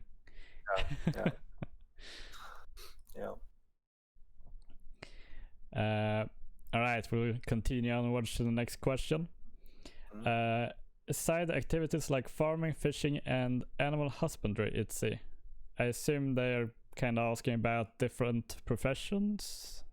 Yeah. I mean, fishing you have in the old game, and that will be transferred to the new game. And again, we will make sure that we refine that as well visually and make it logical to understand, proper feedback, proper UI, because that's also one of those that you have no clue in the beginning until you have been taught by someone else. Again, unnecessary, because a new player can't venture and try fishing out without trial and error for hours and be mad at it or ask someone else. And again, that's bad design if they can't figure it out by the game itself. So will you simplify fishing, for example? We would keep the essence of how to use bait, depth, and time of day and all that, because that was one of the beauty of it. What we was lacking in that system in the old game that I think we mentioned also was the part of reeling in and out, to struggle with the fish. We had designed that you had to wear out the fish, and if you pull when it pulls, you may break the line. So you had to read the line and how it behaves, and let it fight, go back and forth like a real fisherman. Yeah. That was the design, but the guy that built it didn't reach that part. So we only got the basic stuff when it comes to that part, but we got the depth of when it comes to all that depth, time of night, and all those other features. And we're gonna keep all that, and hopefully we can add that little depth on how you read the fish struggle as well. And again, most importantly, the user interface needs to be modern, logical, and informative. Yeah, I think the only one that I know of that actually like fully learned the fishing system was one in the guild called Orshukan. He was basically all over the place and fishing most of the time.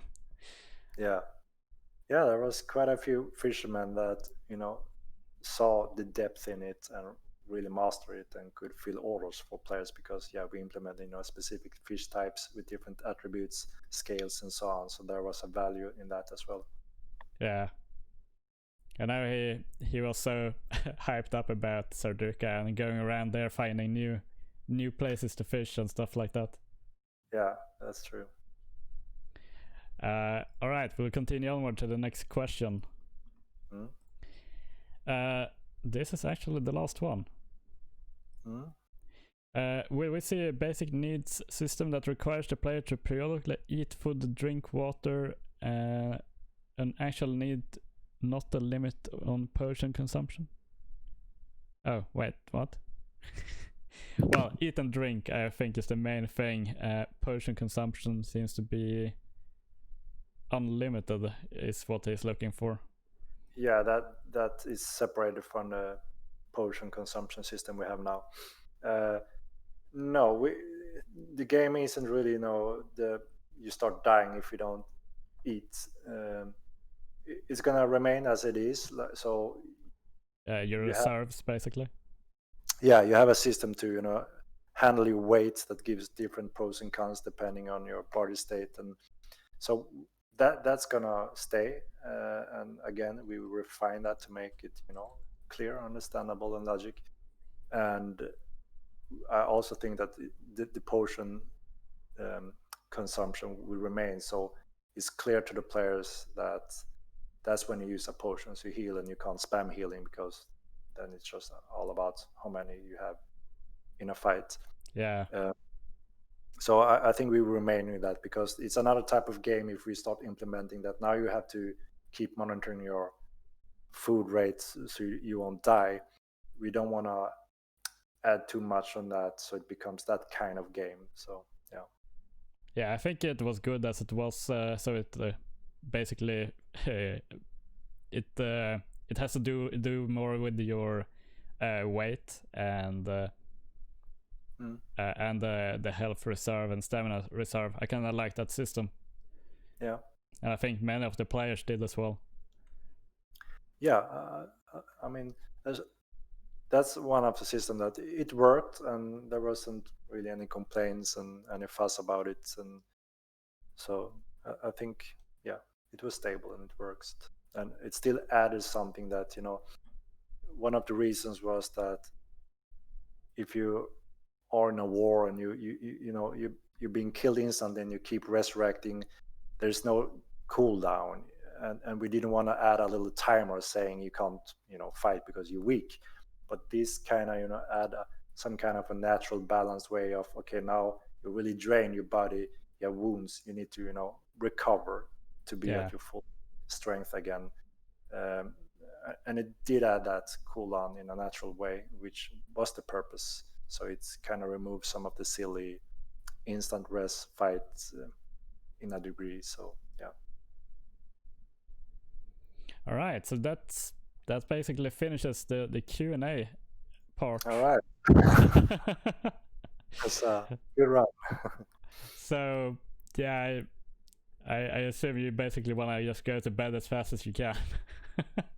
Yeah, it's getting late, and I have to get something in my stomach as well. Yeah, probably will get something to eat soon as well too. I was thinking if there was some time, or we would do a bit more free Q&A at the end, but we might skip that since we've been on for 5 hours or something like that. Yeah, I mean, there is no real specific question right now that is standing out. I think we covered quite a lot. Yeah, I didn't count how many questions there was, but I would think over 50 at least. Yeah, I mean, I expanded quite a lot on various topics and wanted to share goals and visions and future stuff as well. So I dragged out quite a bit on them as well, but I think it's been a good run. Yeah, it's been a very nice Q&A. Very nice to have you here, Henrik. Yeah, sure. So yeah, well, I guess you won't be joining us in Mortal Line 2 Alpha right now. Right now, I think it's a little bit too late for me, but maybe I have some recordings if any fun stuff is going on. Yeah, And I can catch up later. we'll see if we get some clips or something for you. Yeah, sure. All right. All right. Yeah. Thanks, and have a good night, Henrik. Yeah, thank you, and have a good night as well. Yeah. Bye. Okay. Bye bye.